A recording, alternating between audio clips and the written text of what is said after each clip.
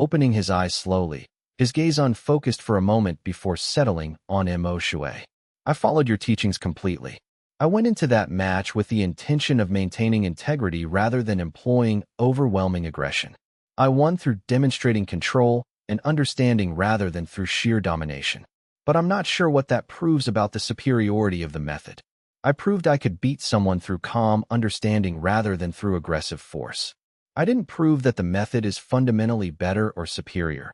I just proved that it works in at least one specific context, in one specific match against one specific opponent. Shui sat quietly for a moment, considering his response. That's precisely what is good about what you just said, he replied, and he felt genuine satisfaction with the answer Jiang had given. That's exactly what I hoped you would recognize and articulate. Our method doesn't claim to be superior at combat. It doesn't claim that people trained in the alternative method will be the most effective fighters or warriors. It claims to be superior at becoming a complete person, at aligning yourself with your authentic nature, at developing power that comes from wholeness rather than from fragmentation. Combat is just one context where that completeness can be expressed, not the primary context, not the most important context, but one context where it can manifest. By demonstrating mastery in combat, while maintaining complete integrity, you've shown that the method works across contexts and situations, but you haven't fallen into the trap of claiming that it's the best way to engage specifically in combat. That's wisdom. Chapter 52, The Growing Shadow. The conflict with Crimson Lotus continued to escalate over the following weeks, and with each escalation, Shui felt the weight of his philosophy being tested in ways he had not anticipated and that challenged his faith even as they seemed to validate it. The imperial authority had declared the conflict a matter of national interest, which effectively meant that Crimson Lotus now had direct support from imperial factions who wanted to maintain balance against competing powers. What had begun as a sectarian dispute, two local organizations fighting for territory and resources, had become a proxy war between different power centers within the empire itself, between different noble families and imperial factions that had their own reasons for wanting Jade Sword to either succeed or fail. Jade Sword was mobilized to a degree that Shui had never witnessed. Disciples who had been studying in the libraries and pursuing quiet research projects found themselves transferred to combat training units. Elders who had been focused on theoretical advancement were drawn into strategic planning operations. The entire sect was undergoing a transformation into a military posture, with all the disruptions and reorientation that such a transformation entailed. And through it all, something remarkable was occurring. Shui's disciples continued to advance through his method, even in the midst of this preparation for large-scale war. But Shui began to notice something that troubled him deeply, something that he didn't want to acknowledge but that he could not ignore. His disciples were advancing faster. Much faster than they should have been. Much faster than they had been advancing before the conflict began. While conventional cultivators gained strength through direct combat training and through actual engagement in battles, a process that was slow, methodical, and often dangerous, with many casualties and reversals, the disciples who practiced the alternative method were experiencing accelerations in their advancement that seemed almost impossible by any logical measure. Jiang had advanced approximately 2 minor levels since the combat match 3 weeks previous. Mei had experienced a similarly dramatic progression, advancing in her administrative work in ways that accelerated her cultivation exponentially. Even disciples who had been struggling with aspects of the method were suddenly advancing at rates that far exceeded anything they had previously experienced. The least advanced disciples were reaching core formation stage. Advanced disciples were breaking through to stages that would normally have taken decades to achieve. The growth was documented and undeniable. Shui could see it in their aura. He could perceive it in their chi flow. He could observe it in the way they moved and spoke and held themselves. His disciples were becoming genuinely more powerful, not through some trick of perception, but through actual, measurable advancement in their cultivation. Shui sat with this knowledge for days, not speaking about it to anyone, not even fully acknowledging it to himself, though he couldn't ignore it, unable to integrate this observation into his understanding of his own system. He had discovered the pattern of his system years ago. Refusal to fight generated advancement. But he had always understood this in the context of a single person living their philosophy in a relatively peaceful setting, where the refusal to fight was a choice made in the absence of genuine conflict. Now he was observing this pattern in a context of actual conflict, actual death, actual suffering, where the refusal to fight was a choice made in the presence of genuine danger and genuine harm occurring to others. And he was beginning to understand the implications of that pattern in this context. And those implications made him deeply uncomfortable, troubled him in ways that philosophy couldn't easily address. If the alternative method made you stronger by refusing to fight, and if refusing to fight while others were dying and suffering was somehow a form of integrity, a refusal to abandon your principles even when doing so might reduce the suffering of others, then logically, his disciples who remained true to the method were being rewarded with genuine advancement. They were becoming more powerful than the conventional cultivators who were bleeding on the battlefield and dying in skirmishes. They were advancing not despite the conflict, but partly because of it, because their commitment to non-engagement, maintained even in the face of death and suffering inflicted on those they cared about, was somehow generating power and advancement. The philosophical coherence of it was undeniable. If power came from integrity, and integrity meant staying true to your principles even when external circumstances demanded compromise, then refusing to fight even when others were dying was the ultimate expression of integrity. It was remaining true to the method at the highest cost, the deepest sacrifice, not of yourself, but of others. And that sacrifice was generating real power, real advancement. It was the ultimate proof of his system's superiority, and it made Mo Shui feel something close to physically sick. Chapter 53. The Crisis of Conscience. In the 11th week of the conflict, the situation reached a breaking point that tested everything Mo Shui had built and everything he believed about the system he had discovered. A major fortress that had been held by Jade Sword for more than 200 years, a fortress that was strategically important for controlling mountain passes and supply routes, came under assault from a coordinated Crimson Lotus attack. The assault was overwhelming. The Crimson Lotus forces had received reinforcements from their Imperial allies, and they came with numbers and weapons sufficient to overcome the conventional cultivators who were defending the position. The fortress fell after a day of intense fighting. 30 disciples were killed in the assault, their names recorded and their deaths felt throughout the sect. 5 more were seriously wounded and would require months of recovery. Another dozen sustained moderate injuries. The fortress that had been Jade Sword territory was now in Crimson Lotus hands. The message was clear. Crimson Lotus had the military superiority to take what they wanted, and Jade Sword couldn't stop them. Mo Shui stood in the aftermath, looking at the list of the dead, and he felt something shatter inside him like glass breaking. These disciples had died while his disciples, those practicing the alternative method, had remained true to their pacifist principles, and in doing so, had continued to advance in their cultivation. They had become more powerful while others bled. They had grown stronger while others perished. More than that, Mo Shui realized with a horror that almost made him physically ill.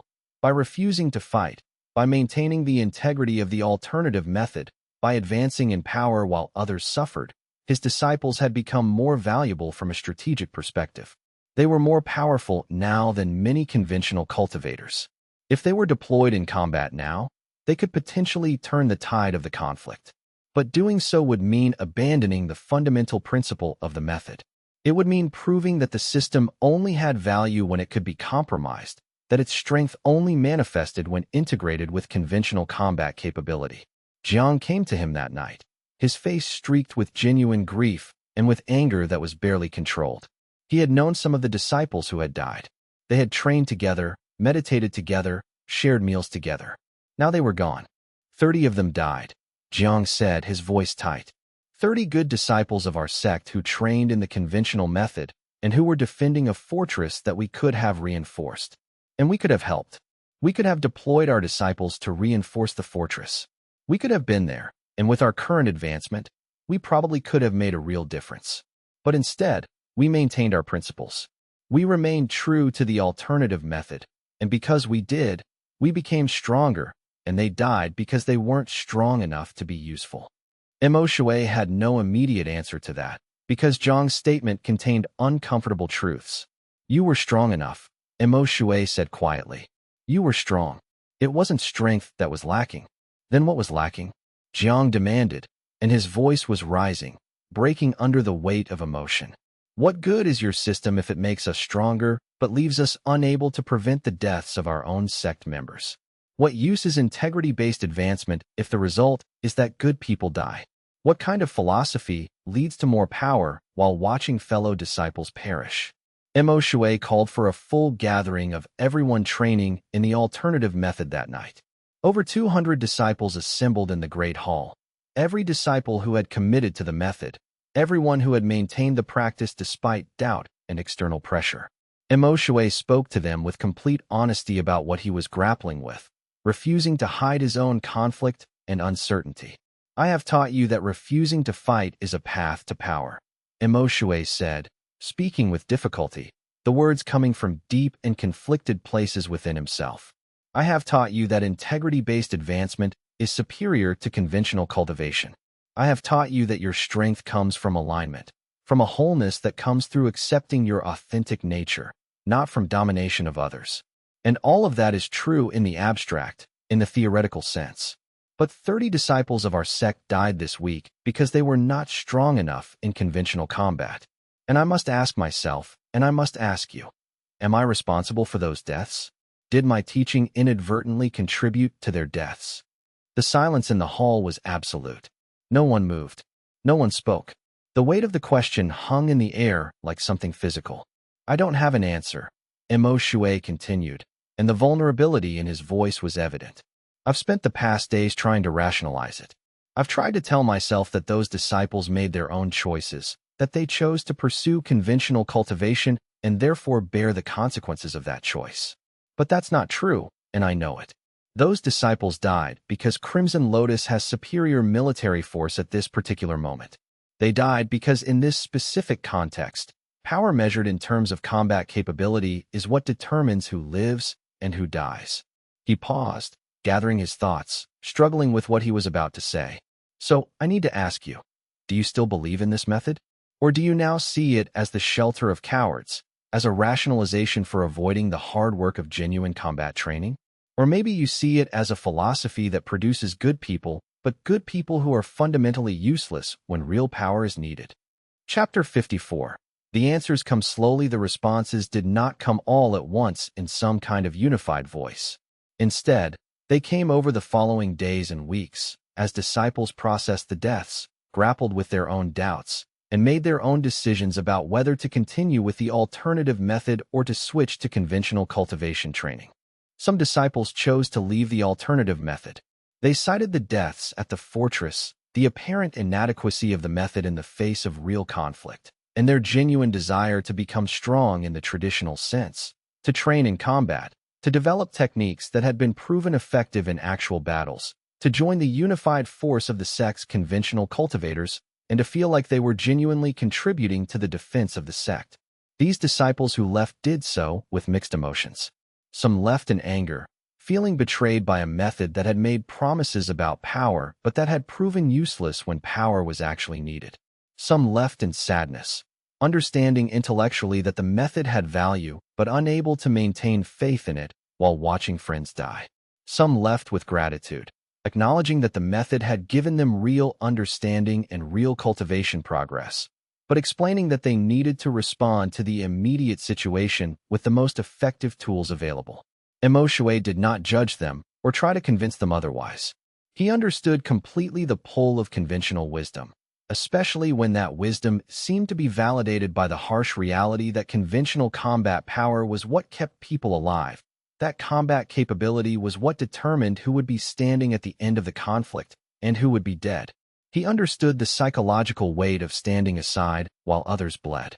He understood the temptation to do something, anything, rather than continue to practice principles when the practical results of those principles seemed to be failure and death. He arranged for them to be transferred to conventional training programs without any residual animosity or judgment. He told them that he understood their choice. He told them that the method would be here if they ever wanted to return to it. He watched them go without recrimination, without resentment, and without any attempt to make them feel guilty about their choice to abandon the path they had been studying. But many stayed.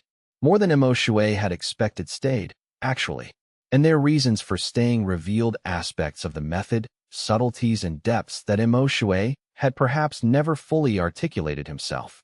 May spoke with quiet conviction during one of the follow-up meetings. The people who died would have died anyway, with or without us. The real issue isn't that our method is weak.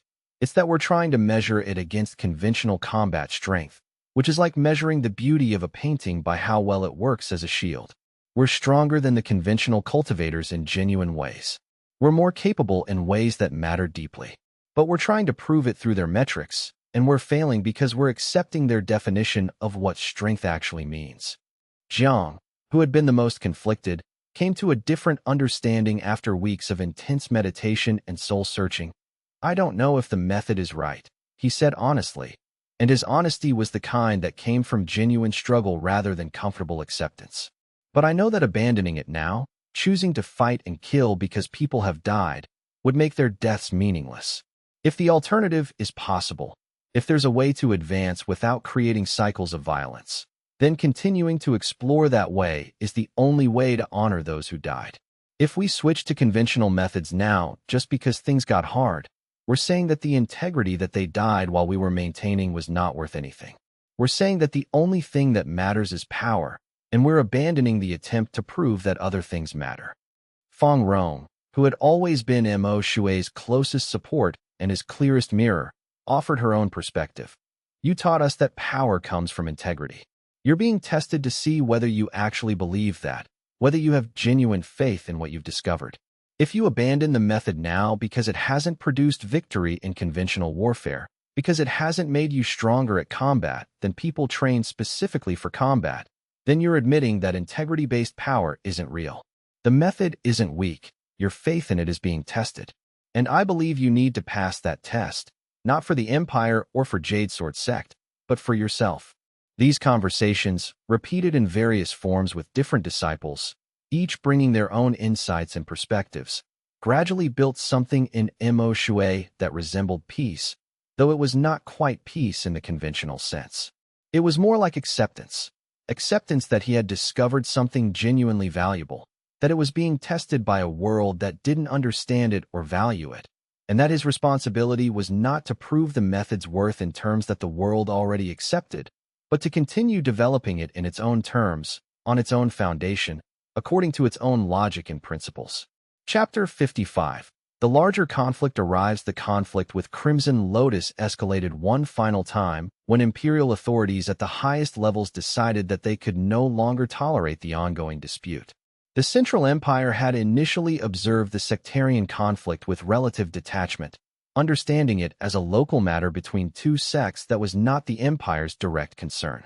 But as weeks turned into months, as casualties mounted, and the fighting showed no signs of resolution, the imperial court began to recognize that the conflict was threatening larger imperial interests that could not be ignored. Trade routes that normally carried goods through the regions controlled by the two sects had been disrupted, affecting merchants across multiple provinces. Regional stability in this part of the empire was being undermined, creating a power vacuum that some local warlords were beginning to exploit. The conflict was beginning to attract the attention of forces from bordering kingdoms who understood that internal conflict within the empire represented an opportunity to extend their influence or to weaken imperial power. The imperial court, observing these developments, decided that intervention was no longer optional. The decision to intervene was made at the highest levels of imperial government. It was not made as a response to requests from either sect, though both had made appeals. It was made as a matter of imperial policy, as a recognition that the empire had the authority and responsibility to manage conflicts between subordinate powers when those conflicts threatened imperial interests. An imperial military force of extraordinary magnitude was assembled and dispatched to the region. This was not a small force sent to mediate or to observe. This was a substantial military deployment consisting of thousands of soldiers trained in imperial military doctrine, specialized cavalry units equipped with the best imperial technology, and cultivators of significant power who had been trained specifically in imperial military methods over the course of years or decades. They arrived not as negotiators seeking to find compromise, but as an occupying force, essentially telling both Jade Sword and Crimson Lotus that the conflict would end, and it would end on imperial terms, at imperial-determined locations, with outcomes that served imperial interests. It was a disaster for Jade Sword. The imperial military was vastly more powerful than even the combined forces of both sects put together. Within days of the imperial forces' arrival, conventional military superiority had been established so completely that further fighting became almost irrelevant. Jade Sword's forces were surrounded, their supply lines cut off with surgical precision, their defensive positions rendered obsolete by imperial siege tactics that had been refined over centuries of imperial expansion and consolidation. Within a week, the sect was forced to negotiate a surrender from a position of extreme weakness, with no leverage to negotiate favorable terms. Master Qin was required to meet with the imperial commanders, and Mo Shui was commanded to attend as well. The commander, a tall woman named Shun Li with the bearing of someone accustomed to absolute authority, with scarred hands that spoke of decades of combat experience, addressed both of them with cold precision. Your sect will be restructured under imperial supervision, Commander Shun Li said, and her words were not suggestions but pronouncements. The alternative cultivation method will be permitted to continue, but only as an academic discipline. Disciples who wish to advance in power and standing will do so through standardized imperial cultivation protocols that the empire has refined over centuries. The days of independent cultivation sects making their own decisions about methodology are ending. The age of imperial coordination and imperial control is beginning. It was, in essence, a victory for conventional cultivation that had been guaranteed by imperial force. The alternative method hadn't been eliminated. The empire apparently had enough interest in it to allow continued academic study, but it had been relegated to the status of an academic curiosity, something that scholars could study but that would not be promoted or supported as a primary cultivation pathway. Master Qin looked devastated. He was losing control of his sect, watching it be absorbed into a larger imperial structure, his authority being superseded by imperial administrators. There was nothing he could do about it. Resistance would mean execution for treason.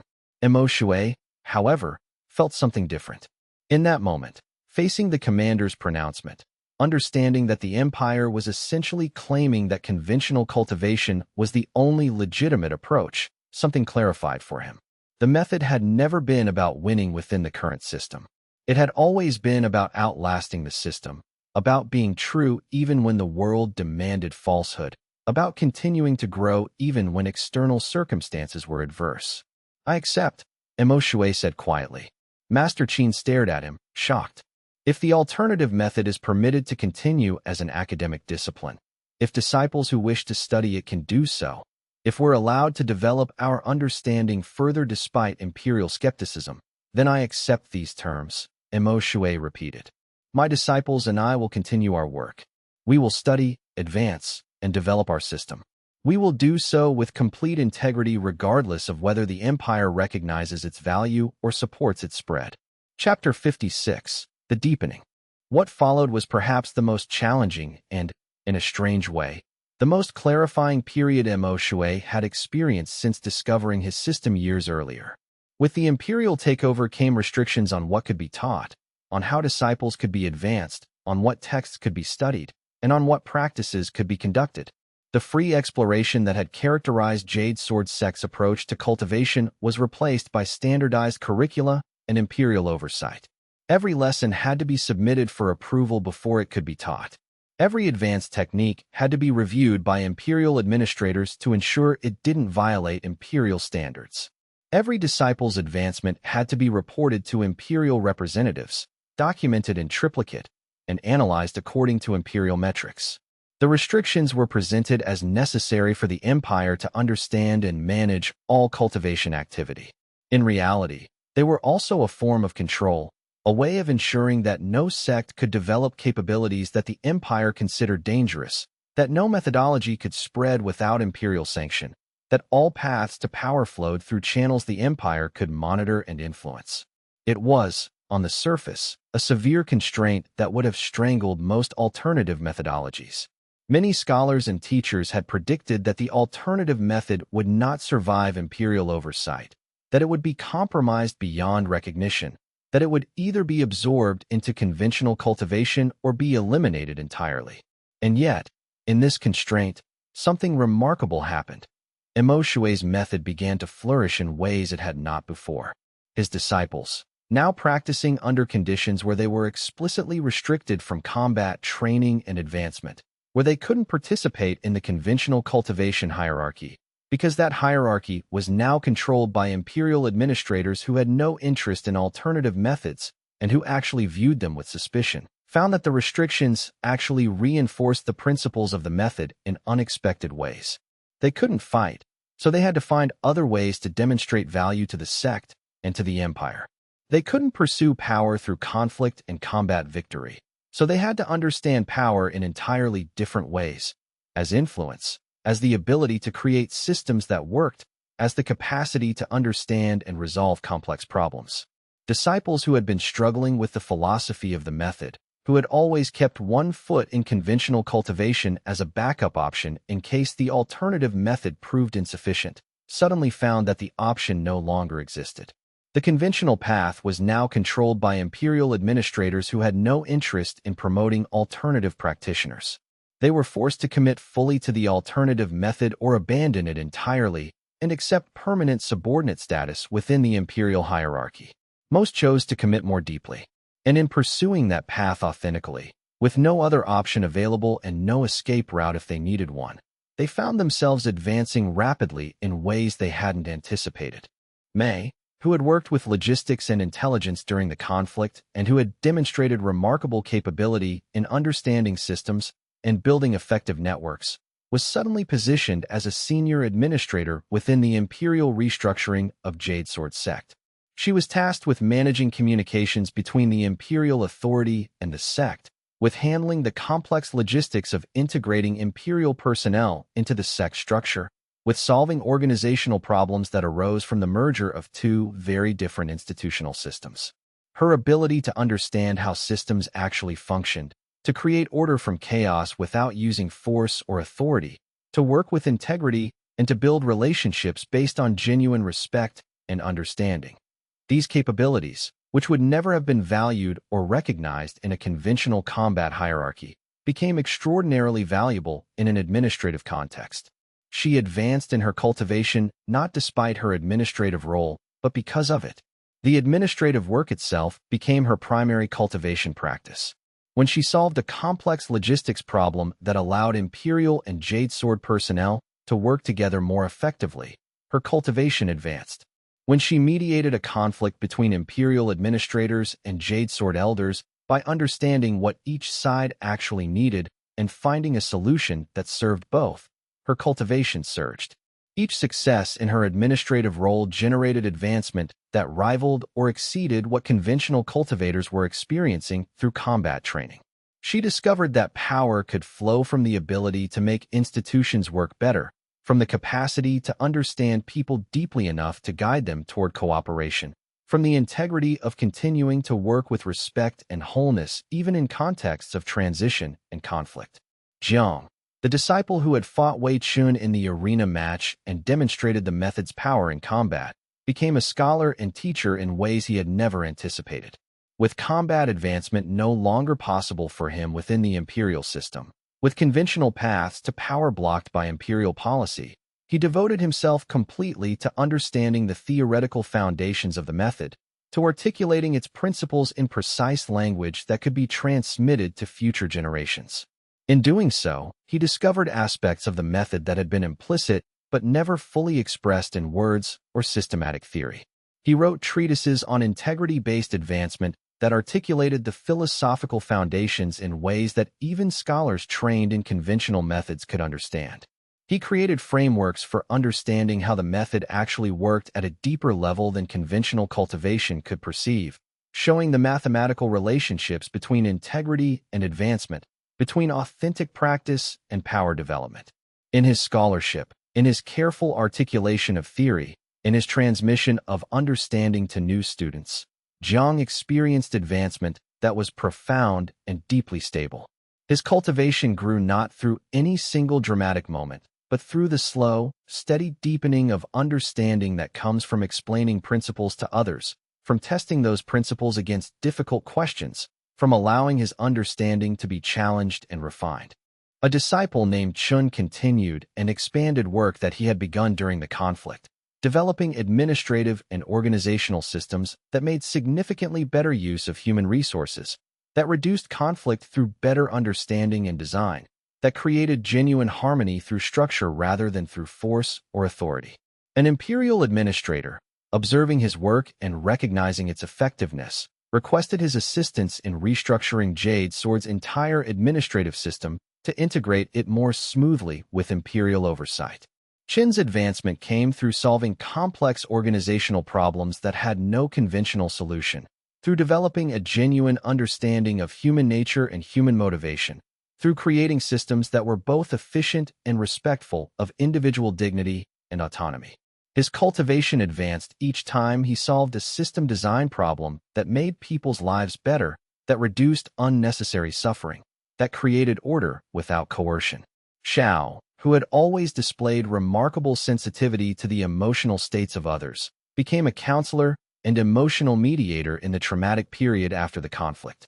With the psychological trauma of conflict fresh and raw in everyone's minds, with disciples grieving for those who had died in the failed defense, with the sect in a state of deep uncertainty about its future and its place in the new imperial structure, Zhao's ability to understand emotional states and to help people process their trauma and fear became extraordinarily valuable to both the sect and the imperial administrators.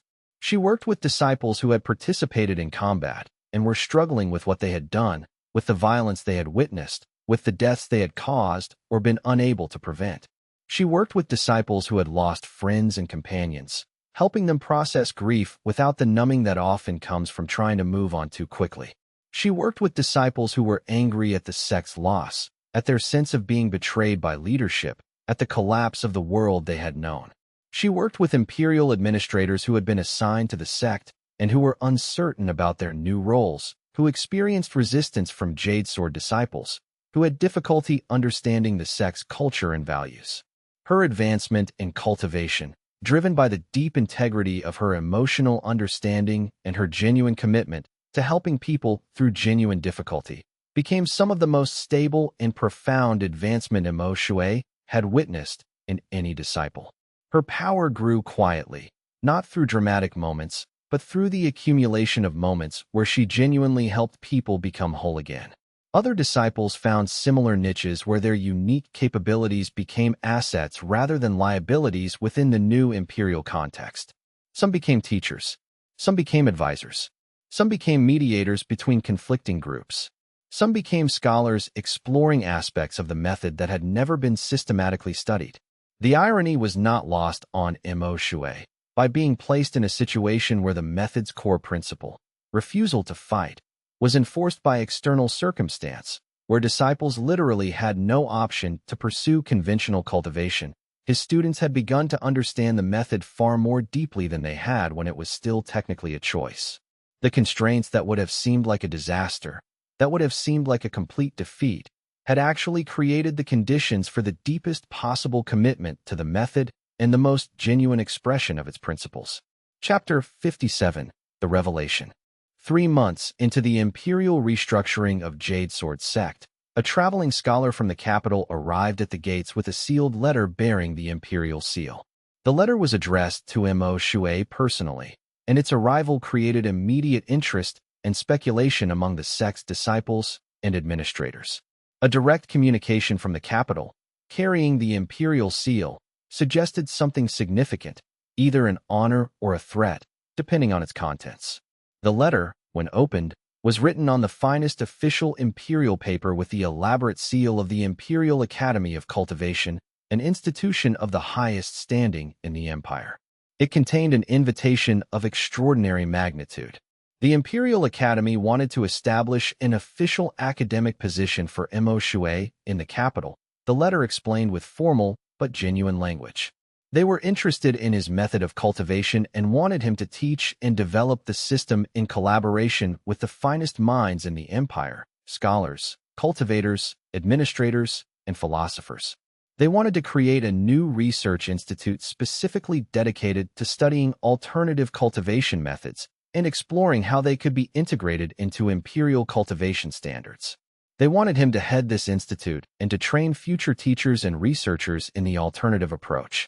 They were offering resources, facilities, and support. They were inviting him to help reshape how the empire understood cultivation. It was an opportunity of extraordinary magnitude, the kind of opportunity that most people spent their entire lives hoping to achieve without success.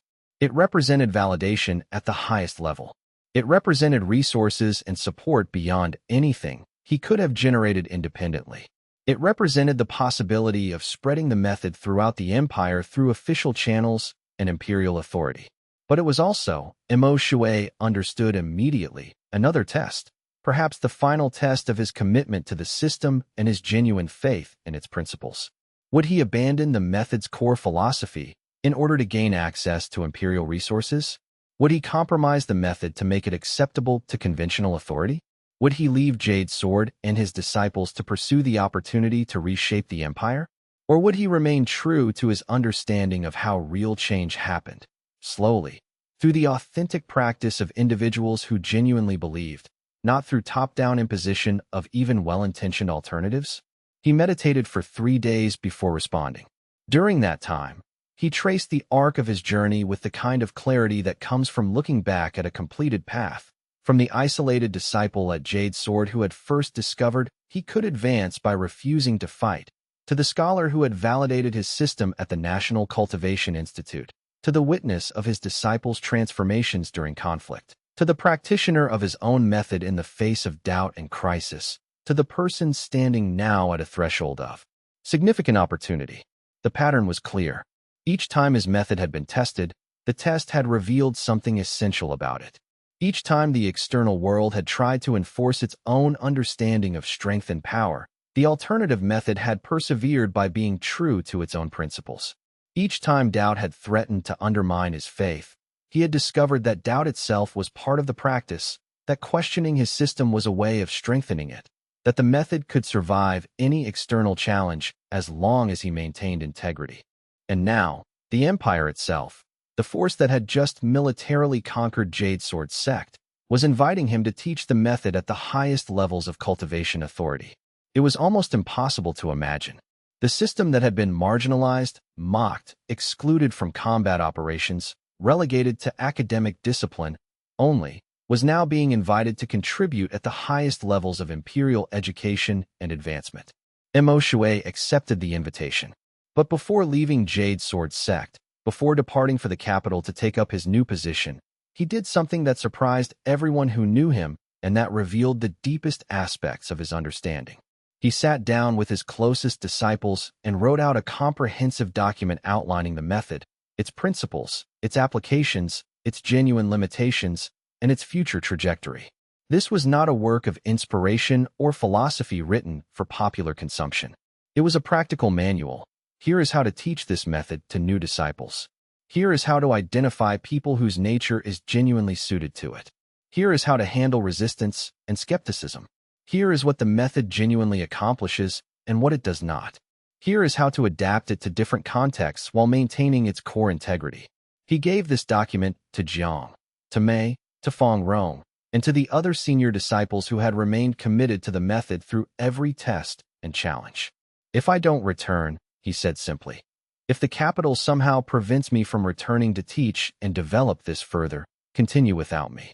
Develop the method further based on your own experience and understanding. Test it against new forms of adversity. And always remain true to the core principle. That power comes not from forcing others into submission, but from aligning yourself completely with your authentic nature and growing from that alignment. Chapter 58. The confrontation at the crossroads. The journey from Jade Sword sect to the capital took 3 weeks of travel through beautiful and varied landscape. Along the way, Mo Shui encountered something he had not anticipated and that tested his faith in his own system in a completely new way. A group of established cultivation masters had become aware of his invitation to the Imperial Academy through networks of political intrigue and information that ran through cultivation society. They viewed it as a direct threat to their position and influence, a threat that needed to be eliminated before it could develop further. These were not minor figures operating in obscurity or disrepute. They were cultivators of considerable power and significant political connection, people who had risen to prominence and influence through skill in conventional cultivation and through their positioning within the imperial hierarchy. Many had advisors to government officials. Some had disciples in positions of imperial authority. All of them had much to lose if an alternative system began to gain imperial support, imperial patronage, and imperial resources. The logic of their threat was clear. If the emperor decided to fund research into alternative methods, if imperial resources and imperial prestige began to flow toward exploring non-conventional approaches, the established masters feared that the monopoly they had enjoyed on imperial patronage and imperial support would be broken. Competition for imperial attention would increase. Their students would face competition from practitioners of alternative methods. The central narrative that conventional cultivation was the only legitimate path would be undermined. The power and influence they had accumulated through their positions would be threatened. They waylaid him at an inn in a small town approximately halfway between Jade Sword sect and the capital, a town that was neutral ground, removed from the immediate influence of any particular sect or power center. The confrontation was not subtle or disguised as something other than what it was. It was a direct attempt at intimidation and coercion. For masters of considerable standing approached him directly, made their concerns and their threats clear without metaphor or pretense, and essentially demanded that he withdraw his acceptance of the imperial invitation and agree to abandon his plans to teach the alternative method at the capital. "You're attempting to undermine the foundations of cultivation society," one of them said flatly, his words carrying the weight of someone accustomed to being obeyed without question. "You're promoting a system that weakens cultivators, that makes them unsuitable for legitimate competition and advancement. You're teaching people to avoid the hard work of genuine development and to rationalize their inadequacy with philosophical justifications. You're teaching people to be weak, and you're wrapping weakness in the language of integrity and authenticity to make it sound respectable. If the empire begins to support such a system, if imperial resources and imperial patronage flow toward alternative methods, the consequences will be catastrophic for the stability of the cultivation hierarchy and for the continuation of the classical methods that have served the empire well for centuries." Another master added, "The alternative method is not a legitimate path to advancement.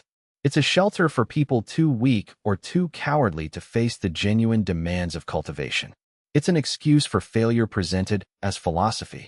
And we will not tolerate the Imperial Academy promoting such weakness to the next generation of cultivators." "I'm not attempting to undermine anything," Emoshue said calmly, and his voice carried none of the fear that he genuinely felt.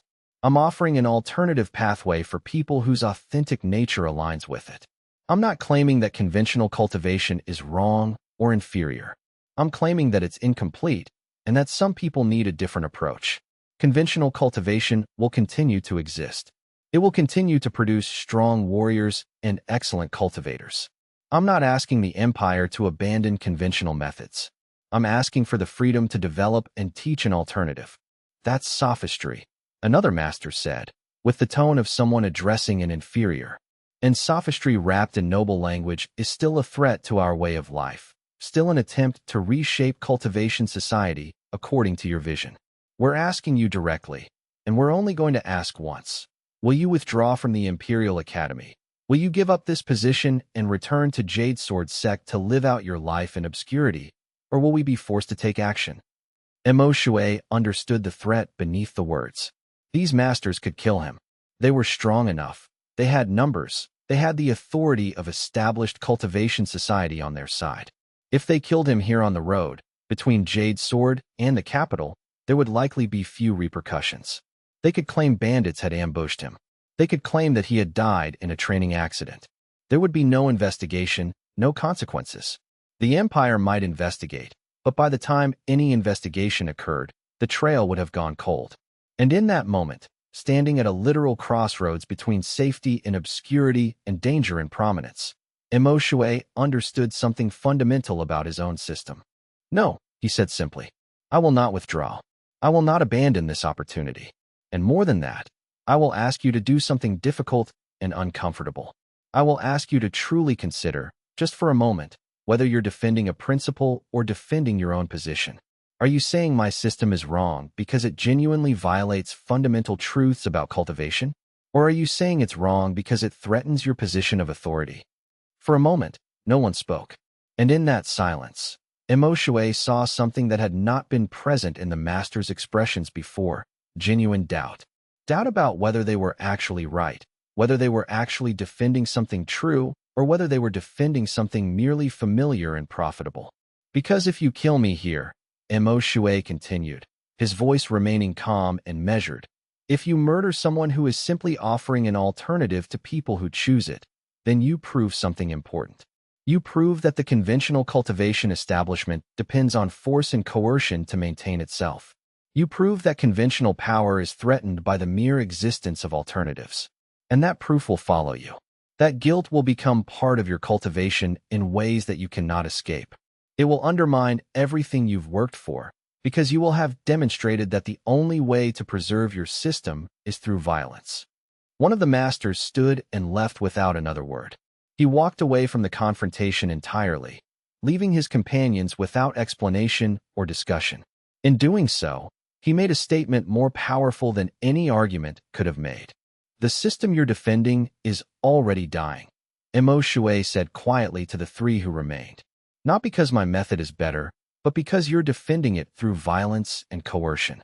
When the only way to preserve something is through force, when the only way to prevent competition is through threats and murder, you've already lost the moral argument. And when you've lost the moral argument, when you can no longer defend your system on the basis of its merits, it's only a matter of time before you lose everything else as well." Another master left, and then another.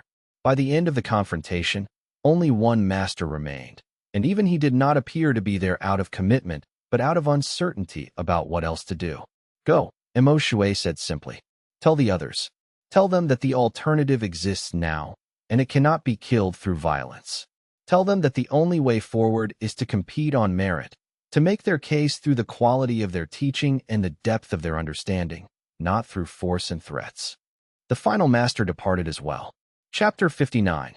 The Academy of Alternatives. Emoshue's position at the Imperial Academy proved to be far more flexible and influential than he had anticipated based on the initial letter and the formal appointment he received.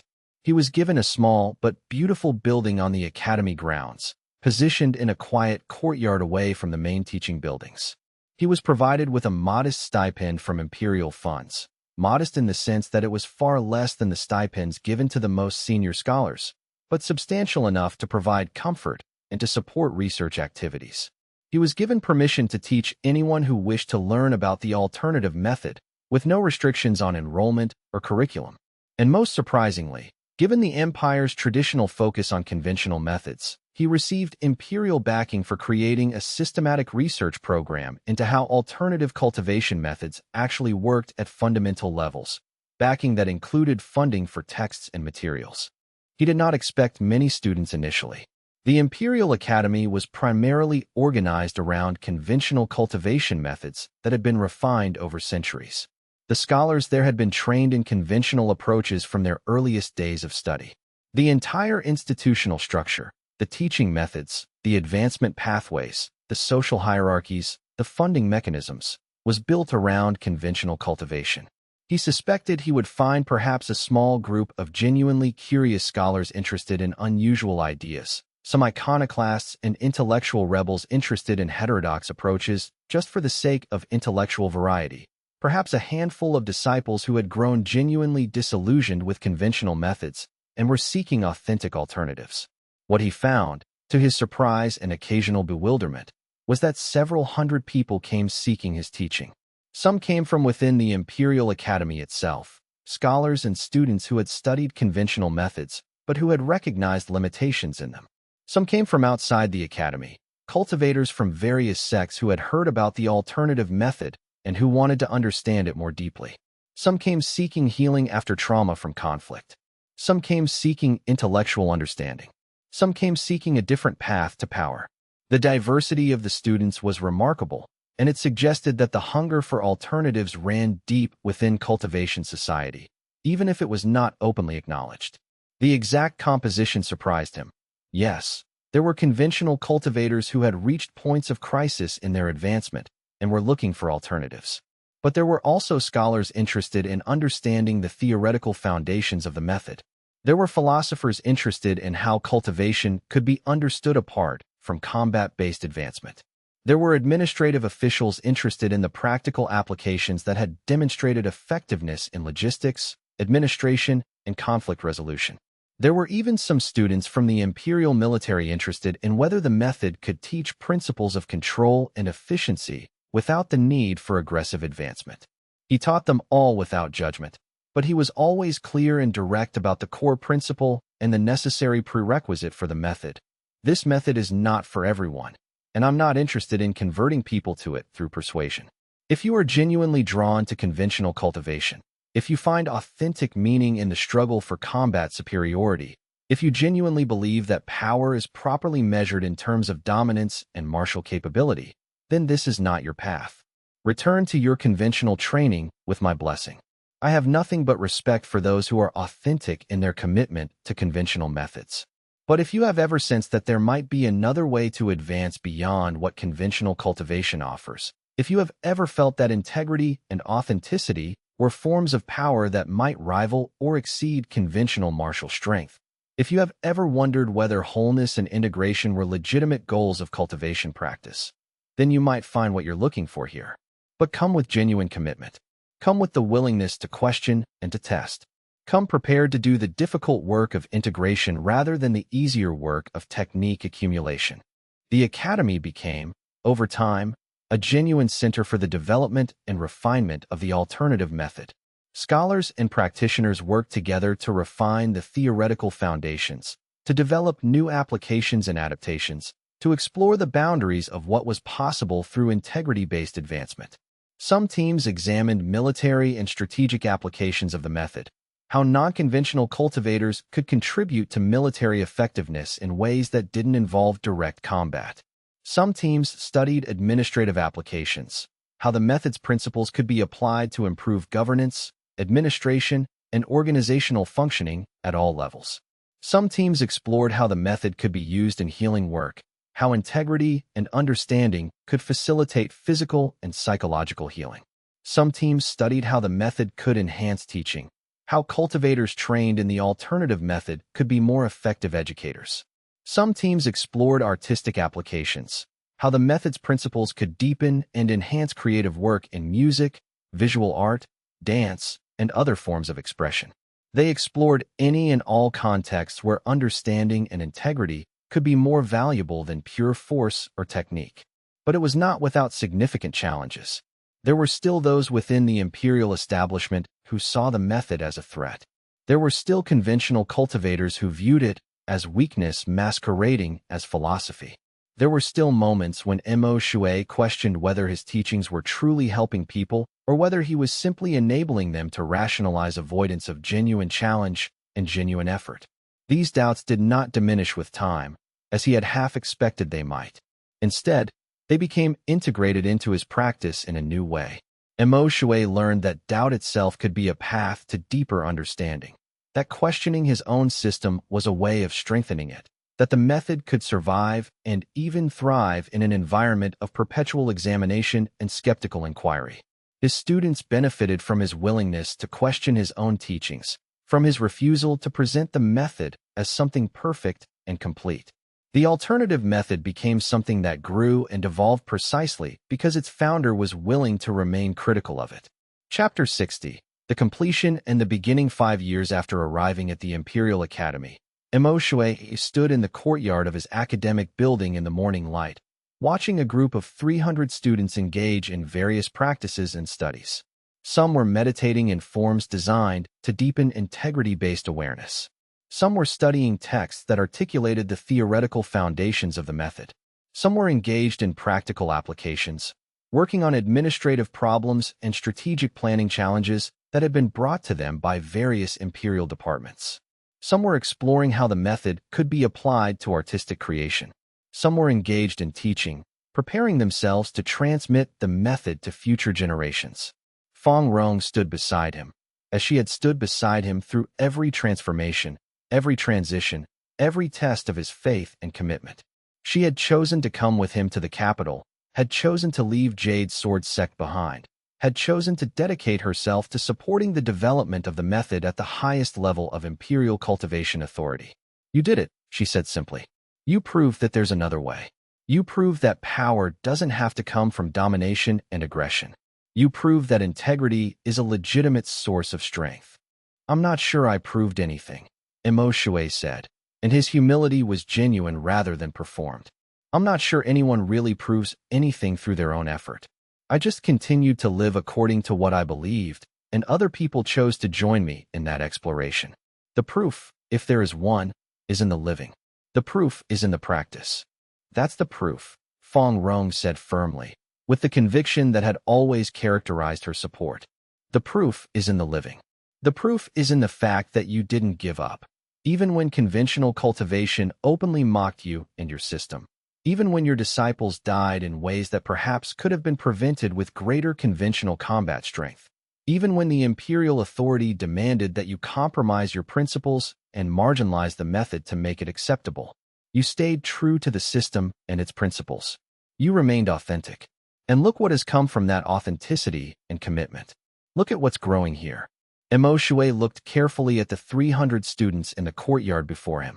Some were young, barely into their 20s, just beginning their cultivation journey. Some were middle-aged, having already spent significant time in conventional methods before seeking alternatives.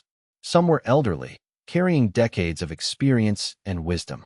Together, they represented every level of advancement and every possible motivation for seeking the method. Some had come seeking power. Some had come seeking peace. Some had come seeking understanding. Some had come seeking healing. Some had come seeking a way to serve others more effectively. And all of them, in their own ways, were finding something genuine in the alternative path. He looked at the academy building behind him, the beautiful structure that housed texts and research that had never existed before, that contained knowledge that had been systematized and documented and organized in ways that made it available and transmissible to future generations. Treatises written by Jiang. Administrative innovations documented by Mei. Healing methodologies developed by other students. Research into how the method could be applied in military contexts, administrative contexts, artistic contexts. The work of hundreds of minds contributing to understanding the system more deeply than any single person could. He traced the path mentally from that first moment of refusing to fight Senior Sister Wei years ago in the Jade Sword dormitory, through every challenge and every transformation, through doubt and testing and validation, through conflict and loss and breakthrough, to this moment of standing in a courtyard in the imperial capital, overseeing an institution dedicated to exploring and developing the alternative method at the highest levels of imperial education. He had discovered his system entirely by accident, through a single refusal to fight that he didn't fully understand at the time, that seemed like weakness or cowardice, but that had generated unexpected power. He had refined it through decades of consistent application and through his willingness to question his own understanding even when that understanding had been proven correct through repeated testing. He had proven it through extensive testing in real-world situations, testing that had sometimes confirmed the method and sometimes forced him to expand his understanding of what the method could do. He had defended it through philosophy when others mocked it and dismissed it, and through direct demonstration when philosophical argument alone wasn't enough. And now he was watching it spread through the ranks of cultivation society, not because he had forced it upon anyone, not because he had used authority or political power to make people accept it, but because people had directly experienced it, had recognized its genuine value, and had chosen to explore it further for themselves. But something important became clear to him in that moment. Standing in the golden light of sunset, the work was not complete. The method had taken root in the Imperial Academy, had begun to flourish, had attracted genuine interest and commitment. But genuine transformation of cultivation society would require generations. The conventional approach was deeply entrenched, supported by centuries of accumulated tradition and by the invested interests of thousands of practitioners who had built their entire lives around combat-based advancement. That establishment would not disappear simply because an alternative existed. It would continue to compete, to influence, to shape how cultivation was understood and taught. The transformation would not be quick. What Imo had begun was a seed, a genuine seed with real potential. It had germinated and started to grow. But it would take decades, perhaps centuries, for that seed to grow into something large enough to fundamentally reshape how cultivators understood power and advancement throughout the empire. He felt no frustration about this reality. He had learned through his years of practice and questioning that true transformation could not be rushed. Every time he had tried to force change too quickly, the universe had shown him the limits of force and the costs of trying to accelerate natural processes. Every time he had simply been true to the method and allowed others to discover it for themselves, the transformation had been genuine and sustainable, growing from conviction rather than coercion. The real work is just beginning, he said to Fong Rong, echoing words that Lu Mei had spoken to him years earlier at the National Cultivation Institute, words that had then seemed wise but abstract. Now they felt concrete and necessary. I know, Fong Rong said, and her voice carried the deep understanding that had always characterized her support. But you've shown that it's possible. You've shown that there's genuinely another way to become strong without dominating others or abandoning your principles. You've shown that power can come from integrity and authenticity rather than from the pursuit of dominance and control. And now there are 300 people in this courtyard who understand that, who are living that understanding in their own lives, who will carry it forward into whatever context they move into. Some of them will become teachers and will transmit the method to future generations. Some of them will develop the method in ways you haven't imagined and couldn't have predicted. Some of them will adapt it to contexts and to challenges that haven't yet arisen, that you can't foresee from this vantage point. Some will integrate it with other teachings and create synthesis that none of us have thought of. Some will take the method into contexts far beyond what you have directly taught. That's not nothing.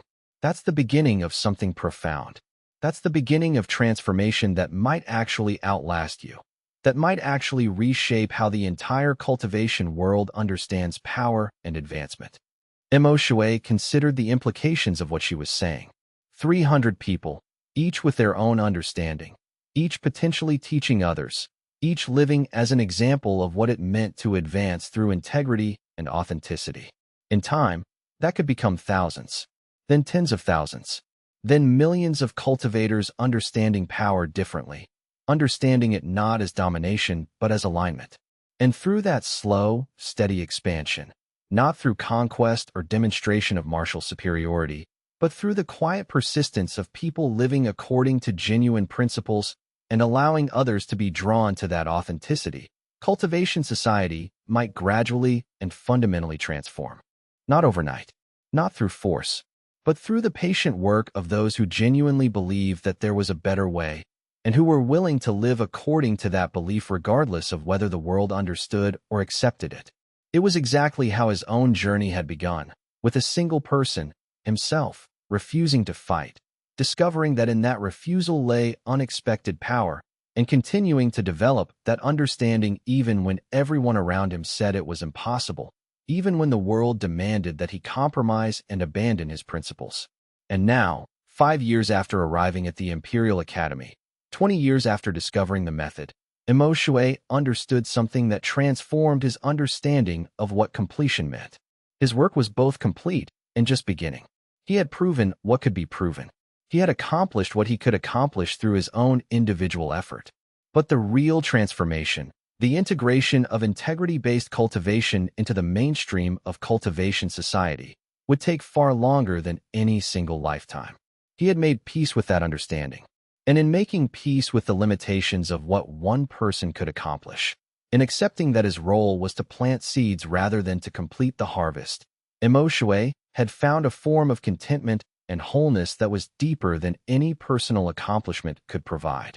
He had, through years of practice and through remaining true to his principles, discovered that real power lay not in controlling the future, but in being fully present with each moment. That genuine strength came not from dominance, but from alignment. and that the highest form of cultivation was not the achievement of personal superiority, but the transformation of one's authentic nature into something complete and whole. Standing in the courtyard at sunset, watching the 300 students disperse to their various evening practices and studies, some in groups discussing philosophy, some sitting alone in meditation, some engaged in paired exercises designed to deepen understanding, Mo Shui felt alignment in every part of his being. He felt that his life was consistent with his deepest values. He felt that he was exactly where he needed to be, doing exactly what needed to be done. He felt that the refusal to fight, that original refusal years ago in the Jade Sword dormitory, had led him here, that the commitment to integrity had created this moment and all the moments that led to it, and that the willingness to remain true even when the world demanded compromise and abandonment of principles had made possible this academy, this community, this growing alternative to the conventional path. The evening light turned golden on the stone courtyard. The smell of cultivated jasmine drifted from the gardens. The sound of the students' voices created a kind of harmony, not perfect silence, but the kind of ambient sound that comes from genuine engagement with meaningful work. It was enough. It was more than enough. And yet, standing here in this moment of seeming completion, Mo Shui understood now that there was still more to come.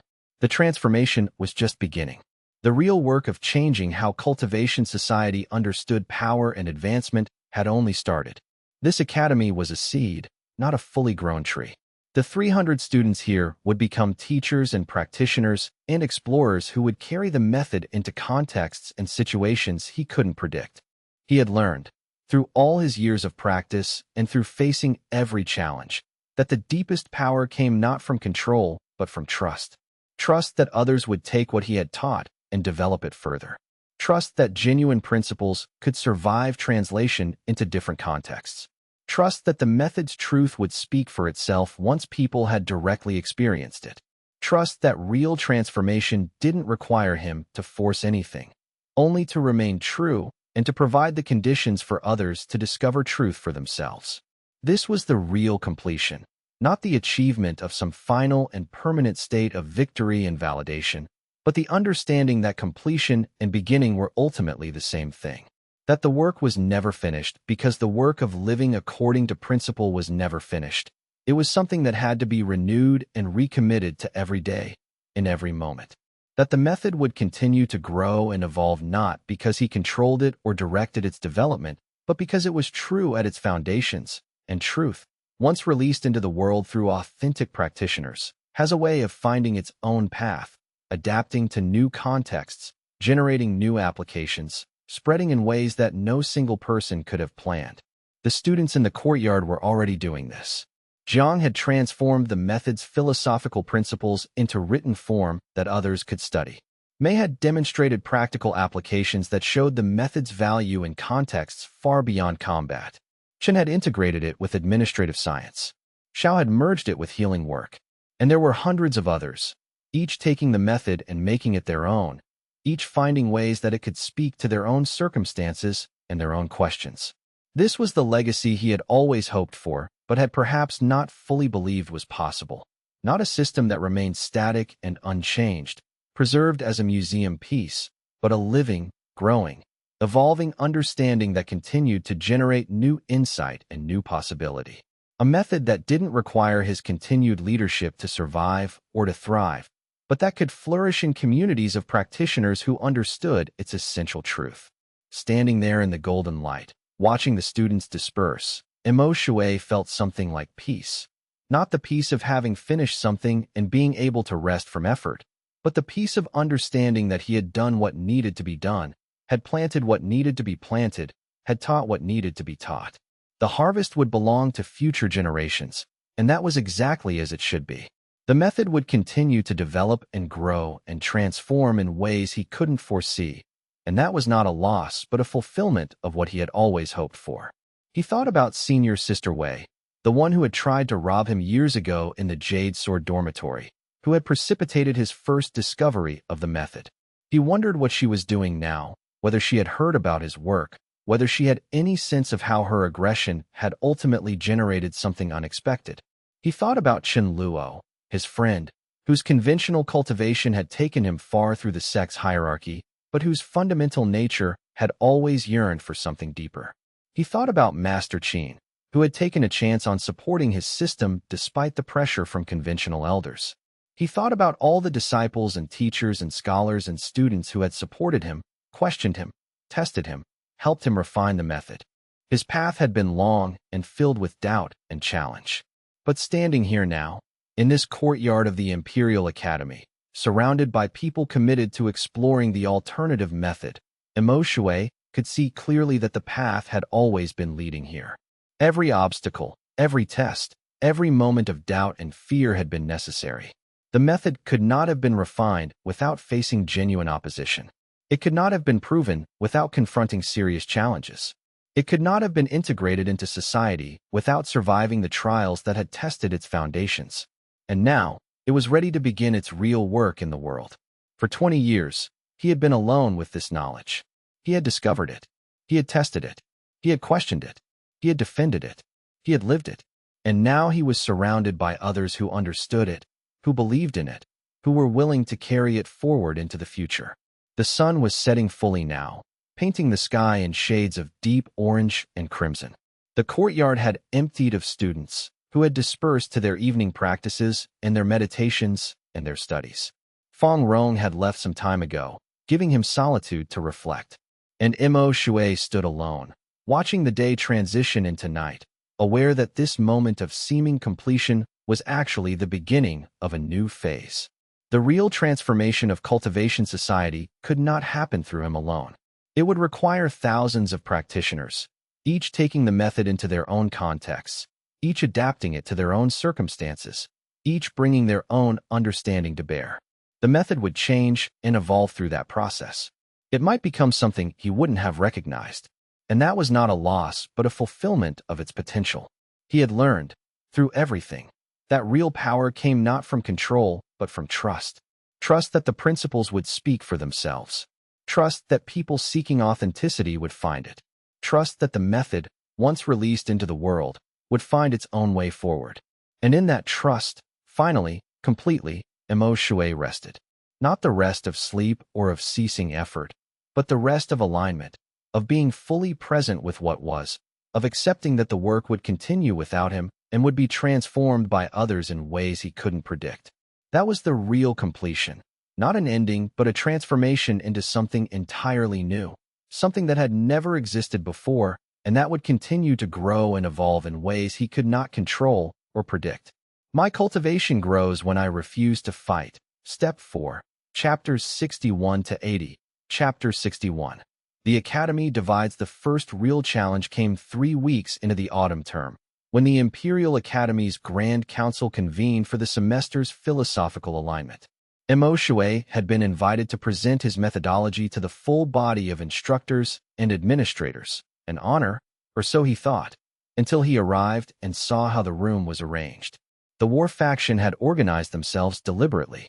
They sat as a block on the east side of the Great Hall, their cultivation robes marking them with the insignia of martial dominance. Master Liang, the most vocal among them, had arrived early to stake out the territorial position.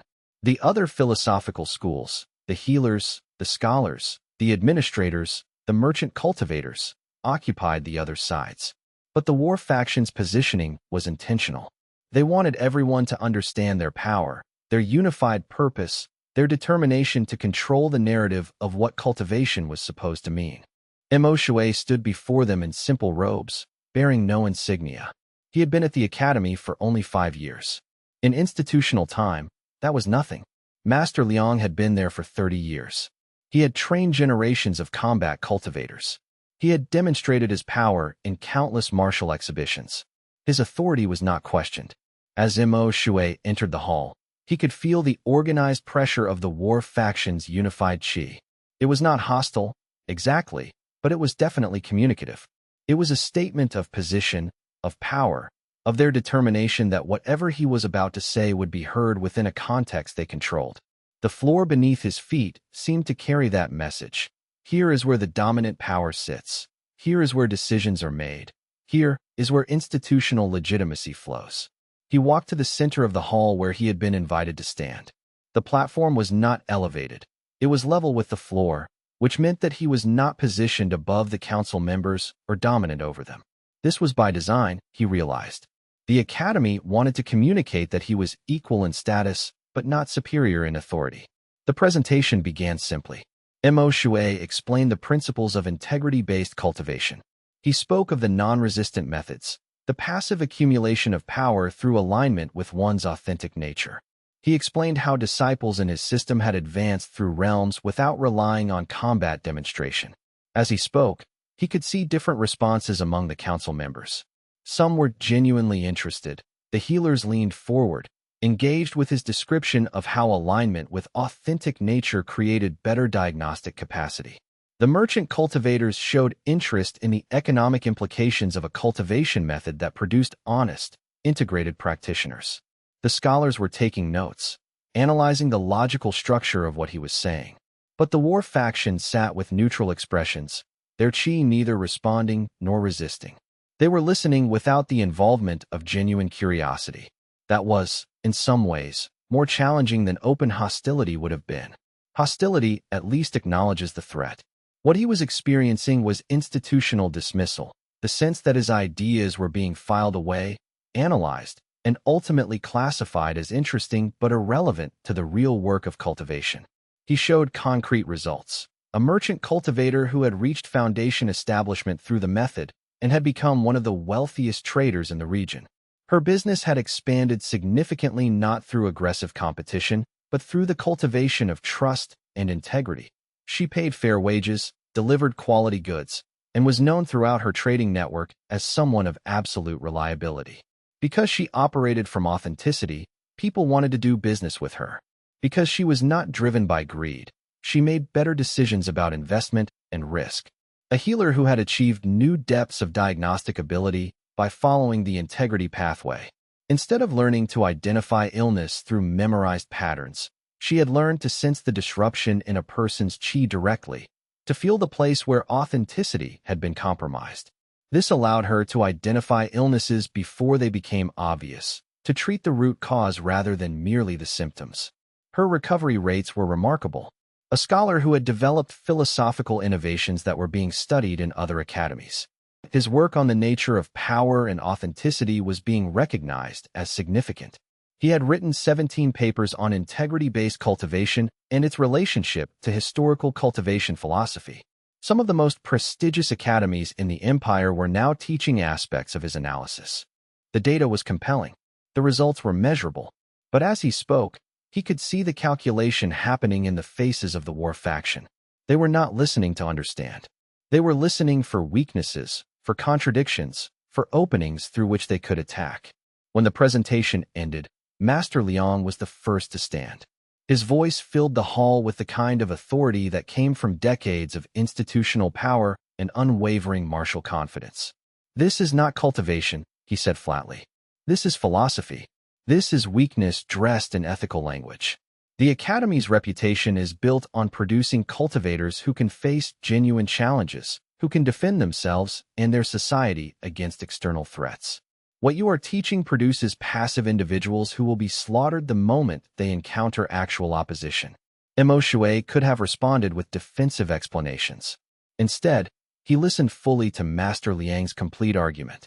The older master spoke for nearly 20 minutes, laying out his concerns methodically. That non-combat cultivation was untested against real challenges, that pacifism was a luxury of the peaceful and would not survive genuine crisis, that the Academy had a responsibility to maintain martial excellence as a cornerstone of its legitimacy, that accepting Mo Shui's methodology would be a slow erosion of standards. When Master Liang finished, Mo Shui bowed respectfully. "Your concerns about preparedness are legitimate," he said. "Real practitioners need to face genuine challenges. In my system, disciples do face challenges, real ones. They face the challenge of holding true to their principles when others dismiss them. They face the challenge of advancing without the conventional markers of progress. They face the challenge of finding power through means that conventional training has taught them are impossible. These are not lesser challenges. In some ways, they are more profound." "Philosophy," Master Liang said dismissively. What happens when one of your students encounters a combat cultivator with hostile intent? Does your integrity protect them? Does your authenticity deflect a killing strike? This was the question Mo Shui had been wrestling with for 20 years. It was the fundamental challenge to his entire system. And in this moment, standing before the assembled academy, he realized that there was no answer that would satisfy Master Liang or the war faction. They needed combat victory. They needed demonstration of martial superiority. They needed proof that his way was inferior. That, Mo Shui said carefully, is a scenario that deserves serious consideration. Not here, in debate, but through demonstration, through time, through witnessing actual practitioners facing genuine difficulties. I cannot convince you through argument alone. The method must prove itself through those who practice it. It was a concession, but also a challenge. He was essentially saying, wait and see. But patience was not something the war faction valued. They valued immediate, visible, verifiable power. They wanted answers now, not promises of future vindication. The council voted on whether to formally recognize the integrity-based methodology as an approved path within the academy. The vote was 14 in favor, 12 against, with 2 abstentions. It was narrow enough that Master Liang could claim that nearly half the academy disagreed. It was clear enough that Mo Shui had institutional backing, at least for now. But as he left the council chambers, Mo Shui understood something critical. The war faction would not rest. They would use this narrow vote as evidence of controversy. They would use this victory of his as proof that the academy was being infiltrated by weak thinking. And they would begin a campaign to undermine his work more methodically. The real battle for the academy's soul had just begun. Chapter 62. Seeds of Sedition. Within weeks, rumors began to circulate through the academy. They moved quietly at first, whispered conversations in training grounds, suggestions made casually to younger students, doubts planted deliberately in the minds of administrators worried about the academy's reputation.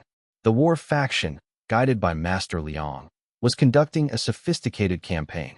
They didn't attack Mo Shui's methodology directly in public forums anymore. Instead, they raised practical concerns. The shift in strategy was calculated and intelligent.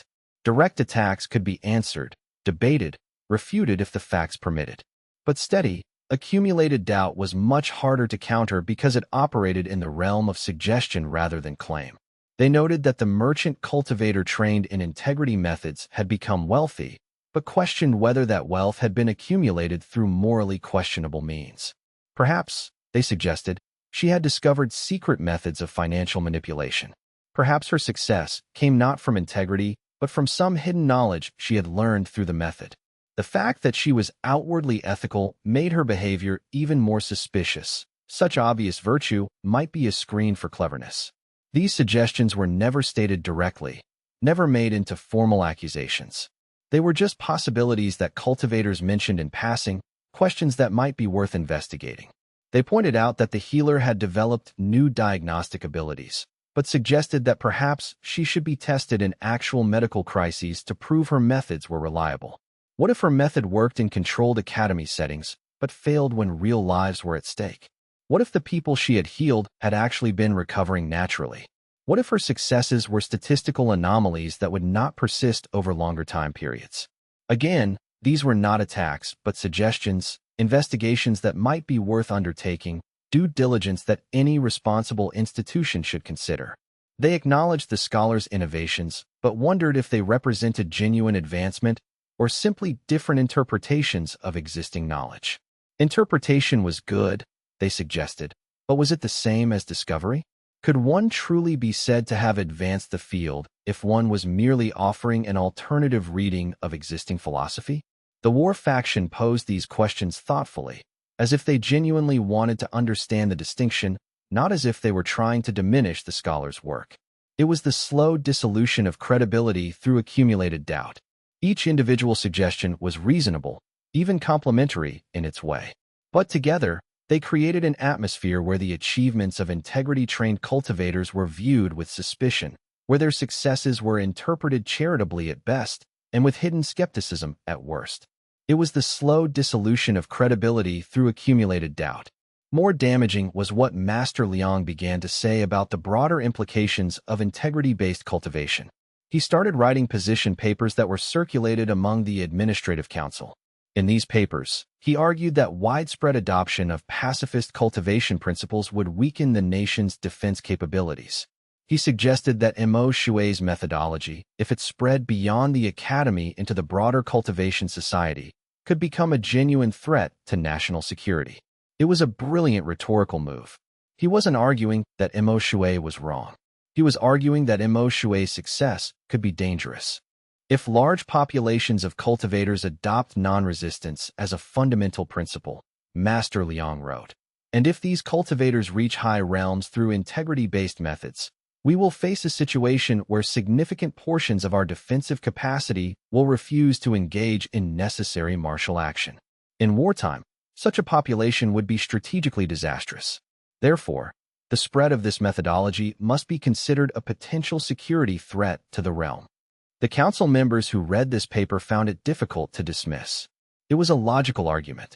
It raised genuine concerns about implications rather than attacking the method's efficacy, and it gave them a rationale for opposing Mo Shui's work that didn't require them to openly declare the war faction's philosophical dominance. Mo Shui was called before the council again. This time, the atmosphere was different. There was less curiosity and more anxiety. The council members were worried, and their worry made them cautious and conservative. Your methodology raises security concerns, the council chairman said without preamble.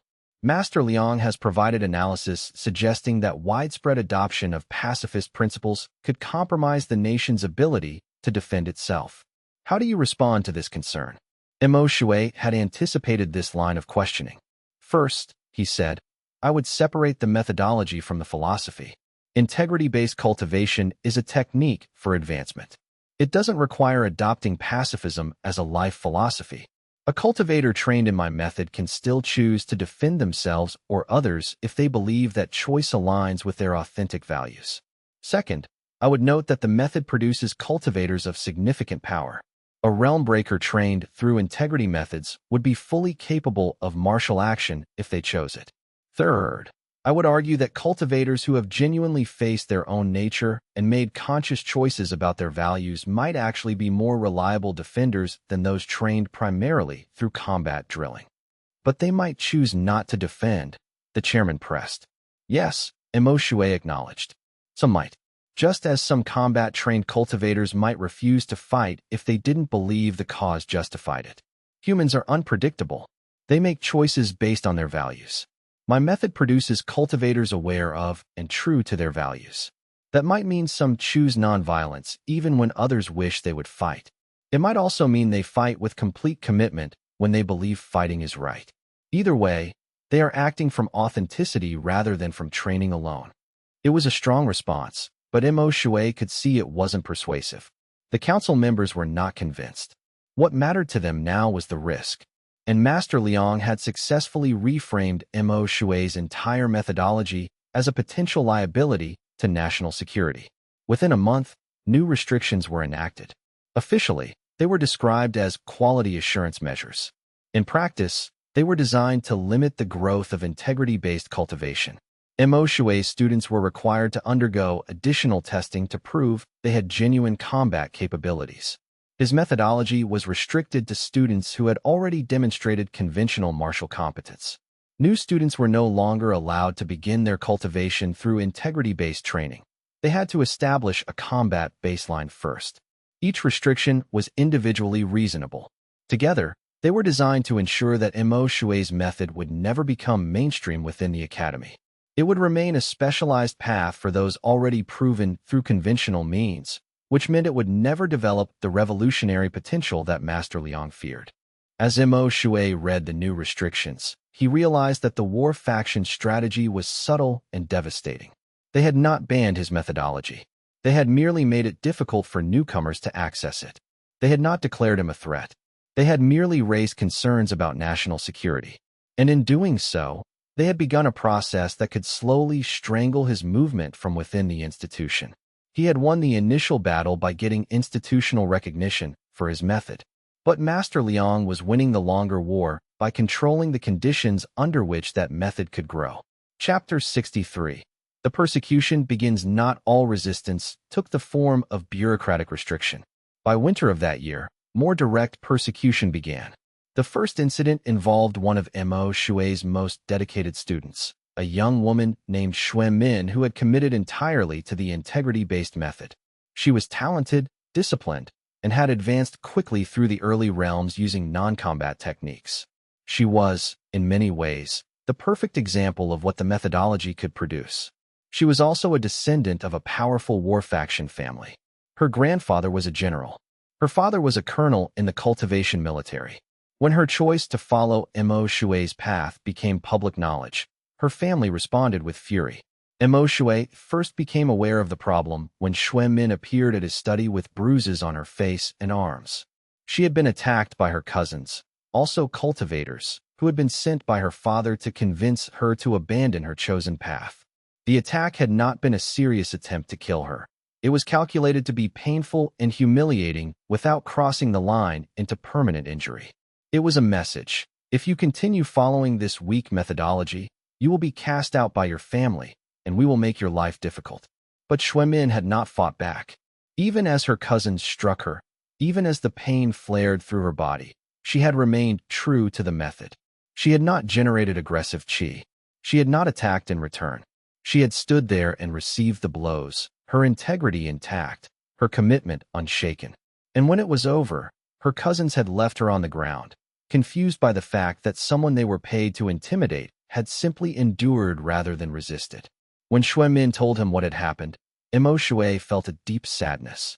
This was the cost of the method becoming visible, becoming successful, becoming a genuine challenge to the existing power structure. People would face consequences. Not dramatic, public consequences, but personal, familial, real ones. I want to continue studying, Shui Min said, her jaw set firmly despite the obvious pain she was in. I know what my family thinks, but I felt the truth of the method. I won't abandon it. Mo Shui had her injuries treated by one of the healers trained in his system. But he was troubled. This was no longer about institutional politics. This was about direct harm to his disciples. I want to continue studying, Shui Min said, her jaw set firmly despite the obvious pain she was in. I know what my family thinks, but I felt the truth of the method. I won't abandon it. Mo Shui had her injuries treated by one of the healers trained in his system. But he was troubled.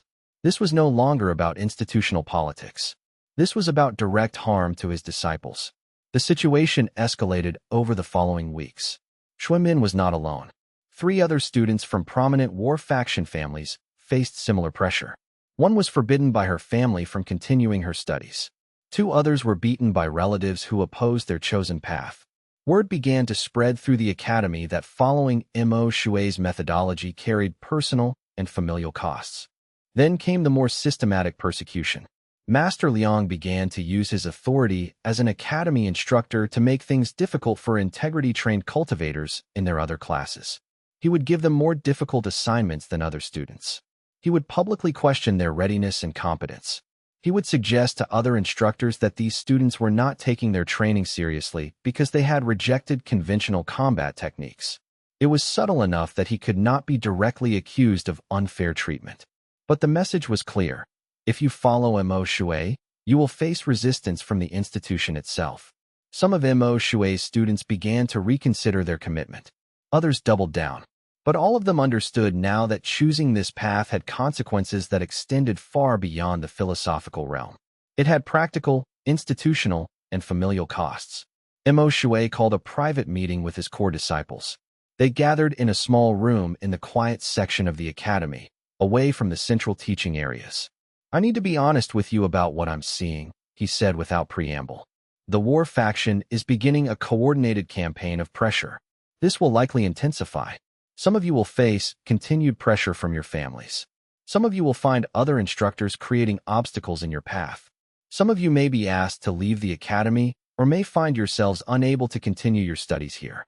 I want each of you to understand this before I ask you the critical question. Do you wish to continue? He looked around the circle.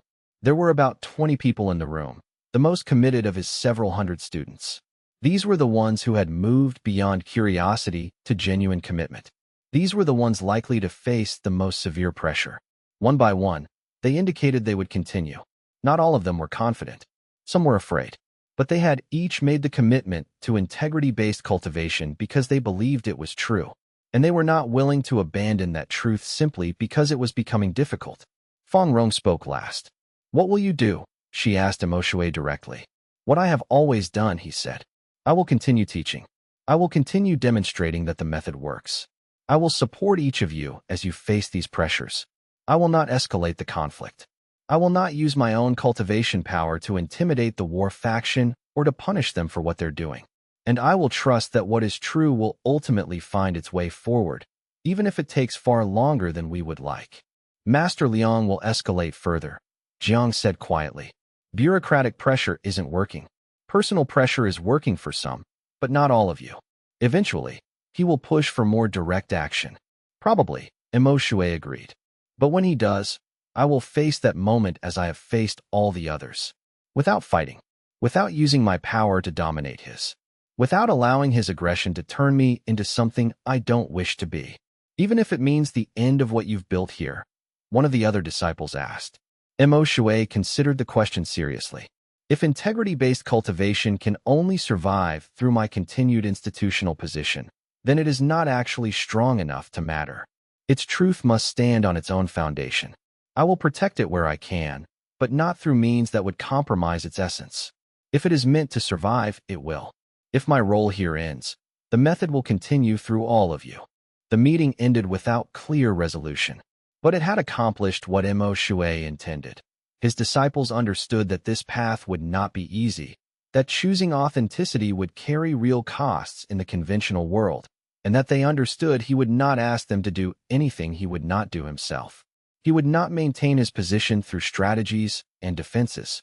He would not compromise the method to appease institutional pressure, and he would not ask his students to suffer what he was not willing to suffer. In the weeks that followed, several students did leave the teaching center. They had believed in the method while it seemed to be winning, while it had institutional backing, while being part of Emoshue's community meant being part of something recognized and respected. But when the perspective shifted to one where commitment to the method meant facing familial pressure, institutional obstacles, and the possibility of public discreditation, their commitment wavered. This was not shameful. Emoshue recognized that different people were at different points in their willingness to face genuine challenge. Some needed the reassurance of conventional success. Others were ready to walk a path regardless of whether the world validated it. Those who remained became the core of something new. They were self-selected not for talent or for intelligence or for prior cultivation ability, but for their genuine commitment to understanding. They had chosen the method not because it seemed advantageous, but because it felt true. And that genuine commitment created a different quality of community than anything that could be built through institutional structure or hierarchical authority. Chapter 64. Paradoxical Power. In the months that followed, something unexpected began to happen to Emoshue's cultivation. His advancement, which had been gradual and steady throughout his years of practice, began to accelerate in ways that could not be easily explained by his daily practice schedule. More than that, his advancement began to manifest in ways that were paradoxical, even contradictory to conventional understanding of how power worked. These manifestations would become evidence for Master Liang's accusations that the method was not truly non-combat, but hidden combat technique. His qi circulation became extremely efficient. In meditation, he could sit for longer periods with less apparent effort, yet emerge with deeper cultivation insight than practitioners who spent far more time in formal practice. His qi seemed to require less maintenance, less conscious management. The more he released the effort to control it, the more coherent and powerful it became. It was as if the whole system of conscious cultivation effort was revealed to be an obstacle, and the more he released that effort, the more naturally powerful his qi became. His presence in a room began to affect other cultivators. Students near him found that their own practice improved without any obvious instruction. It was as if the quality of his alignment was contagious, as if being in close proximity to someone who had released internal contradictions allowed others to release their own contradictions more easily. The emotional atmosphere in spaces where he was present became more settled, more aligned, more fundamentally peaceful. People reported that conflicts were less likely to arise in his presence, that conversations were more genuine, that misunderstandings seemed to dissolve. But most remarkably, and most troublingly, his power began to manifest in ways that seemed to contradict the principle of non-combat cultivation. It began to look like combat power, even though it was being generated through the opposite approach. One afternoon, a student came to him in distress. The student, named Han Wu, had gotten into a dispute with another cultivator in the outer grounds near the academy. The dispute had been relatively minor, a disagreement about who had first claim to a training area. But the other cultivator, a more senior student with greater martial training, had taken it as a challenge to his status. He had demanded that Han Wu withdraw and apologize. Han Wu, following Mo Shui's teachings, had refused to fight back. He had acknowledged the other cultivator's seniority respectfully. He had explained his position clearly and without aggression. He had offered to use a different training area if necessary. But the other cultivator had interpreted all of this as weakness and challenge. If Han Wu was not willing to fight, then Han Wu must be dismissed as a legitimate cultivator. The confrontation had escalated into a physical attack. The other cultivator had begun striking at Han Wu, brutal and effective strikes informed by real martial training. Han Wu had not fought back. He had not generated defensive chi. He had simply stood there and received the blows, trying to maintain his internal alignment even as pain flared through his body. And then something strange had happened. The other cultivator, a much more powerful one in terms of conventional martial training, had suddenly found himself unable to continue the attack. His limbs became weak. His chi became uncoordinated. The force of his strikes diminished dramatically. Within minutes, he had to stop. He was not injured. He was not exhausted. He simply found himself unable to continue, as if his entire system was refusing to persist in the aggression. "What did you do?" Han Wu asked, clearly troubled by the experience. "I felt this wall of power. It wasn't like you were fighting back. It was like I was pushing against something immovable. But you weren't moving. You weren't using any technique I could recognize. It wasn't like blocking. It was like I couldn't push through because there was nothing to push against, but somehow there was something absolutely solid there." Mo Shui didn't have a clear answer. He had not consciously done anything. He had simply stood there, trying to maintain his alignment even as pain flared through Han Wu's body. Yet something in his passive accumulation of power, in the way he had cultivated through years of refusing to fight, through years of not adding his own aggressive energy to conflicts, seemed to have created a kind of automatic, self-protective response that didn't involve active combat. It was more like a natural property of his being rather than something he was doing. He discussed this phenomenon extensively with the healers and philosophers in his inner circle. They met in the teaching center's library, surrounded by the texts and notes that Jiang had compiled. Xiao, the healer who had integrated integrity methods with medical practice and who had become increasingly skilled at reading qi patterns, offered an observation based on her training in how qi worked in the body and how it responded to disruption. "I think what's happening," she said, settling into the chair across from Mo Shui, "is that your cultivation is becoming so aligned with your nature that your qi naturally resists disturbance. It's not that you're defending. It's that your fundamental nature has become so coherent that disruption can't take hold. When someone tries to attack you with hostile intent, their qi is driving outward with aggressive force. Their intention is to overcome, to dominate, to force your system into compliance. Your qi is simply present, completely aligned, moving according to the fundamental patterns of what authenticity looks like." "But I'm not doing anything," Mo Shui protested, wanting to understand this clearly. "I'm not consciously generating this response. I'm not even aware that I'm protecting myself in most cases. It's not like I'm thinking, now I will generate a defensive response. It's much more passive than that." "Exactly," Xiao replied. "That's what makes it completely different from conventional defensive techniques. You're not defending. Your nature is defending itself, automatically, without your conscious intention or involvement. Defensive techniques require you to be aware of the attack and to take action. They require effort and conscious decision-making. This is different. It's as if you've cultivated to a point where your fundamental being is so aligned with the natural state that disruption is literally impossible. Aggression cannot take hold because there's nothing for it to grip. The aggressor is like someone trying to push over a mountain with their bare hands. The mountain isn't resisting. It's not even aware of the attempt. It's just being what it is. And because it's completely solid, completely aligned, the push simply cannot move it. Chun, the administrator, raised a question. So the attacker's weakness is actually in their own qi? It's not that Mo Shui's qi is doing something to them. Yes, Xiao said. Exactly. Aggressive qi is unstable by its nature. It's driven by the intention to overcome, by the need to prove superiority, by discord with its own authentic nature. When you cultivate through aggression, you're cultivating a kind of internal contradiction. Part of you wants to dominate, but dominance requires that you be willing to destroy the other. So there's an unresolved tension in aggressive qi. When that aggressive qi encounters completely coherent qi, the coherent qi doesn't fight the aggression. It simply exists. And the aggression, having nothing to push against, collapses. The aggressive cultivator is like a person who's been pushing on an open door with all their strength, and suddenly someone closes the door. No, that's not right. It's like the person is pushing with all their force, and suddenly the wall they're pushing against isn't there anymore. They fall forward, losing their footing. This explanation resonated deeply with Mo Shui's inner experience. Over the years of practicing integrity-based cultivation, he had noticed that the method was not primarily about generating power, but about removing obstacles to power. Conventional cultivation was about gathering qi, building strength, developing techniques. It was fundamentally about doing, about adding something to yourself.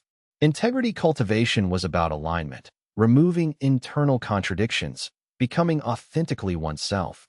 It was fundamentally about releasing, about removing obstacles, about removing the impediments to what was naturally true. What Xiao was describing was the logical culmination of that path. If he had removed all the internal contradictions, all the defensive responses based on fear or pride or the need to prove himself, all the ways his qi was divided against itself, then his fundamental qi nature would be unmixed and completely coherent. It would naturally resist disruption, not through active defense, but through fundamental coherence. When an aggressive qi collided with a completely coherent qi, the aggressive one would destabilize because aggression requires something to push against. It requires opposition. It requires a target that will resist in a way that validates the attacker's sense of power. And if there was no opposition, only complete presence, only fundamental alignment, then aggression would collapse under its own force. This was perhaps the deepest paradox of all.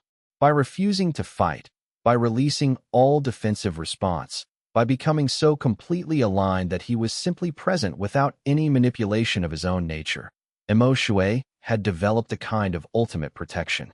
But it was so subtle, so automatic, so completely without intention that it could appear to look like aggressive power from the outside.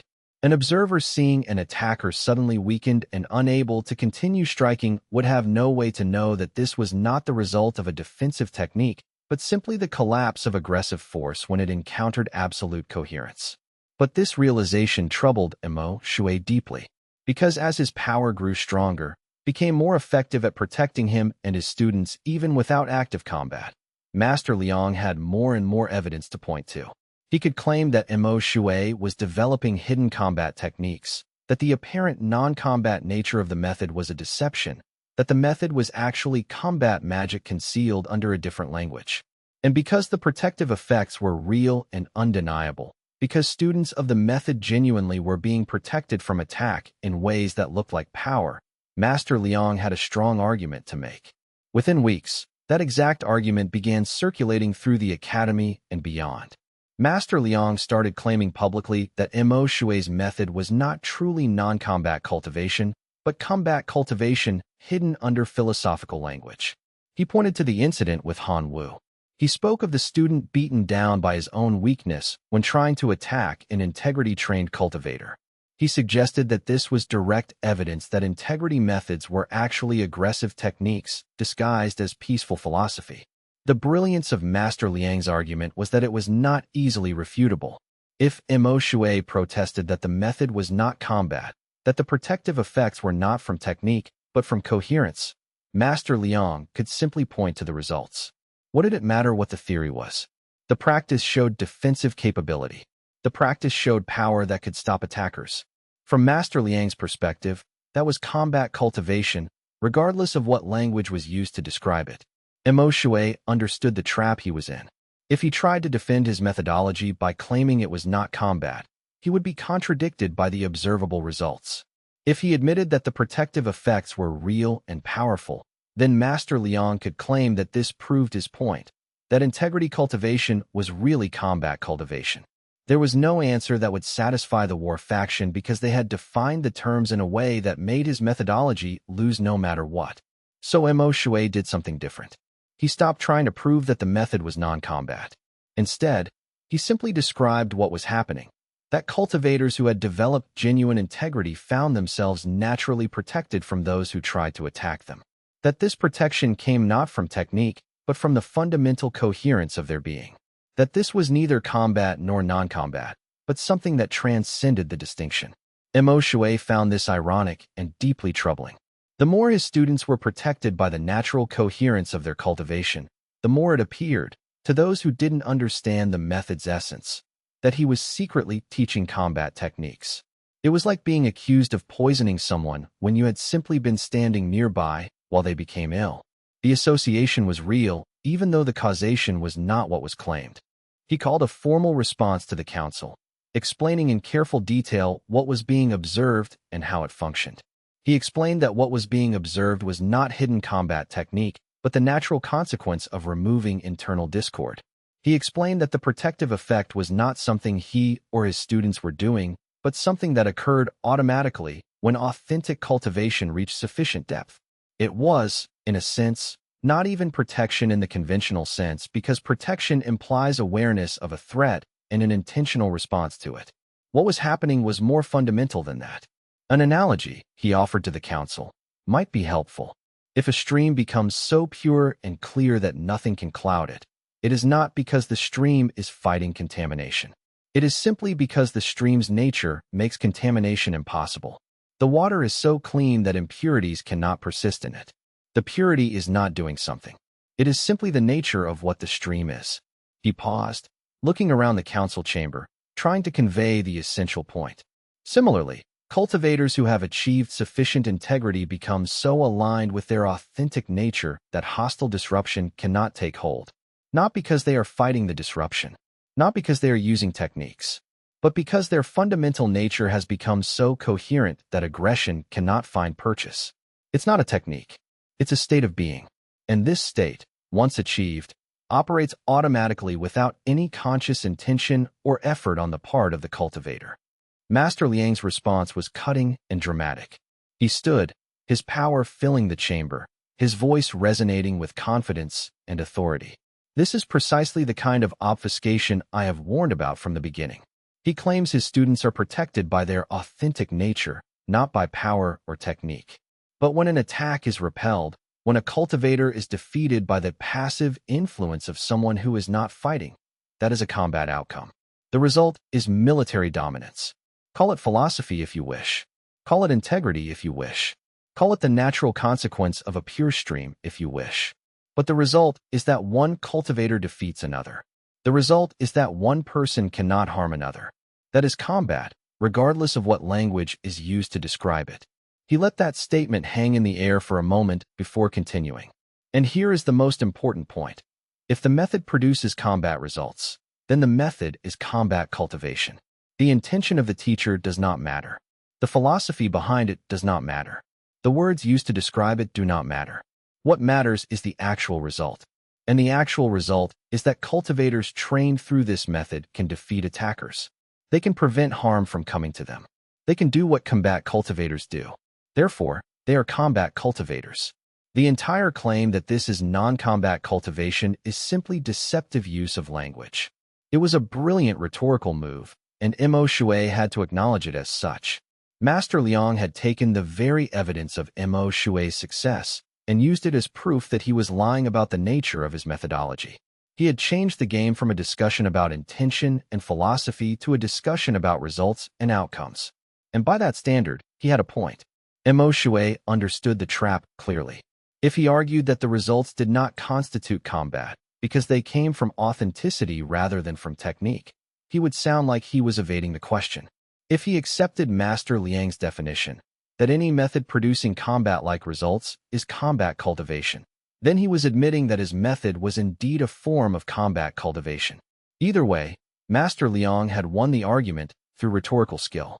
Because the protective effects of alignment were so subtle and difficult to explain rationally, there was no way to prove that Master Liang was wrong through logic or evidence. Master Liang had redefined the terms of the debate in a way that made Mo Xue's position impossible to defend. And this rhetorical victory would prove to be the final factor that would lead to the ultimatum and Mo Xue's resignation from the academy. Chapter 65. The War Faction's Ultimatum. By spring of the following year, the pressure had become unbearable for some members of the academy administration. The accumulated weight of institutional resistance had reached a breaking point. Master Liang, having been unable to eliminate the method through philosophical debate or bureaucratic restriction, presented the council with a final, clear ultimatum. He had gathered substantial documentation of what he called the hidden combat techniques being taught through Mo Xue's methodology. He had testimonies from students who had experienced these techniques firsthand. He had statements from instructors who had witnessed interactions where integrity-trained cultivators had displayed remarkable defensive capabilities. He had his own careful observations of how Mo Xue's students responded to challenges. He had technical analysis of the chi patterns he had observed in the incident with Han Wu, arguing that they were not naturally occurring but were the result of sophisticated training. He argued that the academy could not support what was, in essence, an uncontrolled combat system being passed off as peaceful philosophy. He presented this argument not in a way that was purely hostile, but in a way that sounded like genuine institutional concern. He was protecting the academy's reputation. He was defending against deception. He was trying to understand what was really being taught under the guise of non-combat cultivation. His proposal was clear and direct. Mo Xue and his methodology must be removed from the academy, not banned outright. The council had already demonstrated unwillingness to take that bluntly authoritarian action, but removed. His position would be terminated. His students would be dispersed among other instructors and given the option of pursuing conventional cultivation training. The integrity-based methodology would be allowed to continue among those who wished to practice it privately in their own time, but it would no longer have academy support, academy resources, academy institutional backing, or the implicit validation that came from being an official teaching option. This was sophisticated power. It was not crude destruction, but elegant marginalization. It was not saying the method was wrong, but saying it was too much of a question mark to support. It was not attacking Mo Xue directly, but reframing his presence as a problem for the institution. The council members debated for hours. Some wanted to reject the proposal outright, pointing out that Mo Xue had support among certain council members and among the student body. Others saw merit in it, understanding that the conflict between the war faction and integrity-based cultivation had become a distraction from the academy's other work. Still others simply wanted the conflict to end, wanted to return to a time when the academy was unified rather than divided over fundamental questions about what cultivation meant. In the end, they reached a compromise that was typical of institutional decision-making. It was not a complete victory for either side, but a calculated middle position. Mo Xue would be offered a choice: resign his position voluntarily or face a formal removal process that would involve detailed investigation of his methods and potential public confrontation with Master Liang and other war faction members. If he resigned, he would be allowed to leave with dignity. The academy would provide a neutral statement that his tenure had ended to pursue other projects. He would not be publicly humiliated or discredited. If he fought the removal, it would become a lengthy and painful process that would involve detailed questioning of his methods, public debates about his practices, and ultimately almost certainly result in removal anyway, but only after months of institutional turmoil that could damage the academy's reputation. It was a test, but also a mercy. The council was giving him an exit. They were allowing him to choose the manner of his departure. They were offering him the option of leaving with grace rather than being forced out in conflict. To someone less committed to principle, it would have felt like a gift. Fong Rong was the first to hear the news. She came to his quarters late in the evening, her face tight with concern. She had aged in the past several years. The stress of watching the conflict had left its mark on her. Her hair had more white in it. Her movements were slightly slower, but her chi was still strong, still committed, still capable of clear seeing. You don't have to resign, she said immediately, moving straight to the heart of what mattered. You could fight this. You could demand a full council hearing. You have support. Some of the council members would stand with you if you forced the issue. You could win. Would I? Emoshue asked. Would I really win? Or would I simply be forcing those supporters into a position where they had to choose between me and institutional stability? And even if I were allowed to stay, what would have changed? Master Liang would continue to argue that the method is hidden combat. The council would continue to be divided. The institution would continue to be destabilized. Is that really a victory? You've done the work, Fong Rong said, frustrated. You've proven that the method works. You've established an entire community of practitioners. You've changed how people think about cultivation. Why would you walk away now? Because, Mo Shui said quietly, my continued presence has become an obstacle to the work rather than a support for it. Master Liang is right about one thing, even if his reasoning is flawed. My being here, fighting to maintain my position, creates conflict that overshadows the methodology itself. The students have to worry about institutional pressure rather than focusing on their practice. The method has become wrapped up with my personal struggle for institutional credibility. That's not healthy. So you'll resign, Fong Rong said flatly. And then what? Then the real work begins, Mo Shui said. Not here, within this institution, struggling for recognition from people who have already decided they don't want to hear what I'm saying. But outside, among those who are genuinely seeking, the method will continue, with or without the Academy's support. The question is whether it will continue as something I'm forcing the Academy to accept, or whether it will grow naturally from the genuine commitment of those who believe in it.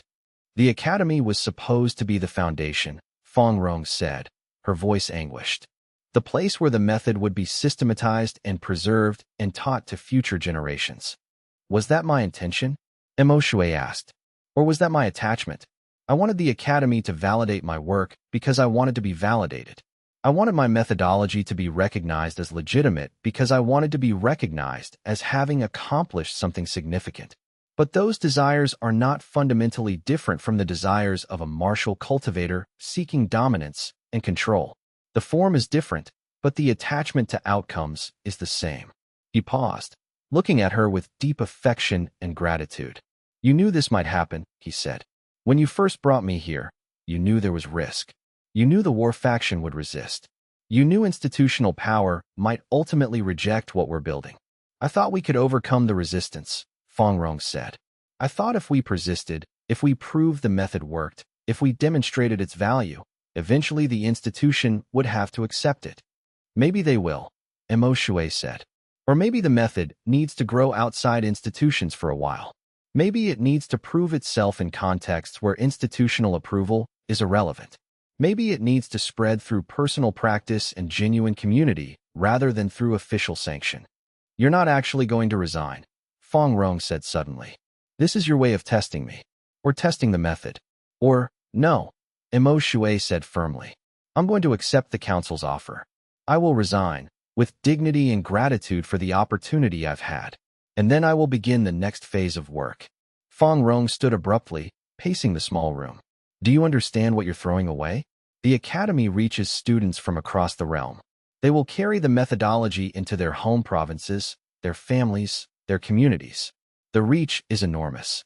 Once you leave, Master Liang will slowly dismantle what you've built. He'll discourage new students. He'll make it difficult for existing ones. Within a few years, the only memory of integrity-based cultivation at the Academy will be the scandal of your removal. Probably, Mo Shui agreed. Unless the method is actually true. And if it's true, then the fact that one institution rejected it won't matter. It will find other paths forward. It will develop in ways I can't predict. It will survive because truth, by its nature, cannot be permanently suppressed. That's faith, Fong Rong said bitterly. Beautiful faith. But faith in what? In some cosmic guarantee that truth will prevail?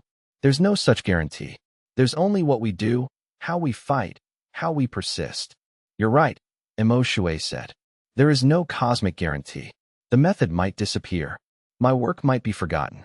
Integrity-based cultivation might turn out to be an interesting experiment that the cultivation world ultimately rejects as impractical. All of that is possible. But what I've learned through 20 years of practice is that my job is not to guarantee outcomes. My job is to remain true, to do what I believe is right, to continue the practice even when the world tells me I'm wrong, and then to let the outcome be whatever it will be. Chapter 66. The last confrontation before accepting the council's ultimatum. Emo Shui asked for one final meeting with Master Liang. It was a request that surprised everyone, including Feng Rong, but it was granted. The council members found it unusual but respected the request. It seemed to them like a final dignified exchange between intellectual opponents, a moment for both sides to acknowledge the conflict that had come to define the past several years. They met in a private chamber deep within the academy, away from student areas and administrative offices, with no witnesses. This was the first time the two men had ever been alone together, and there was a strange formality to the encounter, as if both of them understood that this meeting carried weight beyond what was immediately apparent.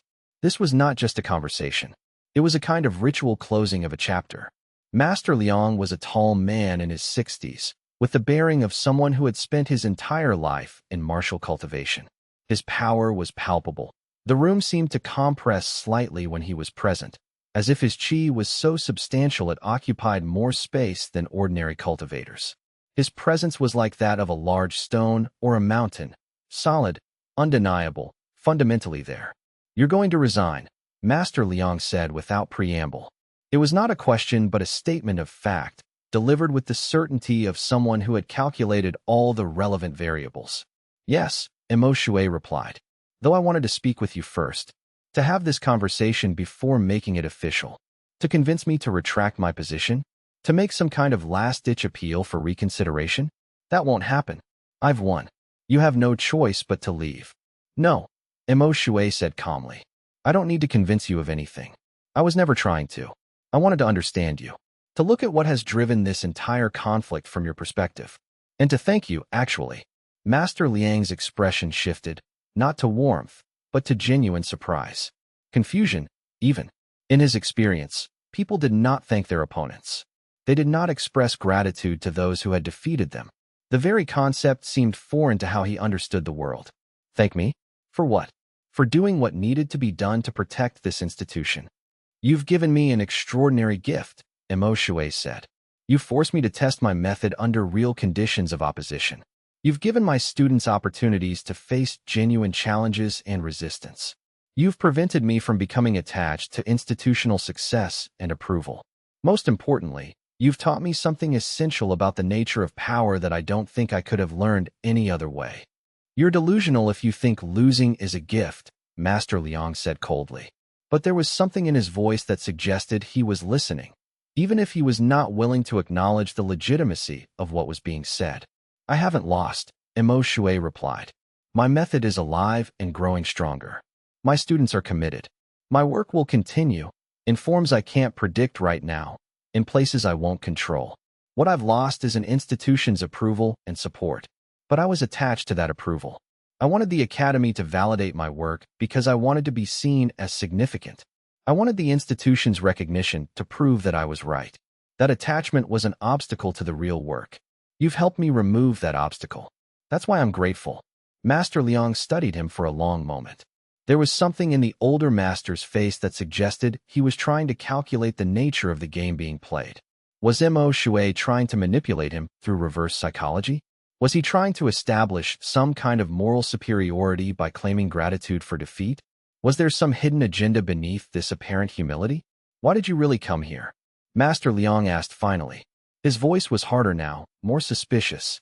"Not to the academy 5 years ago. To my private chamber right now, asking for this meeting. What are you trying to accomplish?" "Because I wanted to look at you directly," Emo Shui said. "Not as an opponent, not as a label called the war faction, not as an abstraction representing conventional power, but as a person, as a cultivator who has chosen a different path than I have. I wanted to understand your reasoning, not to refute it or to convince you that you're wrong, but to comprehend it fully, to understand how the world looks from your vantage point." "My reasoning is simple," Master Liang said, relaxing slightly at the directness of the question. "Cultivation is about power. Power is about mastery. Mastery is about the ability to impose your will on external circumstances and on other people. Your method produces cultivators who refuse to impose their will. That makes them weak. The world is not kind to weakness. Strength is what survives. Strength is what builds civilizations. Strength is what protects those we care about. I don't disagree with most of that, Emo Shui said. Cultivation is about power. Your analysis of how that power is typically developed is fundamentally accurate. I don't think you're wrong about conventional cultivation, but I've discovered a different kind of power. Not the power to impose will. The power to align with what is true. Not the power to control outcomes or circumstances. The power to be fully present with what is, regardless of what that is. Not the power to dominate others. The power to be so genuinely oneself that domination becomes irrelevant. Philosophy, Master Liang said flatly. Pretty words. Spiritual abstractions. The kind of thing that sounds good until someone puts a blade to your throat. Perhaps, Emo Shui agreed. But philosophy that works. Philosophy that produces real results. Philosophy that others can practice and benefit from. You've dismissed it as weak, and perhaps for certain applications, martial dominance, institutional control, the ability to force outcomes in the way you prefer them. It is weaker than conventional cultivation. But that's not the standard by which I'm measuring strength. Then what is? Master Liang asked. The question seemed to surprise him as much as it surprised Emo Shui. It was as if the older master had not meant to ask it, but something in him was genuinely curious. Authenticity, Emo Shui said. The degree to which a cultivator is fully aligned with their own genuine nature. The degree to which they can live without internal contradiction. The degree to which their power comes from truth rather than from external validation or institutional position. The degree to which their strength is based on who they actually are rather than on who they're trying to prove themselves to be. Master Liang's face hardened again. That's weakness disguised as virtue. A rationalization for accepting defeat and calling it enlightenment. It's a way of feeling superior while actually being inferior. That's what I see when I look at your method. It might be, Emo Shui acknowledged. I can't prove otherwise to you. Words cannot convince someone about this. But I'm offering it to you as a genuine perspective, not as a rationalization. And I'm asking you to consider one sincere question. In all your years of cultivation through martial dominance, have you become more authentically yourself? Or have you become more dependent on external validation of your power? Master Liang stood abruptly. The movement was sudden, almost violent. This meeting is over. Your resignation is expected by the end of the week. Emo Shui bowed respectfully and moved toward the door. As he reached it, his hand on the door frame, Master Liang spoke again. His voice was quiet now, almost vulnerable in a way that contrasted sharply with his usual commanding tone. You asked if I've become more authentically myself. The answer is no. I became the master of this academy not because it was my genuine path, but because I wanted power and recognition. I cultivated martial dominance because I wanted to be feared and respected. Everything I've done has been about getting others to validate my importance. And you're right that it's made me dependent on that validation. I need people to look at me and acknowledge my power. Without that acknowledgement, I don't know who I am. But I don't know any other way to be. This is who I am. Emo Shui turned back to face the older master. In that moment, with the light from the window casting shadows across the chamber, there was no antagonism between them. Only two cultivators recognizing the same fundamental pattern in different forms. One had accepted a certain answer to the question of how to live. The other was still searching for something else. But both were fundamentally human, fundamentally limited, fundamentally struggling with the same essential questions. That could change, Emo Shui said quietly. Even now, even at your stage of cultivation, even after all the years you've invested in the other path. The method I teach works at any realm. It's never too late. I'm not interested, Master Liang said. I'm committed to my path. But I wanted you to know that I understand what you were saying. I understand it, and I respect it, and I simply choose not to walk it. It's too late for me, and I don't have your faith that a different path is possible. After Emo Shui left, he carried that conversation with him for days and weeks. It became the kind of conversation that he thought about during meditation, that arose in his mind during ordinary moments, that seemed to contain something essential about what his work was really about. Master Liang was not evil. He was not malicious or cruel. He was not driven by hatred of Emo Shui personally. He was a cultivator who had committed to a particular understanding of power and who had become so completely integrated with that understanding that he could no longer imagine an alternative. He had spent his entire adult life building an identity around martial dominance. Every achievement, every success, every moment of recognition had been built on that foundation. The idea that there might be another way to understand power was not just a different opinion. It was a threat to the entire structure of his being. He had fought against Mo Shui not from genuine hatred, but from the fear that Mo Shui's alternative might reveal the fundamental emptiness of his own accomplishments. If there was power that came from authenticity rather than from dominance, then all the years he had spent building martial superiority might have been a kind of waste. All the victories, all the demonstrations of strength, all the institutional authority, they might have been built on a fundamental misunderstanding of what power actually was. The loneliness implicit in that recognition was almost unbearable. Master Liang had structured his entire life around a particular kind of validation. He needed others to look at him and acknowledge his power. Without that acknowledgement, he genuinely did not know who he was. And the conversation with Mo Shui had opened a door to the possibility that this entire structure was built on sand, that he had been seeking validation for something that didn't matter, that his whole life might have been organized around a misunderstanding. And yet, in confronting that, Master Liang had done what perhaps only genuine opposition could do. He had forced Mo Shui to clarify his own understanding. He had eliminated the possibility of easy institutional success. He had prevented Mo Shui from becoming comfortable as an established teacher within the academy, teaching the method as something that was accepted and legitimate. He had created the conditions for the method to develop in ways that didn't depend on any single institution or on any single practitioner's position or authority. In opposing Mo Shui, Master Liang had paradoxically ensured that the method would become stronger and more authentic than it could have become through institutional support. He had pushed it out into the world, forced it to prove itself without the crutch of official legitimacy, created the conditions for it to develop its true strength. And that was perhaps the greatest gift an opponent could give, not through their generosity, but through their very nature, their very opposition, their determination to test whether the claim being made was actually true. Chapter 67. Resignation and Transformation. Mo Shui submitted his resignation to the council on a morning in late spring. The morning was clear and fresh, with the first warm breeze of the season moving through the academy grounds. The letter he wrote was brief but complete. It expressed genuine gratitude for the opportunity to teach at the academy and for the institutional platform that had allowed the method to reach thousands of students.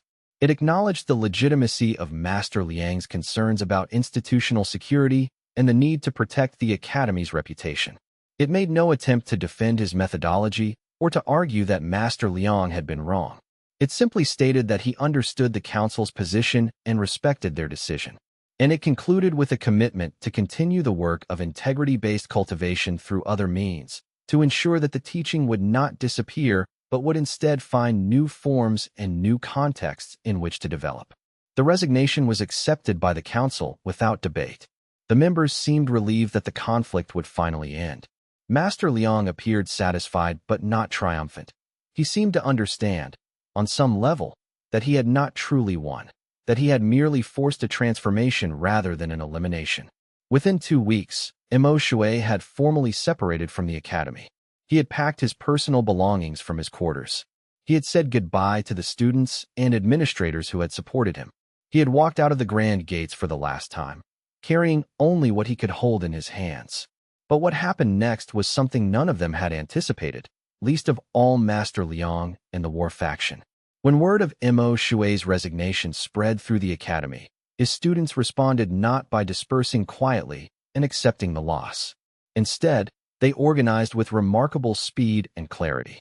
Led by Fong Rong and the core group of committed practitioners, Jiang the scholar, Mei the practical teacher, Chen the administrator, Xiao the healer, and about 20 others, they moved quickly to establish an independent teaching center outside the academy walls, but still within the city. The center was simple, a converted warehouse with high ceilings and abundant natural light. They created meditation chambers by dividing the open space with screens and fabric. They set up study areas with tables and chairs where students could read and discuss the teachings. They established a library of texts related to integrity-based cultivation, gathering together the writings that Jiang had compiled and organizing them in a way that made them accessible to new students. They created a teaching courtyard in the rear of the warehouse, where practical training could take place. But what made this space remarkable was that it had freedom. Freedom from institutional constraints. Freedom from the need to prove legitimacy to skeptical administrators who wanted to control what was taught. Freedom from the constant pressure of institutional politics. Freedom to develop the method according to its own internal logic rather than according to external pressures and institutional concerns. It was not an official academy, but that lack of official status proved to be a strength rather than a weakness. Within weeks, more students began to appear. Some were former academy students who had been studying with Mo Shui before his resignation. But others came from outside the academy entirely. Merchant cultivators looking for a path that didn't require competitive dominance, healers seeking integration with their medical work, scholars interested in the philosophical dimensions, warriors questioning whether martial dominance was really the highest form of power. Word had spread through the city and through the provinces beyond about what Mo Shui taught, and about how his students had responded to his removal from the academy. Rather than hiding or disappearing, the community had publicly reorganized and opened themselves to any who were genuinely seeking. And something remarkable began to happen. Without the institutional constraints that had forced the methodology into increasingly defensive and philosophical territory, without the constant need to justify itself to skeptical administrators, without the pressure to prove its legitimacy through conventional markers of success, the method began to develop in new directions that surprised even Mo Shui. The chi in the teaching center felt different than it had ever felt within the academy. There was a quality of authenticity, of genuine commitment, that came from the fact that every person there had chosen to be there. No one was attending because it was an approved option or because it was convenient. Everyone had made the conscious choice to study something that was not mainstream, that had been officially questioned, that required genuine commitment and willingness to face social pressure. That self-selection created a depth of engagement that had been lacking when integrity-based cultivation had been just one option among many. Xiao, the healer, started integrating integrity cultivation more deeply into medical practice. She began documenting cases where patients cultivated through the non-resistant methods had healed faster, experienced less pain, and achieved more complete recovery than those using conventional techniques. Jiang, the scholar, continued developing the philosophical framework, but now with less pressure to justify the method in terms acceptable to institutional authorities. He began exploring the relationship between integrity cultivation and some of the oldest cultivation traditions that had preceded the modern emphasis on martial dominance. Chun, who had integrated administrative science into the method, started teaching it to local government officials and merchants. He found that cultivators who had achieved deep authenticity through the method were actually more effective at administration and negotiation because they were less caught in the attachments and defensive patterns that typically drove competitive behavior. Mei, the practical demonstrator, began training a new cohort of students in applied integrity cultivation, not the careful, defensive demonstrations she had been forced to give at the academy, but genuine engagement with challenges where her students learned to trust their cultivated nature to protect them. And Mo Shui himself seemed to undergo a transformation. Freed from the responsibility of maintaining an institutional position, freed from the need to defend his method against attack, he deepened in ways that surprised even Fong Rong. His meditation practice became more profound. Hours would pass in what felt like moments. And when he emerged from meditation, his insight seemed to expand. He began to speak in ways that suggested he was accessing layers of understanding that had never been fully expressed before. Fong Rong asked him about it directly one evening, as they walked through the teaching center's garden. "You're different," she said, "since leaving the academy. You seem lighter, but also deeper. More present, but also more spacious. What's changed?" "The resistance is gone," Mo Shui said simply. "I spent 5 years at the academy fighting to prove my methodology was legitimate. I was always in a defensive posture. Even when I thought I was simply teaching, part of me was always aware of the opposition, always building arguments, always anticipating the next attack. It consumed energy. Now that's gone. But you're still under attack," Fong Rong said. Master Liang is spreading word that you've been driven out of the academy in disgrace. He's claiming his victory in every council meeting, every scholarly gathering. Your reputation is suffering. Is it? Mo Shui asked. Or is my attachment to reputation suffering? Those seem like different things to me now. Whether the cultivation world thinks I'm a success or a failure is not my concern anymore. What matters is whether the method is true and whether people can access it. He stopped walking and turned to face her. Thank you for making me leave, he said. I needed this. I was becoming attached to the academy, to the idea that institutional validation meant something. I was beginning to believe that my work's value depended on being recognized by the right people. You and the students forced me to confront that attachment. And in losing the institution, I've gained something much more valuable. Which is?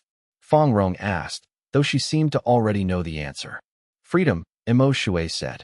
But not freedom from responsibility. Freedom to develop the method according to its own truth rather than according to what various institutions and power structures are willing to accept. Chapter 68. The underground network grows over the following months. Something unexpected began to happen. The removal of integrity-based cultivation from the Imperial Academy, which Master Liang had intended as a victory that would eliminate the threat, actually accelerated its spread in remarkable ways. Without institutional legitimacy, the method developed a mystique that it had never possessed within the academy. When it had been an official teaching option, it was simply one path among many. But once it had been suppressed, once powerful interests had worked to remove it, it took on a quality of significance that made people pay attention. The fact that the war faction had felt threatened enough to orchestrate Mo Shui's removal suggested that the method was more important than it would have been if the academy had merely granted it official recognition and moved on. Cultivators who were tired of the endless emphasis on martial dominance, who had been born into cultivation families, but who felt something fundamentally wrong with the constant pressure to prove themselves through combat, began seeking out Mo Shui's teaching center. Word spread through informal networks about the place where an alternative was being taught, where you could advance without needing to prove your superiority, where weakness was not shameful but could be a doorway to genuine understanding. A network started to form more rapidly than anyone had anticipated. Teachers trained by Mo Shui or by his close disciples began establishing their own teaching centers in other cities. Jiang, the scholar, opened a center in a major port city focused on the philosophical dimensions of the method. Mei, the practical demonstrator, established a center in an agricultural province and integrated the method with the rhythms of farming and the understanding of natural cycles. Chun, who had worked with administration, started a center in a city known for its merchant guilds and began training business people in integrity-based cultivation. The method spread out from the capital through trade routes and communication networks. In provinces far from the war faction's influence, integrity-based cultivation began to take root without the constant resistance that had made it so difficult at the academy. In some places, it grew rapidly because there was no opposing power structure maintaining the conventional view. In other places, it grew slowly but deeply because the teachers had time to develop their understanding without the pressure of institutional conflict. But with that spread came new challenges and complexities. As more people began teaching the method, variations emerged that neither Mo Shui nor the core teaching group had explicitly endorsed or developed. Some teachers stayed true to the core principles, maintaining the essential understanding while adapting the practical forms. Others began to modify the method more substantially, to accommodate local preferences, to adapt to different cultural contexts in ways that sometimes moved far from what Mo Shui had originally taught. Some teachers emphasized the healing aspects, integrating the method deeply with medical knowledge and developing specific applications for treating different conditions. Others focused on philosophical development, diving deeper into the metaphysical questions that the method raised. Still others discovered unexpected applications in artistic practice, painting, poetry, music, dance, revealing how authenticity-based cultivation could transform creative work. Some adapted it for administrative work, showing how integrity-based principles could make someone more effective at governance and planning. A few even began to develop martial applications, showing how understanding authentic presence could inform martial practice in subtle but significant ways. Mo Shui watched this diversification with a mix of concern and acceptance. On one hand, the purity of the methodology was being diluted. The specific practices he had developed, the particular language he had used to explain the teaching, the particular balance he had struck between philosophical understanding and practical demonstration.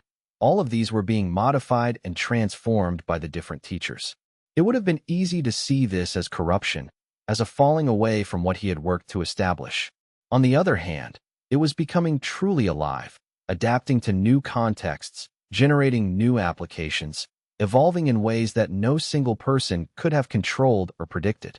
And that aliveness was itself validation that the teaching had genuine truth in it.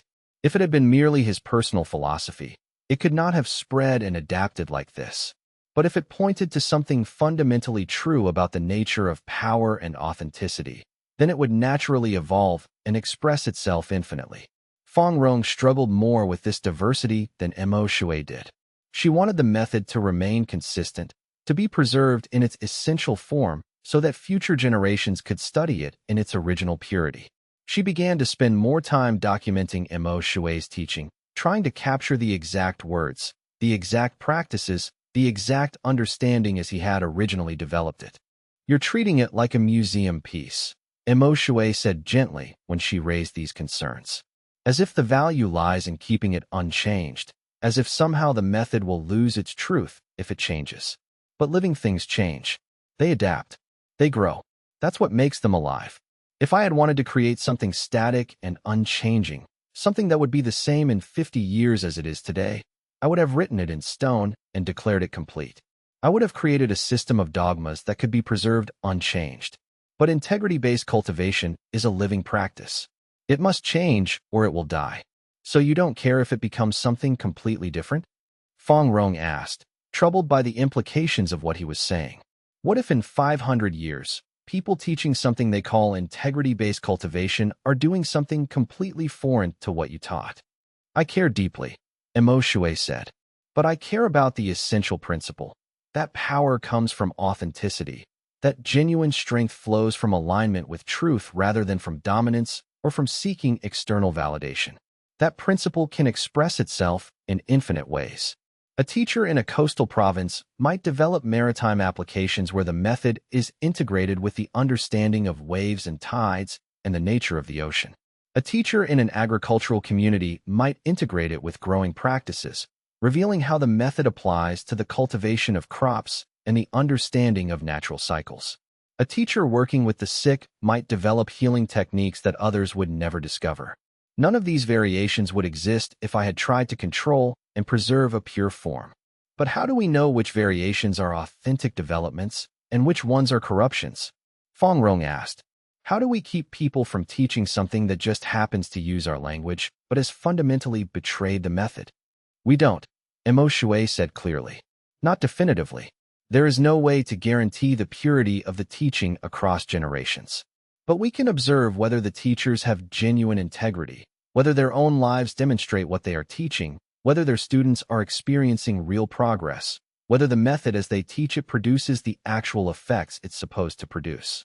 The truth will demonstrate itself through results. And if something that claims to be integrity-based cultivation is actually just another form of dominance seeking, eventually that will become obvious. But if it's genuinely rooted in truth, then even if it looks different from how we taught it, it will continue to produce the fruits of genuine practice. This approach made Fang Rong anxious, but over time she began to understand its wisdom. If the method was truly rooted in the fundamental nature of reality, then it didn't need her to protect it. She could preserve the original teachings, document what had been done, create a record for future generations. But that preservation would not be controlling or limiting. It would simply be a gift to the future, a record of what had been understood at this point in the evolution. More than that, this approach liberated the method. Teachers did not have to seek approval from a central authority. Students did not have to conform to a single approved curriculum or pass through standardized training. The method could develop according to its own internal logic in each context where it was practiced. It could be tailored to the needs of merchants, to healers, to scholars, to administrators, to warriors. It could integrate with local traditions and local understanding. And in that freedom to develop, it showed its fundamental strength. By the end of the first year after leaving the academy, there were integrity-based cultivation centers in 7 provinces. By the end of the second year, there were more than 30. By the end of 5 years, there were more than 100. And in each one, the method was being practiced, refined, developed, adapted, and integrated with local knowledge and local needs. Master Liang and the war faction watched this spread with increasing alarm and fascination. What they had expected would be the death of a promising but institutionally unsupported movement had instead become the birth of something far more significant.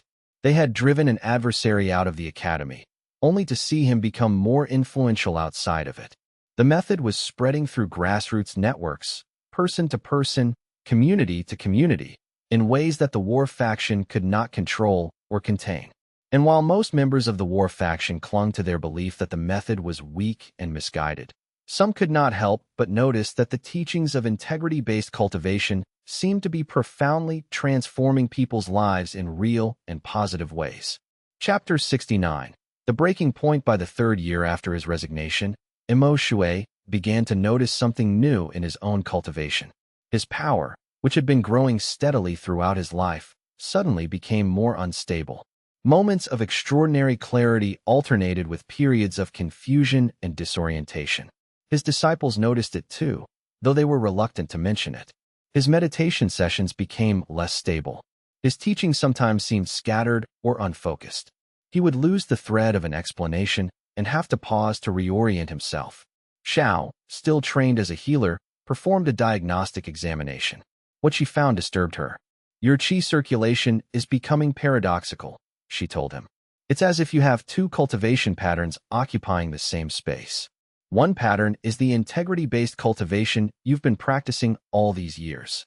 But there's another pattern emerging, something that looks like a kind of accumulated defensive power.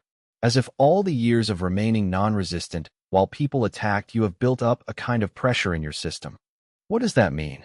Imo Shui asked, though he felt the truth of what she was saying in his own body. "It means you're experiencing a kind of cultivation crisis," Xiao said. 2 incompatible patterns of power development are trying to occupy the same space. Either one will have to give way to the other, or they will need to integrate. If neither happens, you could experience a breakdown. This was not something Imo Shui had anticipated. He had always believed that maintaining integrity and authenticity would naturally lead to health and stability.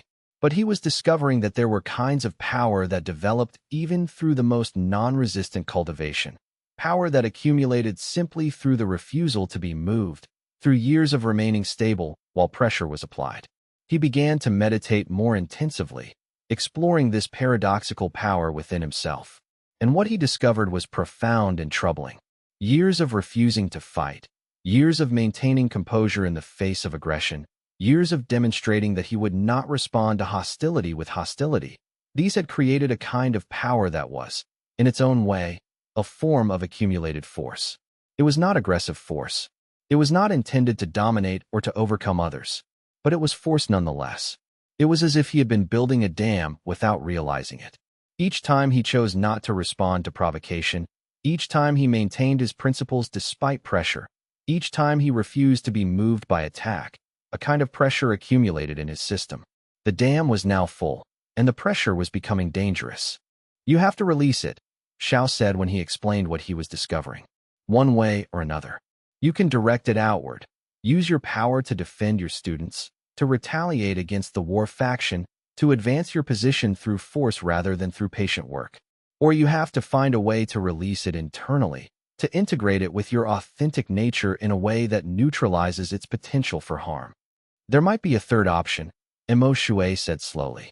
"I could allow myself to be defeated. I could surrender completely, not strategically, but genuinely. I could release my attachment to the success of the method and accept that the cultivation world might ultimately reject everything I've built." "That's not just hard," Xiao said. "That's perhaps impossible. You would have to let go of everything, your students, your work, your entire life's purpose." "Yes," Imo Shui said. "I would. That's what real non-resistance means. Not just refusing to fight when attacked, but refusing to defend anything, even the things I hold most dear. That's the edge I haven't crossed yet." Chapter 70. The crisis begins. What happened over the following months was the most difficult period of Mo Shui's cultivation journey since the very beginning. It was also the period that would most fundamentally transform his understanding of what refusing to fight truly meant. It began with a challenge that seemed almost absurdly direct. Master Liang, deciding that patience and institutional pressure were insufficient to eliminate the threat represented by integrity-based cultivation, organized a formal challenge. He demanded that Mo Shui agree to a cultivation duel, not a martial combat, but a formal test of power where cultivators would demonstrate their strength and superiority. The challenge was public and formal, delivered through official academy channels and announced to the entire cultivation world. Master Liang's rationale was clear and difficult to counter. If Mo Shui truly believed his method produced powerful cultivators, let him demonstrate that power in direct competition against martial cultivators trained through conventional methods. If he refused, it would be proof that he was a fraud, that his method did not actually produce genuine power, that his entire philosophy was a sophisticated rationalization for weakness. The message was calculated to leave Mo Shui no good options. Accept the duel and potentially be defeated in public, or refuse and be forever labeled a coward. Accept the duel and, even if you won, be accused of using hidden combat techniques, or refuse and prove that his non-combat approach could not face genuine tests. For weeks, Mo Shui sat with the challenge, meditating on it, feeling the trap it had created. The beauty of Master Liang's strategy was that it was not fundamentally unfair. It was not a trick or a deception. It was simply a straightforward request to test the claims being made. That was what made it so difficult to dismiss. Fang Rong urged him to refuse, to explain that the concept of competitive cultivation was antithetical to the philosophy he taught. Other advisors suggested that he accept but reframe the duel as a demonstration of non-combat power rather than as a competition where victory or defeat mattered. But Mo Shui found himself unable to rationalize his way out of the challenge. Every excuse he considered felt like a betrayal of what he had spent 20 years learning. If he truly believed in the power that came from authenticity, then he had to be willing to test that belief in the most difficult circumstances possible. If his commitment to non-resistance was real, it could not depend on remaining in comfortable positions where his methodology was unlikely to be directly challenged. It was a brilliant trap. If Mo Shui accepted the duel, he would have to use his power in a way that could be interpreted as validation of conventional combat superiority. If he refused, it would appear that he was afraid of genuine testing. When the challenge was brought to him, Mo Shui's first instinct was to refuse. The duel was exactly what he had been avoiding for years. A public competition that would turn the method into a zero-sum game, where victory or defeat would be the measure of truth. But then he realized something. His refusal to accept the challenge was not coming from authenticity. It was coming from fear. Fear that he might lose. Fear that losing would discredit everything he had built. Fear that his students would lose faith if he was defeated in public. It was a strategic refusal, not an authentic one. And if there was anything Mo Shui had learned through decades of practice, it was that strategic choices rooted in fear were the antithesis of integrity. He accepted the challenge. The news spread rapidly through the cultivation world. This would be the test that either validated or destroyed integrity-based cultivation.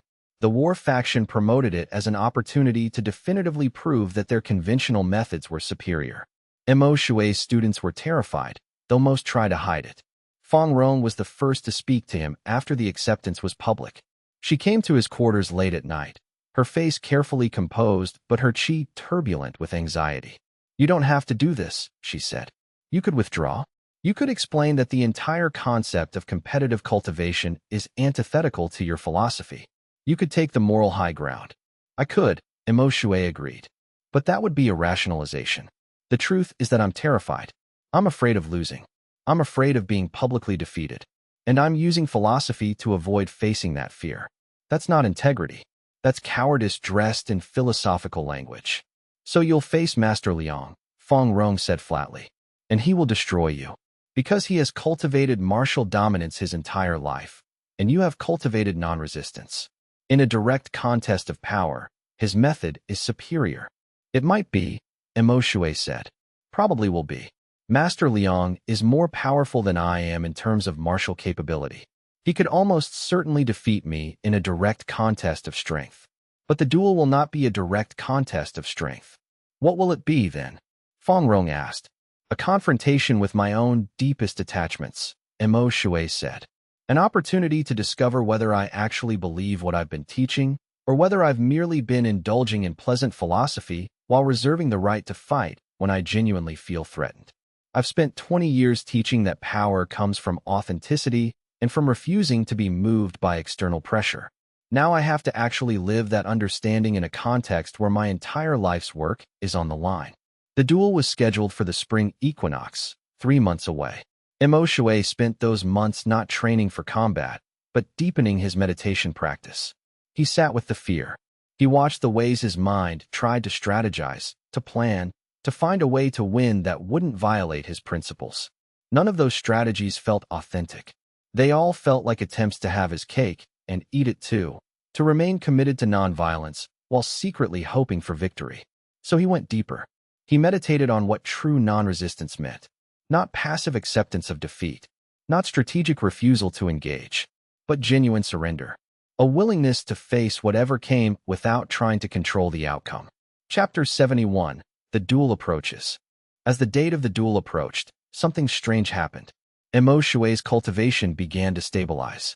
The paradoxical power that had been building within him, the accumulated force of years of maintained composure under pressure, began to integrate with his authentic nature.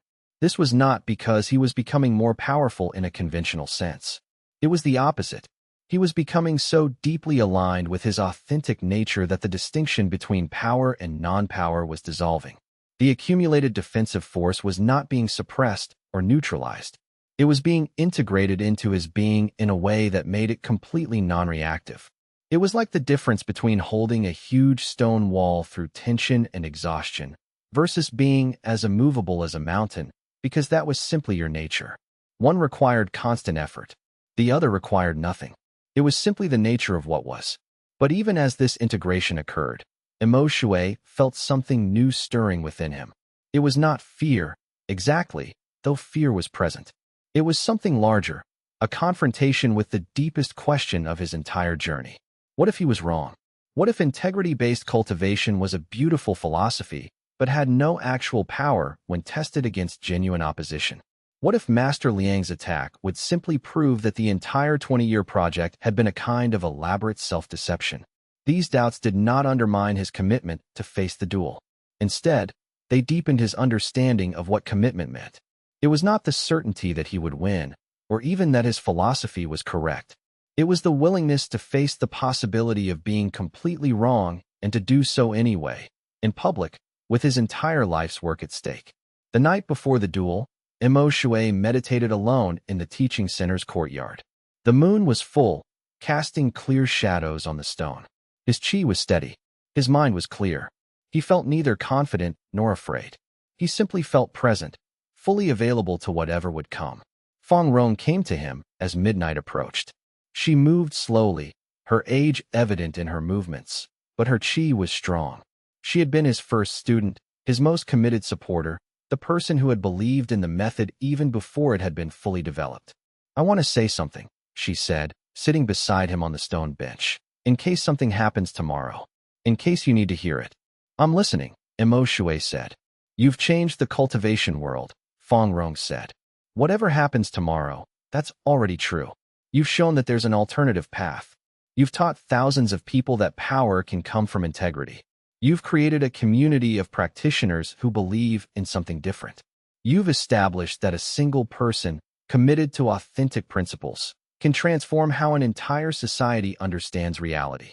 Even if Master Liang defeats you tomorrow, even if the war faction claims victory and you're removed from the cultivation world entirely, that fundamental change will persist.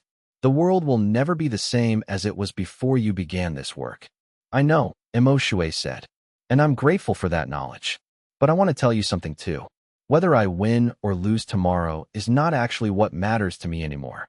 What matters is that I face it authentically, that I don't hide behind philosophy, that I don't use non-resistance as a strategy to avoid genuine engagement with life. If I'm going to teach that refusing to fight creates power, then I need to know directly, viscerally, what that means. I need to experience it, not just believe it. He turned to face her fully. For 20 years, I've been teaching students to trust in the power that comes from authenticity. But I've never actually tested that power against genuine, overwhelming opposition in a way where I had nothing to lose by being wrong. Tomorrow, I will. Chapter 72. The test that nearly breaks everything. The duel took place in the grand courtyard of the Imperial Academy, with hundreds of witnesses. Master Liang was there in his full power, years of martial cultivation visible in his bearing and his qi. Mo Shui was there in simple robes, carrying only his authentic nature. The crowd had gathered in anticipation. Many came expecting to see Mo Shui defeated and discredited. Others came hoping to witness something new, something that would challenge their assumptions about what power meant.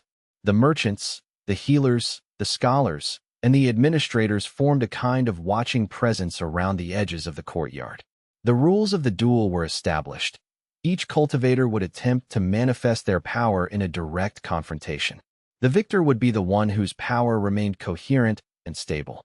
It was not a test of martial technique or combat skill, but a test of pure cultivation power, the fundamental nature of what each man had spent decades building within himself.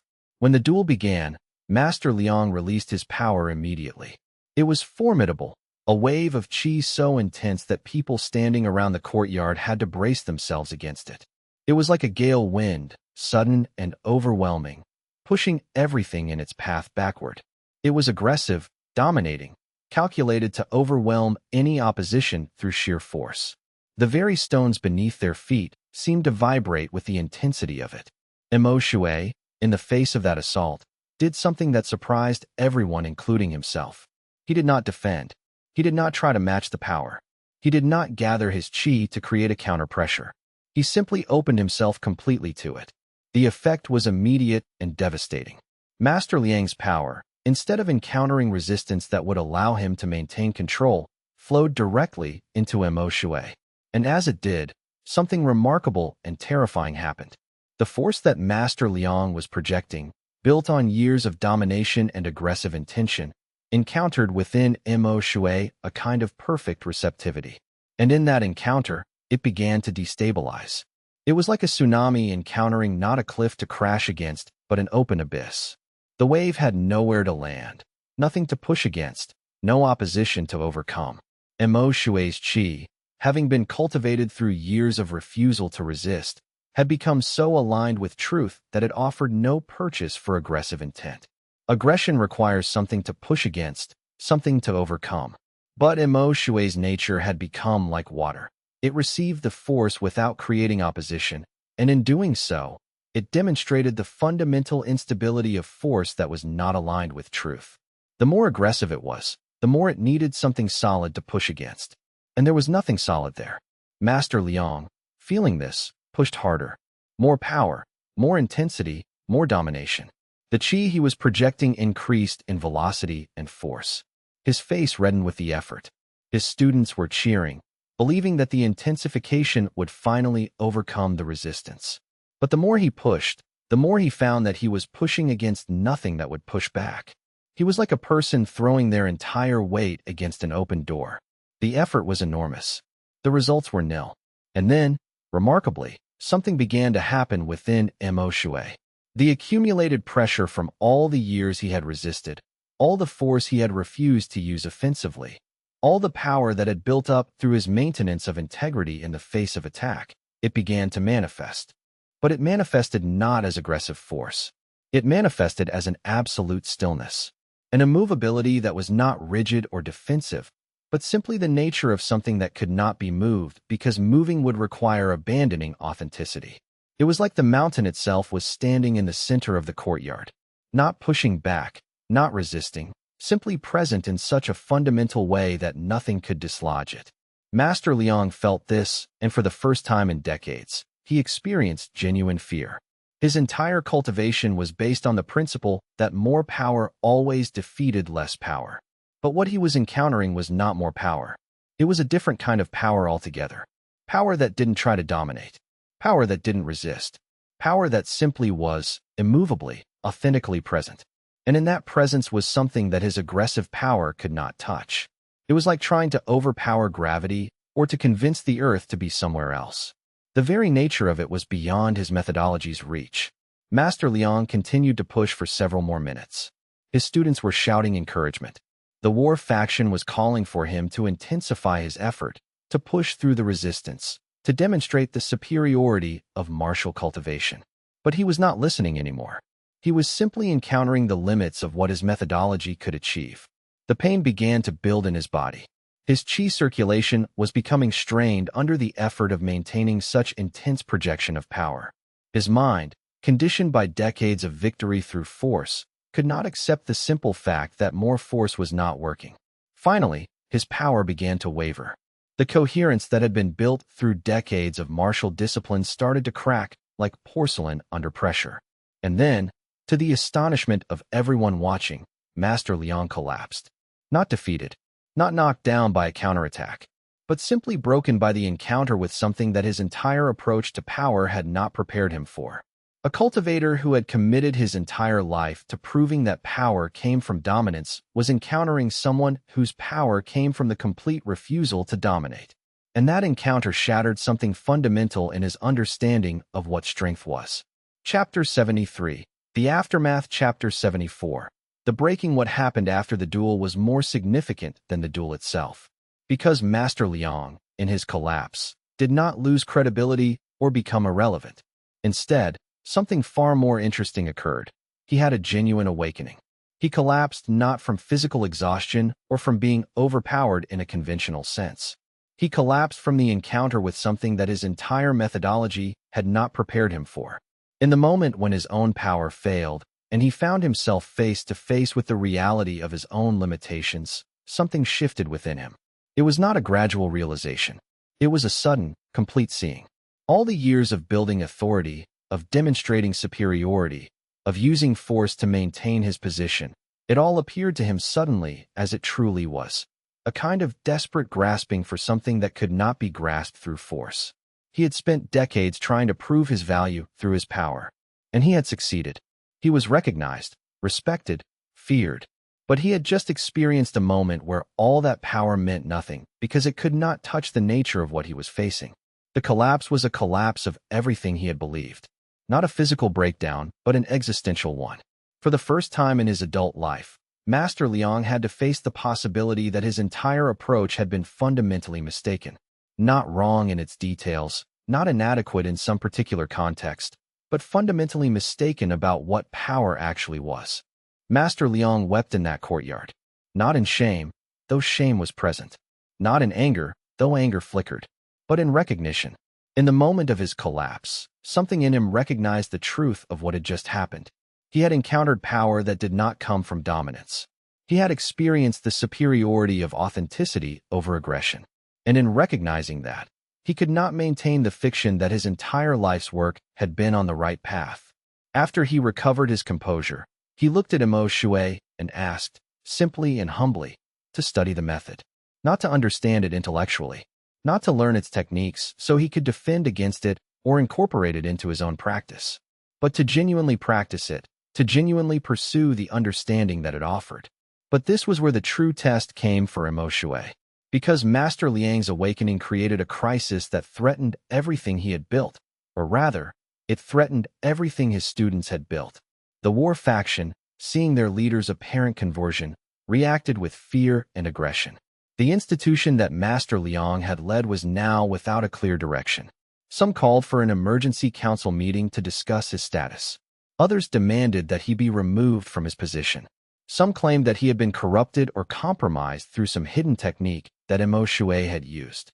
Others argued that he was simply confused, that his loss in the duel had shattered his confidence and left him vulnerable to manipulation.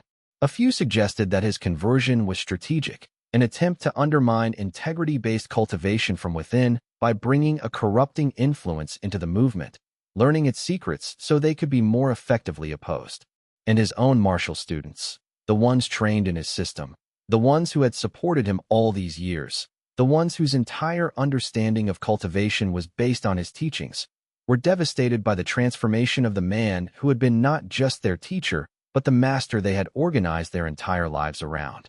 He's infiltrating, one of them said bitterly, confronting Mo Shui in the teaching center. He's trying to learn our method so he can destroy it from within. He's sending one of the war faction's most powerful agents into our community, and we're letting it happen. Can't you see it? I see that possibility, Mo Shui said calmly, and his calmness was itself unsettling because it did not match the urgency of the student's concern. I see clearly that Master Liang might be trying to infiltrate the teaching so he can weaken it from within. I see that possibility. But I also see another possibility. That genuine encounter with authentic power has caused him to question everything he has built and believed. He has spent 6 decades building one kind of power, and he has just discovered that there is another kind of power that transcends and surpasses his own. That discovery could trigger genuine transformation. It could also trigger a desperate attempt to regain control by learning and then discrediting the method. Both are possible. So which one is it? The student demanded. Which one is actually true? I don't know, Mo Shui said. Not yet. Only time will show. But I cannot refuse someone who is genuinely seeking simply because they might be insincere. That would mean I do not actually trust the method. I would be saying that integrity cultivation is only safe and reliable if everyone is already aligned with it, that it can only survive in pure communities of believers. That would make it just another sect with a closed circle of believers, afraid of outsiders, dependent on maintaining a kind of purity. That's not the teaching at all. But if he learns the method and then uses what he learns to undermine us, the student began, unable to let go of the fear. Then he uses it that way, Mo Shui said. And the method will survive that too. It will prove itself through its truth, not through my ability to control who practices it or how they practice it. If the teaching is genuinely rooted in truth, then even if someone learns it with the intention of using it against others, the truth will eventually reveal itself to them. And if they persist in trying to misuse it, then the misuse will eventually be obvious to others. But the alternative, closing the doors, refusing to teach, controlling who gets access to the method, that would be betraying the fundamental principle that authentic power comes from opening and releasing, not from grasping and controlling. But the duel and Master Liang's conversion had done something to Mo Shui's own system that was unexpected and destabilizing. The accumulated pressure that had been building for years, the force of all the resistance he had refused to respond to, all the aggression he had stood against without returning aggression, had integrated and become immovable stillness in the moment of the duel. But in being released, in being expressed fully in that confrontation with Master Liang, something essential had shifted.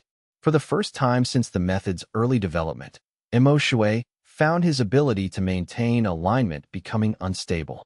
It was as if the structure that had held him together had been the very resistance he was now being asked to release.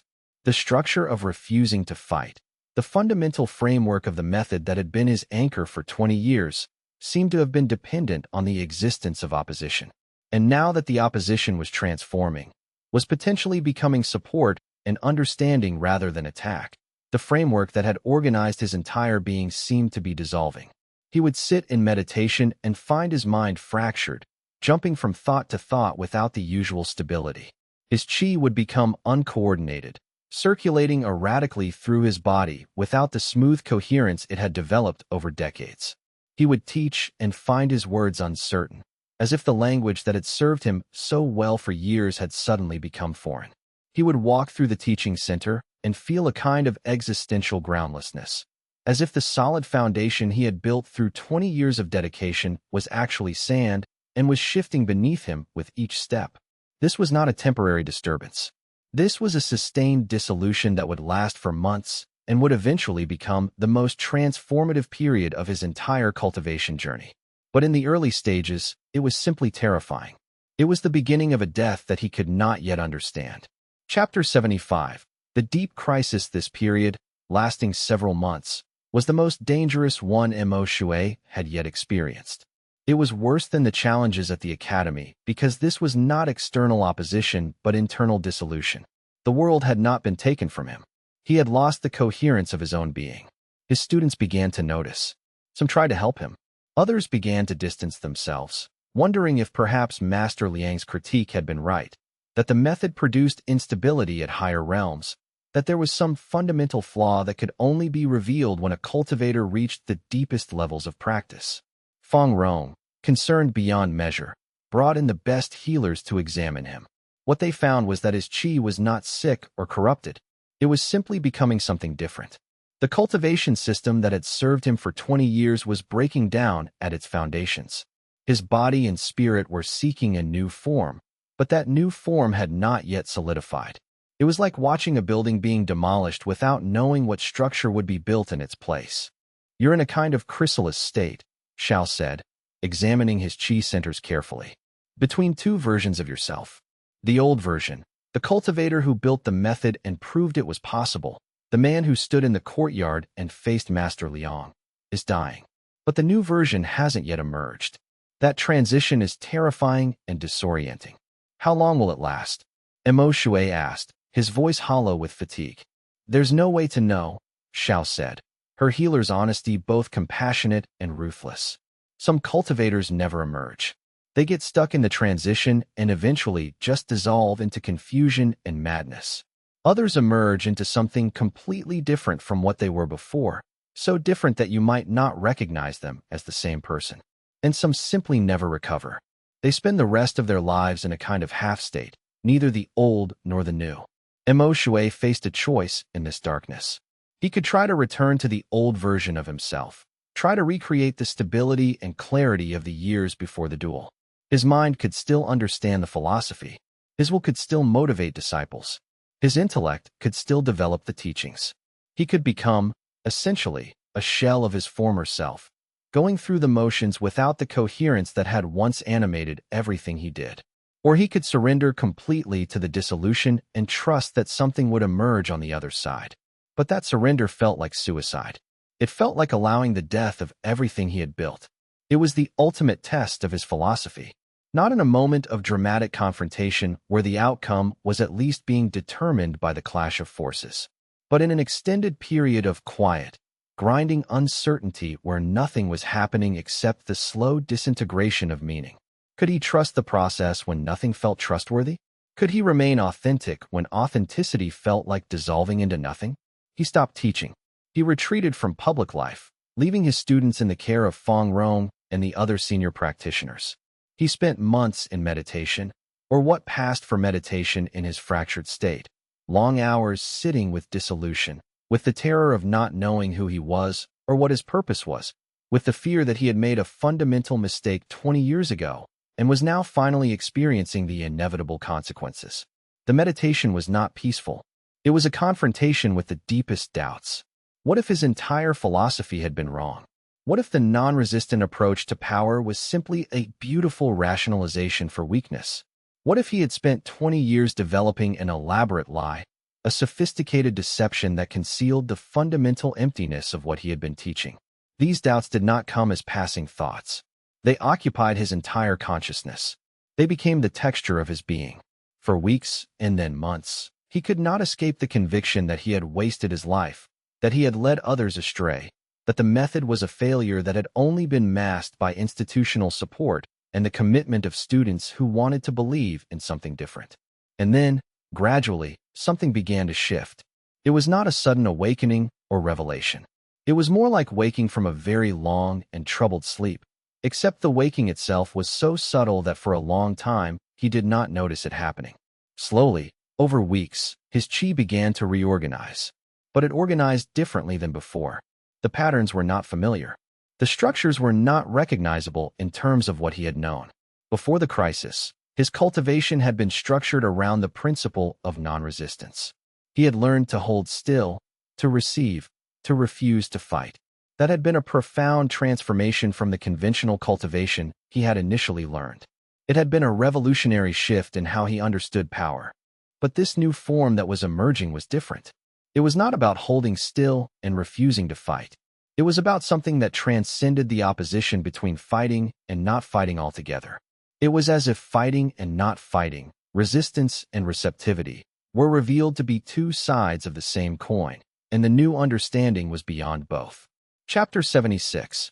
Emergence. When Mo Shui finally emerged from the crisis, about 6 months after the duel, he was fundamentally changed.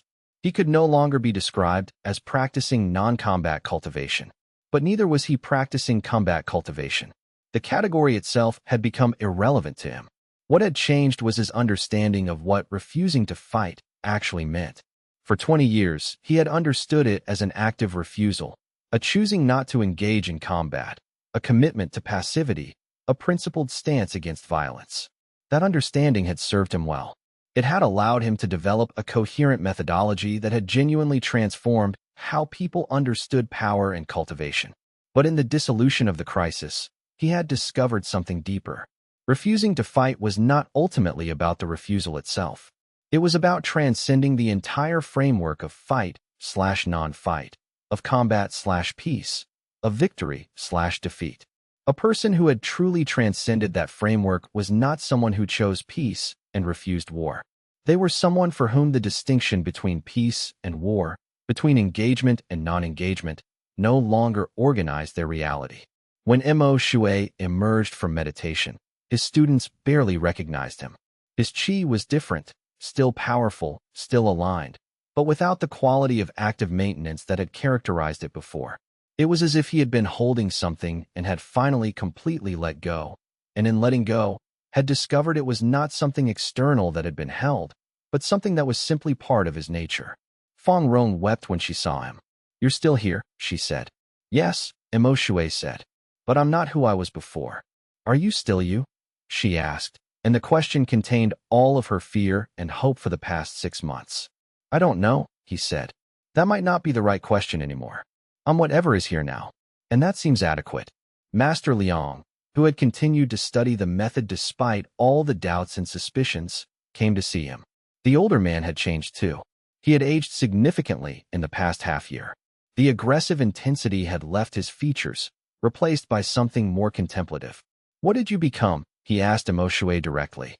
"I don't have words for it," Mo Shui said. "Nor do I think words are necessary. The method is still here. The teaching can continue. But it's different now. It's not about teaching people how to refuse to fight. It's about guiding them to a place where the distinction between fighting and not fighting becomes irrelevant." Master Liang nodded slowly. "I want to learn this," he said. "But I'm afraid I'm already too far along in my own cultivation to truly understand it. I've built so much on the principle of fighting, of winning, of dominance. Can someone like me actually transform at this stage?" "Yes," Mo Shui said.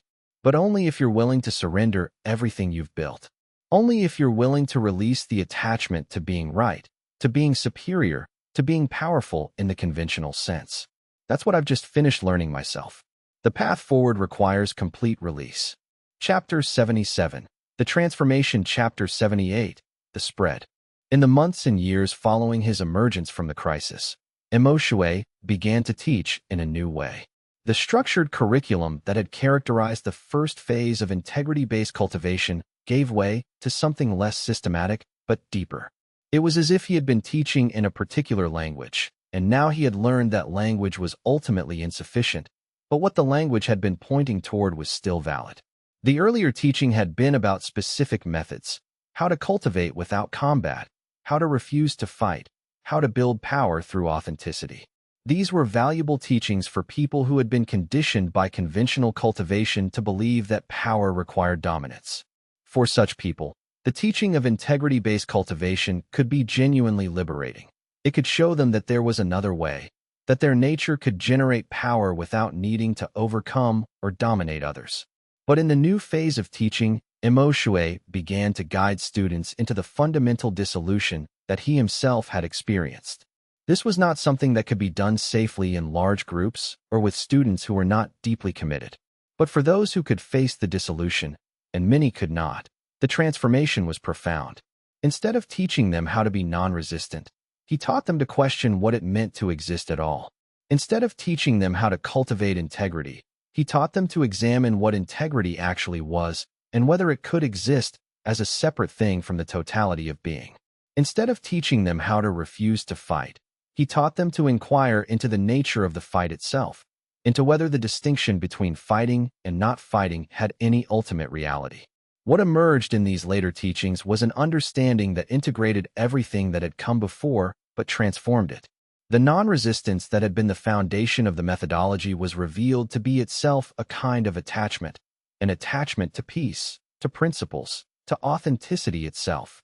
It was a brilliant and useful attachment, one that had liberated millions of people from the prison of thinking that power came from dominance.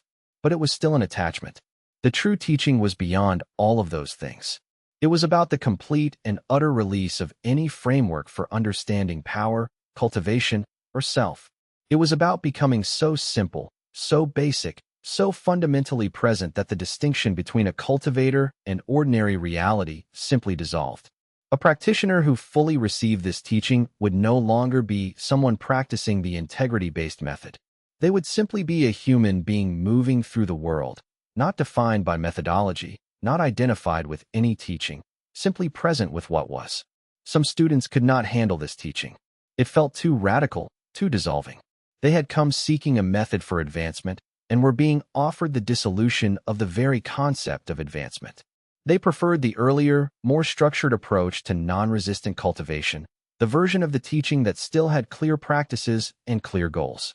This was fine.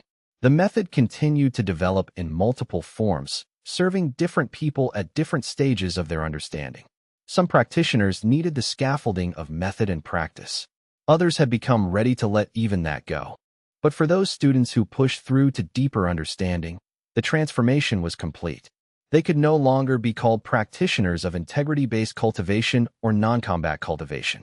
They were simply humans who had released all frameworks and were living in direct engagement with what was. They would go about their ordinary lives. Some became merchants, some became healers, some became teachers, some became nothing in particular. But in all their activities, there was a kind of fundamental presence that was not identified with any role or position. Master Liang, despite his advanced age and his decades of cultivation in the opposite direction, began to transform through this teaching. It took him years, far longer than it took younger students, because he had so much more to release. He had built his entire identity around being the most powerful, the most dominant, the most capable of imposing his will on others. Releasing that identity was not a process of weeks or months. It was a slow, agonizing, beautiful dissolution that occupied the final decade of his life. But slowly, he began to let go of the certainties that had guided his entire life. He stopped writing position papers defending martial cultivation. He stopped arguing for the superiority of combat-trained cultivators. He stopped trying to prove anything to anyone or to demonstrate that he had been right all along. In his final years, he became a quiet presence in the teaching center, meditating more than he taught, gradually releasing every attachment he had built across a lifetime of cultivation. People who saw him in those final years reported a quality of peace that was striking. Not the peace of someone who had won or achieved what they set out to achieve, but the peace of someone who had finally stopped trying. The teaching center in the capital city, which had started as a refuge for displaced students after Mo Shui left the academy, became a recognized institution. Not an official academy with ranks and hierarchies and standardized curricula, but something more fundamental, a place where genuine seekers could come to face the deepest questions of cultivation and existence. Thousands came over the years. Some stayed for a few months and then moved on. Others committed their entire lives to the practice. Some came seeking a method and discovered that the deepest teaching was the dissolution of method itself. Feng Rong, now in her later years herself, began to compile Mo Shui's teachings into written form. She worked carefully to preserve not just the words, but the spirit of the teachings, the recognition that all words were ultimately inadequate, that the only real teaching was the demonstration of a life lived in complete authenticity. She wrote introductions to the texts that acknowledged the limitations of writing about such things. She included passages where Mo Shui himself questioned whether the teachings should even be written down. She created a kind of archive that was simultaneously a teaching and a refusal of teaching. Chapter 79. Legacy and Continuation. By the time Mo Shui reached his 70s, the integrity-based cultivation methodology had spread far beyond what anyone could have predicted. In some regions, it had become the dominant approach to cultivation. In others, it had integrated with existing traditions in ways that neither the old traditions nor the integrity-based approach could have anticipated. In still others, it remained a small but powerful alternative to conventional cultivation, a teaching that attracted those who were fundamentally questioning the underlying assumptions of their culture. But more than that, the methodology had transformed. What had started as a practical technique for advancement without combat, a method for achieving power through refusing to fight, had become a spiritual path that addressed the fundamental questions of human existence. It had become a gateway for awakening to the nature of consciousness itself, to understanding the difference between the small self that sought achievement and the fundamental nature that simply was. Teachers trained by Mo Shui or by his students were established in dozens of provinces. Each had adapted the teaching to their own context, their own understanding, their own students' needs.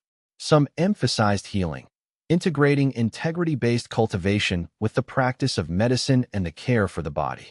Some emphasized philosophical development, exploring how the teaching connected with the deepest insights of the great philosophical traditions. Some emphasized artistic practice, showing how painting, poetry, music, and dance could become expressions of authentic presence. Some emphasized the direct transmission of understanding from teacher to student, with minimal use of words or structured practice. They believed the teaching was best conveyed through presence itself. The diversity was both a strength and a potential weakness. Fong Rong worried sometimes that the method was fragmenting, that without central control it would lose coherence and eventually dissolve into chaos. But Mo Shui pointed out that the coherence had never been about institutional structure. It was about the fundamental truth at the heart of the teaching. That truth could express itself infinitely, adapting to infinite contexts, and would do so naturally once it was released into the world. A seed knows how to grow into a tree, he said to Fong Rong during one of these conversations. You don't have to teach it. You don't have to control it. You just plant it in good soil and let the nature of the seed do the work. The variations you see are not corruption of the method. They're the method proving that it's alive, that it can adapt, that it's fundamentally true in a way that transcends any particular cultural expression. The war faction, surprisingly, had not been entirely eliminated by Mo Shui's emergence and the subsequent spread of his teaching. Instead, it had transformed fundamentally. Some of its members still clung to the old understanding of cultivation as martial dominance and did not accept the implications of the duel. They dismissed the encounter as an anomaly or an aberration, or they incorporated Master Liang's transformation into their worldview by saying he had become weak in his old age. But others had been profoundly moved by the demonstration in the duel. They had seen, with their own eyes, that a cultivator could accomplish something that their entire framework said was impossible. And they had watched Master Liang's transformation from a position of institutional authority to a position of genuine spiritual seeking. For some members of the war faction, this was the beginning of their own journey. They began to question whether the path they had been following was actually the highest path. They began to wonder whether the power they had cultivated through martial dominance was really the deepest kind of power. And a few of the most honest practitioners began to work with teachers trained in integrity-based cultivation, seeking to integrate the two approaches. A new kind of cultivator was emerging, one who had studied conventional martial techniques thoroughly, who understood the power and the discipline they represented, but who had also received the teaching of integrity-based cultivation. These hybrid cultivators could fight when fighting was necessary, could demonstrate martial skill when the situation required it, but they did so from a place of complete authenticity rather than from the driven quality of those who cultivated through dominance alone. They were perhaps the truest resolution of the conflict that had divided the cultivation world, not a victory of one approach over the other, not a denial of martial power or a deification of it, but an integration that was greater than either alone. They showed that a practitioner could be both fully capable and fully human, could be both strong and authentic, could be both skilled in combat and free from the compulsion to use that skill. The cultivation world was still divided, still containing within itself the tension between the institutional powers that had built their authority on martial dominance and the growing movement that understood power differently. Institutional conservatism meant that official academies continued to emphasize martial training as the foundational element of what it meant to cultivate. The academies trained combat cultivators, maintained hierarchies based on martial prowess, and perpetuated the understanding that strength came from the ability to overcome opponents. But the simple fact that a viable alternative existed meant that the entire conversation about what cultivation was supposed to be had fundamentally shifted. The monopoly on what counts as legitimate power and legitimate achievement had been broken. There were now multiple ways to understand advancement, multiple valid paths, multiple expressions of what cultivation could be. Young people had choices now that they had never had before. They could pursue conventional martial cultivation if that called to them, and many still did, finding meaning and development through that path.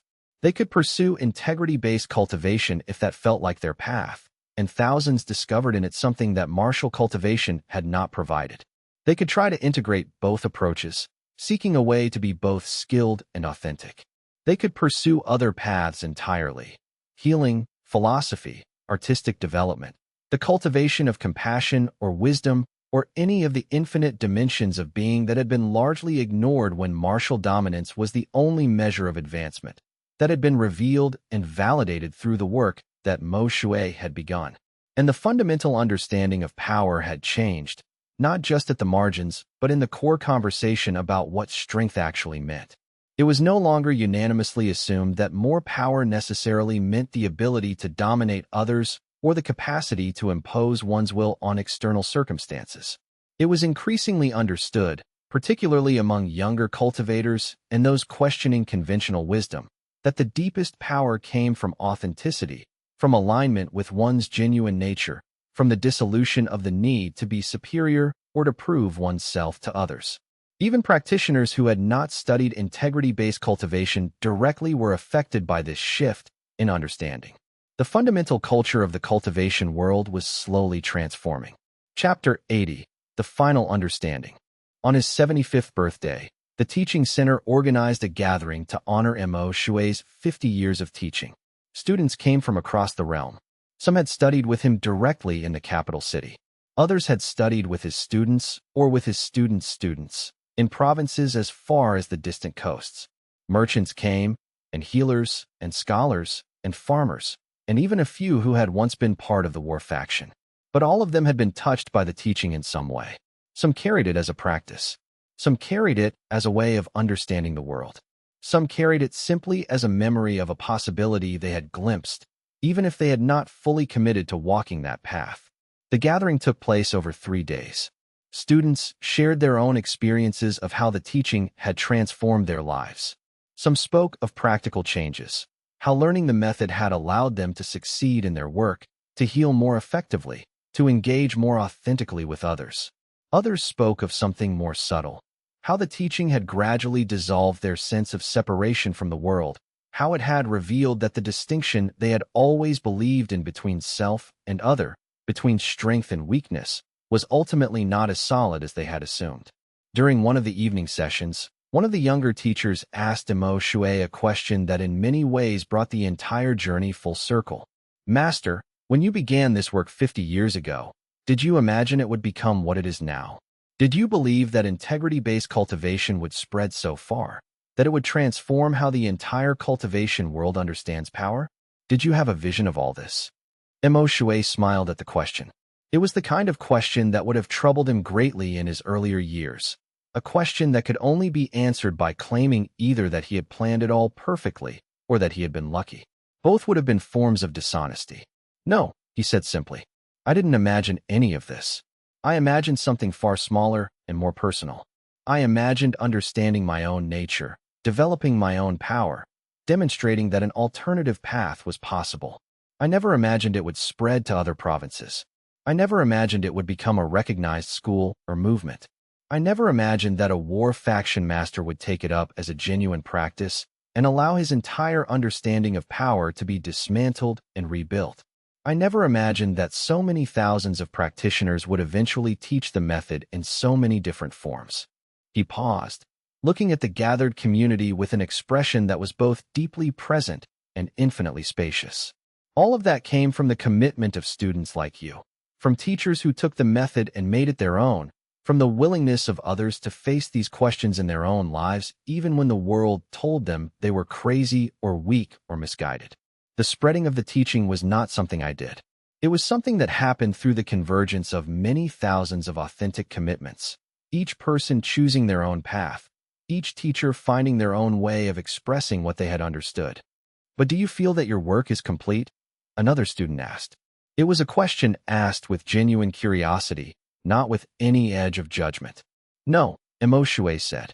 And that's the real understanding I want to leave with you. Work is never complete. Living authentically is never complete. Cultivation is never complete. The moment we think we've finished, that we've accomplished our goal, that we've achieved the final state, we've become attached to that completion, which means we're no longer in authentic relationship with what is. We're in relationship with our idea of what we've achieved. He leaned back, his body moving with the ease of someone who had made complete peace with his own nature. The deepest teaching is this: the work is the living of it. The completion is not a destination we eventually reach. The completion is in the commitment to ongoing engagement with life, moment by moment, without attachment to whether we're getting it right or wrong. The completion is in the willingness to be broken open again and again by contact with what is true. He paused, and in that pause the entire gathering seemed to quiet down, to settle into a deeper kind of listening. 50 years ago, I was a young man refusing to fight because I didn't know any other way to be. It was not a philosophy I had chosen. It was simply the truth I encountered about myself, that I could not generate aggressive power, that when others attacked me, my authentic response was to simply be present, to not add my own force to the conflict. That refusal has taken me through a lifetime of learning, through facing opposition that seemed endless, through building something that I believed in deeply and then letting it go, through dissolving and reforming, dying and being reborn again and again, through learning that what I thought I was teaching, the method of integrity-based cultivation, the specific practices and techniques, was actually only a stepping stone to understanding that transcends methods entirely. Someone in the crowd asked quietly, "So the method is wrong? Should we stop teaching it?" "No," Emoshue said. "It's not wrong. It's just not final. It's medicine, powerful medicine, for a particular kind of sickness. The sickness of believing that power comes from dominance, that strength means the ability to overcome others, that cultivation is about becoming superior. But once the medicine has done its work, once a person has genuinely understood that power can flow from authenticity instead of from control, the medicine must be released. Otherwise, we become dependent on it. We become attached to non-resistance the way the war faction was attached to martial dominance. We become trapped in a philosophy, even though the entire point of the teaching is to be free from being trapped in any philosophy. "What's beyond the method?" another student asked. "What comes after integrity-based cultivation?" "Life," Emoshue said simply. "Just life. Being fully present with what is. Not trying to be non-resistant, because trying to be anything is still trying. Not trying to be authentic, because that's just another form of doing, another framework of effort. Not trying to be anything. Simply being." A person who has genuinely gone through the dissolution does not identify themselves as a practitioner of the method. They're just a human being moving through the world, doing what needs to be done, present with whatever arises, neither pushing things away nor grasping for things, neither trying to be strong nor accepting weakness. Just alive. As the gathering ended and students began to disperse back to their homes and their teachings, Fong Rong sat with Emoshue in the courtyard where, all those years ago, he had stood at sunset reflecting on the beginning of something new. The moment when the Imperial Academy had accepted his methodology, when 300 students had committed to learning from him. "Do you regret any of it?" she asked him. "The opposition, the loss of the Academy position, the years of struggle, and then the dissolution when your cultivation became unstable? If you could go back to that moment 50 years ago, knowing everything you know now, would you choose to do it all again?" "No," Emoshue said. "Not because I would change anything, but because regret would mean wishing things had been different. And wishing things had been different means I'm not fully accepting what actually happened. Things unfolded exactly as they needed to. Every obstacle served its purpose. Every loss was necessary. If it had been easy, if the Academy had simply accepted the method and promoted it, I never would have learned what I needed to learn. If everyone had immediately believed in what I was teaching, the method never would have developed its depth.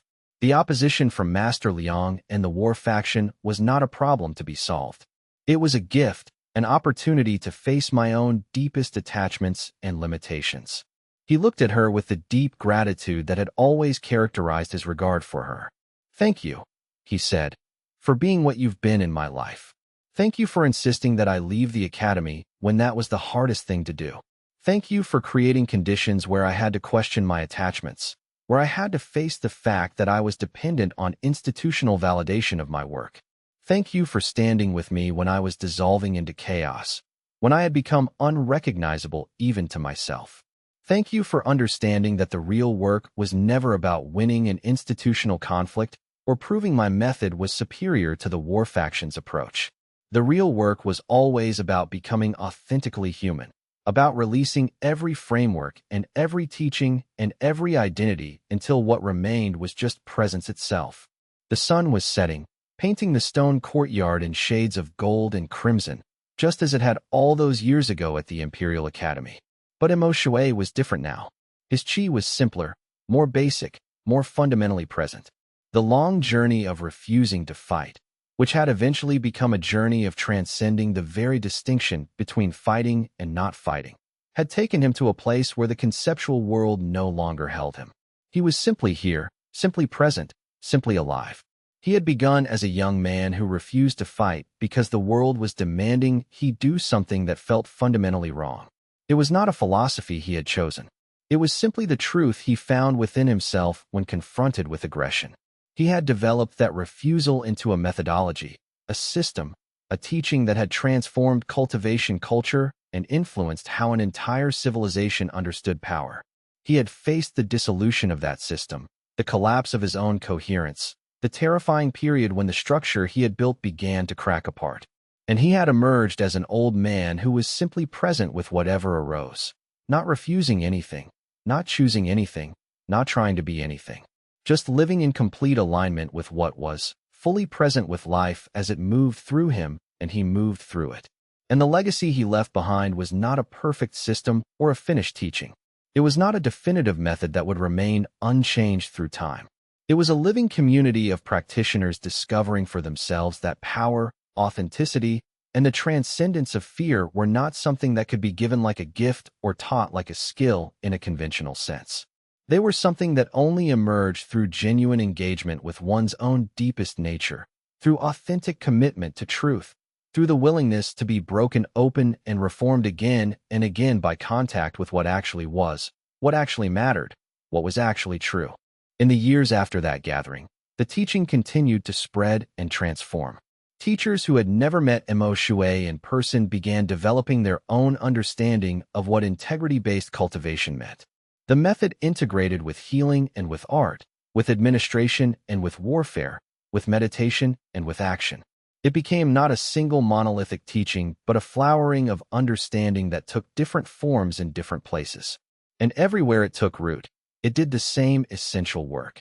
It opened people to the possibility that the dominant culture's understanding of power was not the only understanding.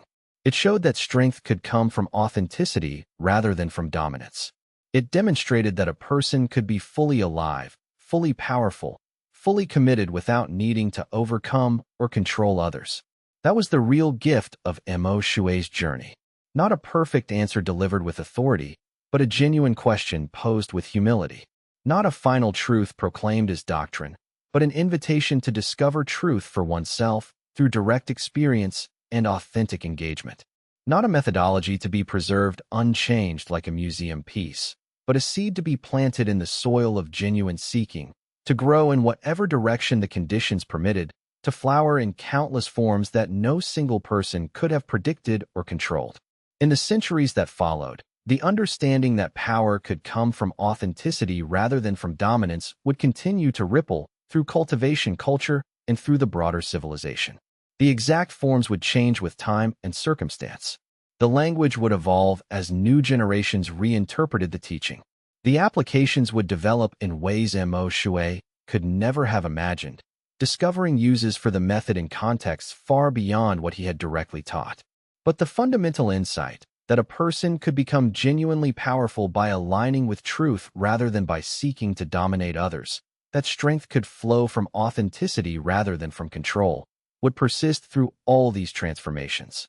And this was perhaps the deepest teaching of all, that the way forward for human civilization might not lie in becoming stronger at dominating each other, but in discovering the kind of strength that comes from becoming more authentically ourselves, more genuinely human, more deeply aligned with what is actually true about the nature of reality and consciousness and the true source of power. This was Mo Shui's legacy and his gift to the world he was leaving behind. My cultivation grows when I refuse to fight. Step 5. Chapters 81 to 100. Chapter 81. The resistance crystallizes in the decade following the great 75th birthday gathering. Mo Shui's teaching had achieved something remarkable. It was no longer the vision of a single revolutionary figure. It had become distributed across the realm, taught in countless forms, integrated into schools and systems that bore little surface resemblance to the original methodology. This was, in many ways, exactly what Mo Shui had intended. But it also meant that the teaching had become vulnerable in a way that a single powerful doctrine had never been vulnerable. When power is distributed, when authority is localized, there are countless places where resistance can crystallize and harden. The resistance did not come primarily from the remnants of the pure war faction, which by this time had either transformed or become so marginalized as to be largely irrelevant. Instead, it came from a more insidious source, the institutional administrators who had never been comfortable with the complete dissolution of martial hierarchy that integrity-based cultivation implied. These administrators ran the official cultivation academies, controlled the advancement systems, issued the rankings that determined status and resources. They had been forced to accommodate the new teachings, to allow students to study integrity-based cultivation alongside martial techniques, to accept that there were now multiple pathways to advancement. But they had never fully accepted the philosophical implications, that the old hierarchy based on combat prowess was no longer the ultimate measure of achievement. The resistance manifested in subtle ways that were far more dangerous than overt opposition would have been. The academies continued to offer integrity-based cultivation courses, but they were scheduled at inconvenient times. The curricula included the teaching, but textbooks were written in ways that subtly prioritized martial advancement while presenting integrity-based cultivation as a supplement or an alternative for those who were not temperamentally suited to combat training. The advancement examinations still included demonstrations of martial prowess as the primary measure of achievement, even though the formal rules now allowed alternative demonstrations of integrity-based cultivation capability. Most insidiously, the institutional apparatus had created a two-tier system where integrity-based cultivators were allowed to advance, but their advancement was understood implicitly as a lower tier of achievement. A warrior who had achieved the seventh heaven through martial dominance would always rank higher than an integrity-based cultivator who had reached the same realm through authentic alignment. The rankings were not explicitly stated this way, but everyone understood the implicit hierarchy. Those who had studied with Mo Shui directly knew that such a hierarchy was fundamentally incompatible with the teaching. Those who had inherited a diluted or institutional version of the teaching often accepted this two-tier system as an accommodation between opposing philosophies. It was in response to this crystallized institutional resistance that 3 of Mo Shui's most advanced students, all of whom were now in their 60s and 70s, and who had been teaching integrity-based cultivation for several decades, came to Mo Shui with a proposal that would define the final decades of his life. "Master," said Zhang Qian, one of the original students who had followed Mo Shui from the Imperial Academy, "the teaching is being systematized and flattened. It's being made safe enough for institutional integration, which means it's being robbed of its capacity to genuinely transform the understanding of power. We believe it's time for a direct challenge, not a gentle demonstration or a teaching by example. A direct, public challenge to the institutional understanding of what it means to advance in cultivation." Mo Shui listened to their proposal with the patient clarity that had become his characteristic way of being present with anything brought to him. They wanted to organize a series of formal cultivation tournaments, open to practitioners from across the realm, where the contests would not privilege martial combat prowess. Instead, they would test practitioners' ability to remain present under pressure, to respond authentically to unpredictable situations, to maintain their integrity even when faced with aggressive challenge. The winners would not be determined by who could defeat opponents, but by who demonstrated the deepest coherence between their actions and their authentic nature. This would essentially call out the institutional academies, Jiang Chun continued. It would publicly demonstrate that their two-tier system is built on a false premise, and it would give voice to the thousands of practitioners who have been studying integrity-based cultivation but who have been made to feel inferior by the official rankings. Mo Shui was silent for a long time. He was 76 years old. He had spent the last decade in relative peace, teaching in the centers that had grown up around him, watching the flowering of the teaching in countless forms, enjoying the simple presence that came from having released his attachment to outcomes. The proposal was asking him to re-engage with institutional conflict, to step back into the role of public challenger, to once again become a figure of controversy rather than a respected elder. "Tell me," he said finally, "what will be the consequence if we do this? Not the best-case scenario. The actual consequences you're prepared to face." Jiang Qin glanced at her two companions. "The academies will declare the tournaments invalid. They'll question our credentials, attempt to discredit the judges, try to have the events suppressed. Some students will be intimidated into refusing to participate. There will be conflict, and it will be public. Some people will hate us for it. And if we do nothing?" Mo Shui asked. "Then the teaching will continue to spread, but it will be increasingly diluted. Within 2 generations, it will be incorporated fully into the institutional framework, and the institutional framework will have found a way to domesticate it. The revolutionary aspect will be neutralized. The cultivation world will maintain its fundamental understanding that some people are superior to others, and that superiority is measured by combat prowess. We will have lost the opportunity to actually transform that understanding at the institutional level." Mo Shui stood and walked to the window of his study. The capital city stretched out before him, as it had for so many decades. The sun was beginning to set, painting the rooftops in shades of orange and gold. He thought about the young man he had been, the man who had simply refused to fight because something in his nature told him it was wrong. He thought about how that refusal had gradually transformed his understanding of power, had revealed to him that authenticity was itself a form of cultivation, that alignment with truth was a path to genuine advancement. He thought about the institutional resistance he was facing now, the way the revolution had been partially absorbed and neutralized. And he thought about what it would mean to engage with that resistance one more time, not as a young rebel, but as an old teacher, not out of a sense of needing to prove something, but out of a clear seeing that there was still work to be done. "We'll do it," he said. "Not because I believe it will solve the problem. Institutional resistance to fundamental change is never finally solved. But because the people who are dedicated to genuine transformation deserve to have their dedication affirmed and honored. Because there are practitioners who have genuinely studied integrity-based cultivation and whose achievement is being diminished by false rankings. And because the cultivation world needs to be reminded, clearly and publicly, that there is an alternative to martial dominance as the measure of power." He turned to face them. "But we do this without hatred toward the institutions or the administrators. We don't try to prove they're wrong. We simply demonstrate what's true and let that demonstration speak for itself. We create the tournaments not as an attack, but as an offering, a way for practitioners to test themselves, to see what's possible when cultivation is oriented toward authenticity instead of dominance." Before the integrity tournaments could even be organized, there was significant intellectual and philosophical debate about what such tournaments could possibly measure. The official academies commissioned scholars to write critiques explaining why the very concept of coherence-based evaluation was flawed and could not possibly assess genuine cultivation achievement. One prominent theorist, Master Huang's colleague Scholar Ren, published a lengthy treatise arguing that cultivation advancement had always been measured through demonstrable power, the ability to accomplish what others could not accomplish.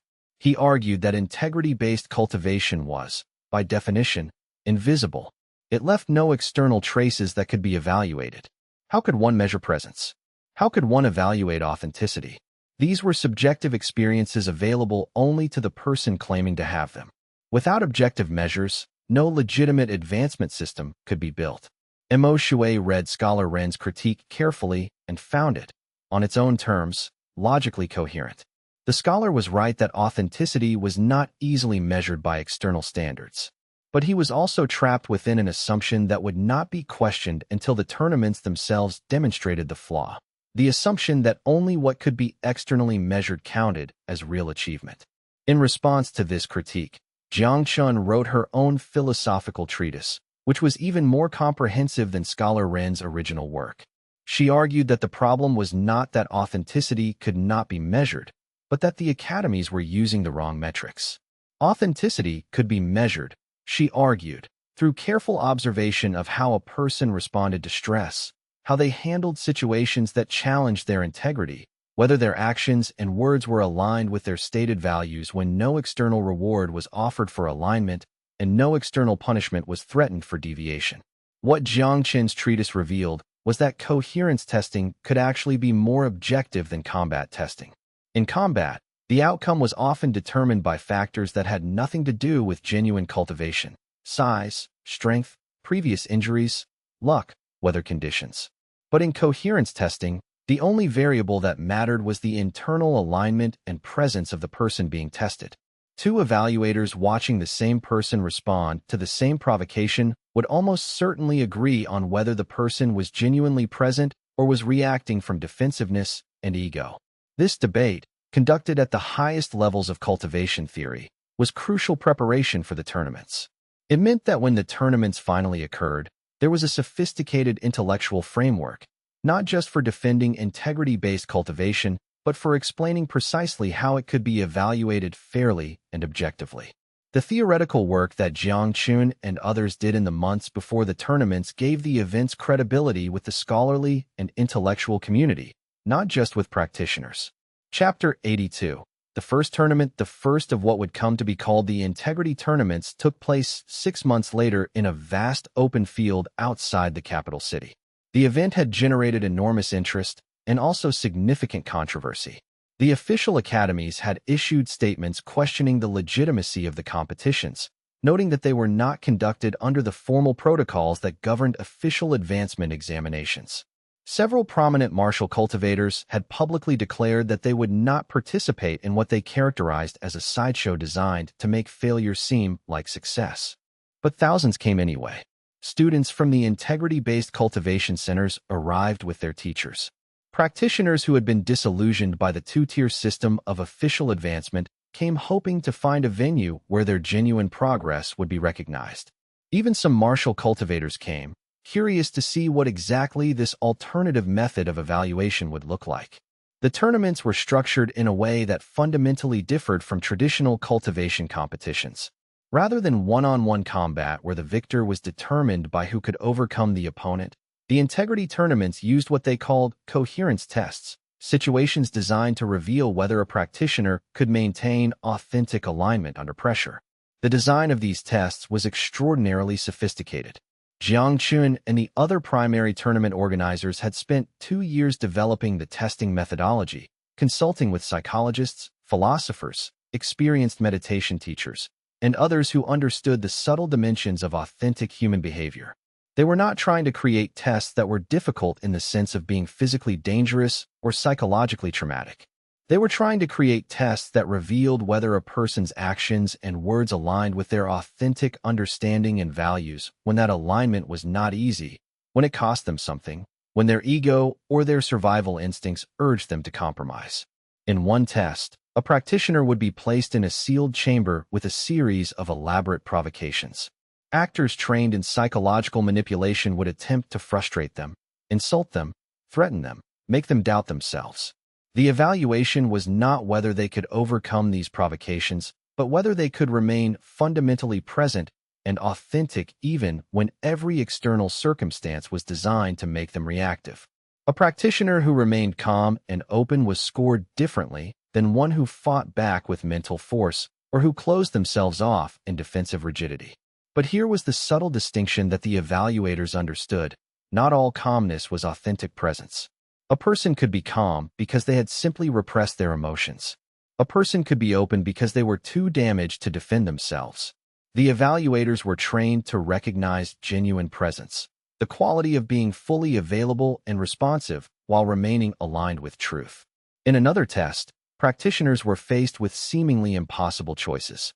They would be placed in situations where any action they took would cause harm to someone else, where there appeared to be no way to act with complete integrity. A classical example: a person comes to you and says that they are going to commit suicide unless you lie to them about something important. If you lie, you compromise your integrity. If you refuse to lie, they may die. The evaluation measured whether they could face such situations without being overwhelmed by guilt or paralysis, whether they could recognize that they were not responsible for the other person's choices, whether they could take authentic action even when no action was perfectly good. The highest evaluation went not to practitioners who found clever ways to resolve the apparent contradiction, but to those who could be fully present with the tragic limitations of human circumstance while still maintaining authentic commitment to truth. In a third test, practitioners were placed in situations of extreme success or recognition. They would be offered advancement, promised wealth, given public honor, all contingent on slightly compromising their integrity, taking one small action that was slightly dishonest or in service to ego rather than truth. The evaluation measured whether they could gracefully decline such offerings without becoming resentful or feeling that they were being punished for their refusal. Some practitioners had been trained to believe that refusing such offerings was noble or superior, and they would decline with an attitude of spiritual superiority. But the evaluators recognized this as just another form of ego attachment, the ego still running the show, just focused on being good rather than on being honest. The genuine practitioners were those who could recognize that accepting the offering would cost them something essential, and they could release the desire for advancement and honor in favor of remaining true to their actual nature. The brilliance of these tests was that they revealed something that traditional combat tournaments could never reveal: the actual character of a practitioner's cultivation, the degree to which they had genuinely released their attachment to external outcomes and aligned themselves with truth. Some of the most famous martial cultivators who participated in the integrity tournaments found themselves floundering in situations where combat skill was irrelevant. And some of the quietest students from the integrity-based cultivation centers demonstrated a depth of presence and authenticity that astonished observers. Mo Shui attended the tournament, but did not make any grand pronouncements or take any public role in the proceedings. He sat with Fong Rong in a quiet area designated for distinguished guests, and he watched. He observed the practitioners moving through the coherence tests. He saw the ones who genuinely understood that the point was not to pass a test, but to meet each situation with complete authenticity. He saw the ones who were still trying to achieve something, still operating from the hidden belief that they needed to prove their superiority or their goodness. At the conclusion of the 3-day tournament, the judges announced the results. The highest rankings went to 5 practitioners, 4 of whom had trained primarily in integrity-based cultivation, and 1 of whom was a former war faction member who had spent decades integrating the two approaches. 3 of the 5 highest-ranked practitioners were women, which in itself was a significant statement in a cultivation world where martial dominance had always been associated with male power and masculine aggression. What was equally significant was the response from the official academies. They attempted to dismiss the tournament results as meaningless, but the attempt rang hollow. Thousands of cultivators had witnessed the demonstrations. The tests had been designed transparently and executed without apparent manipulation.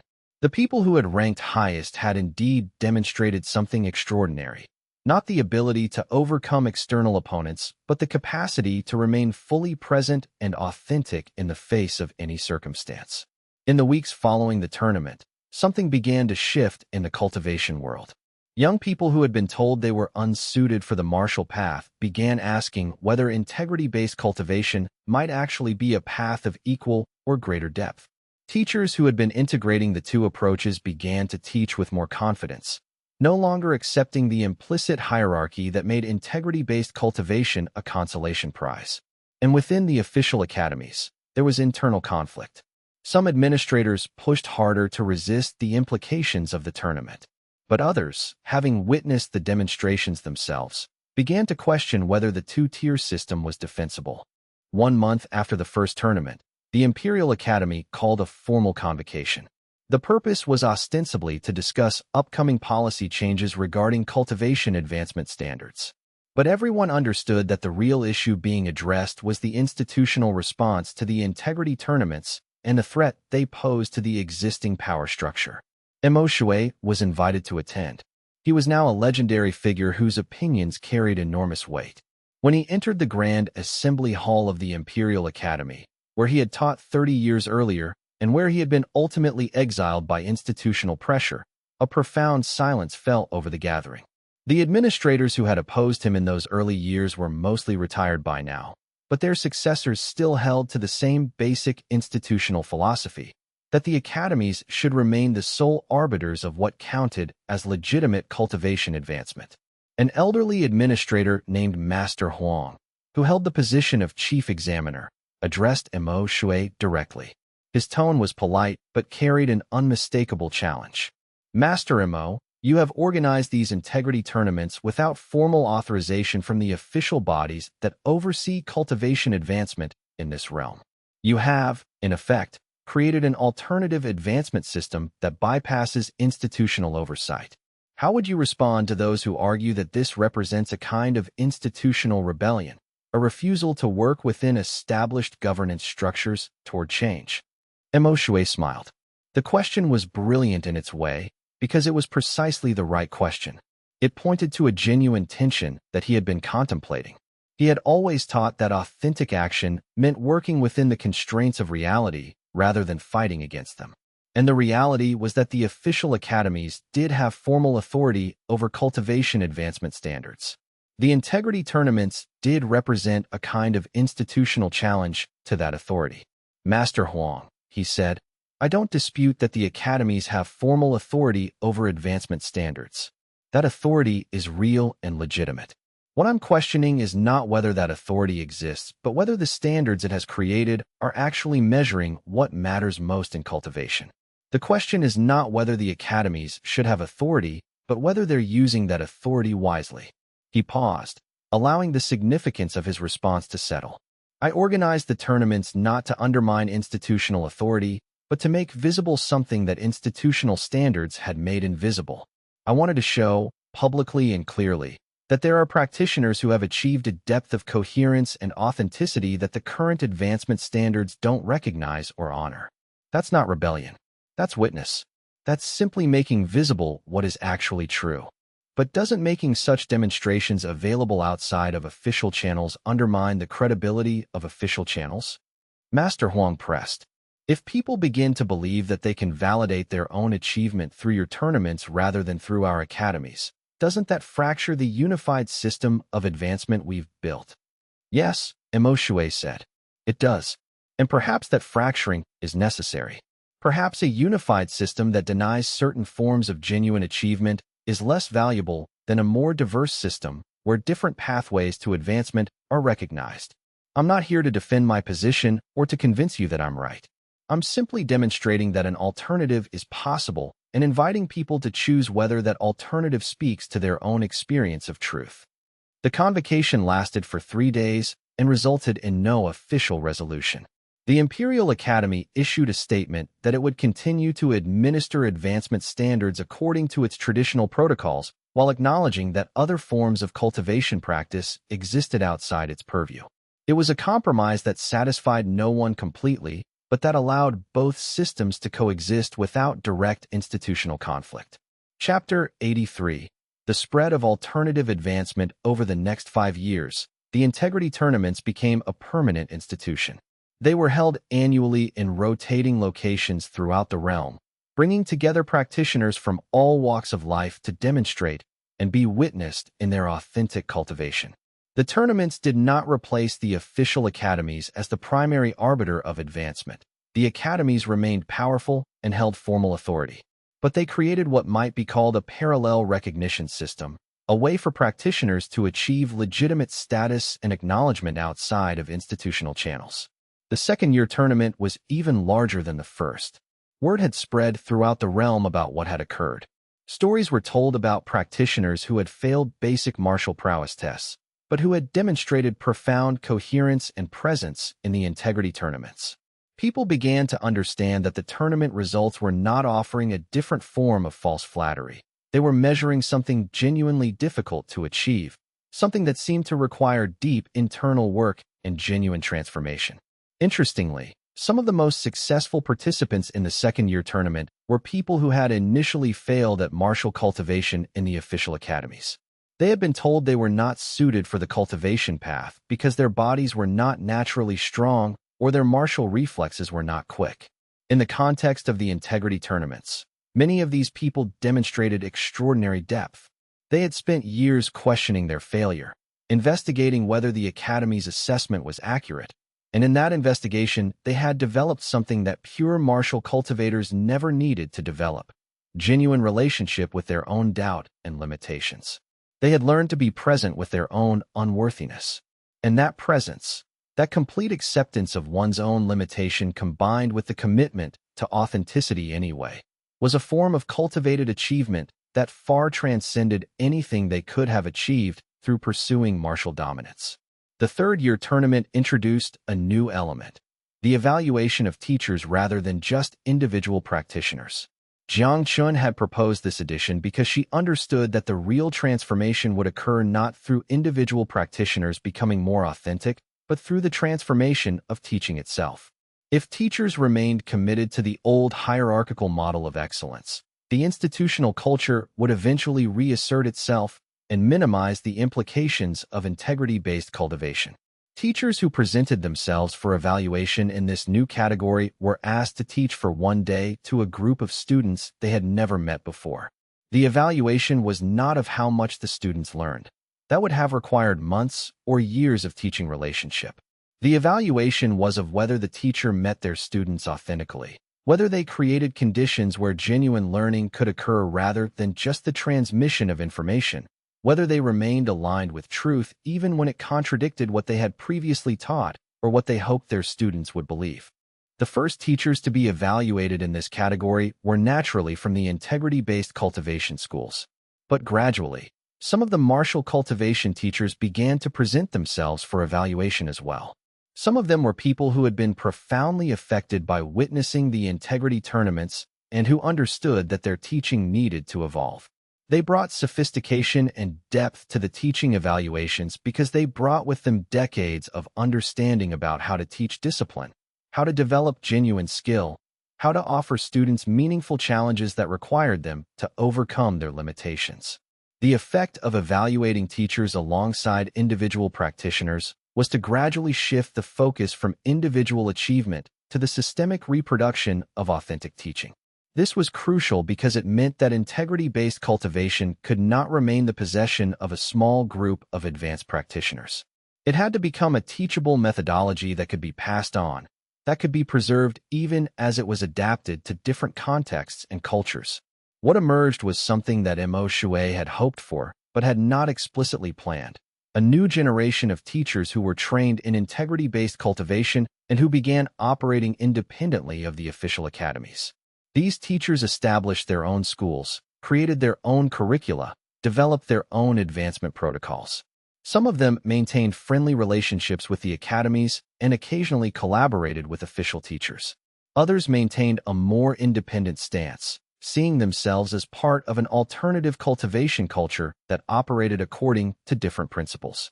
The most significant development was the gradual transformation of the Jade Sword sect, the school that had been one of the strongest bastions of war faction thinking.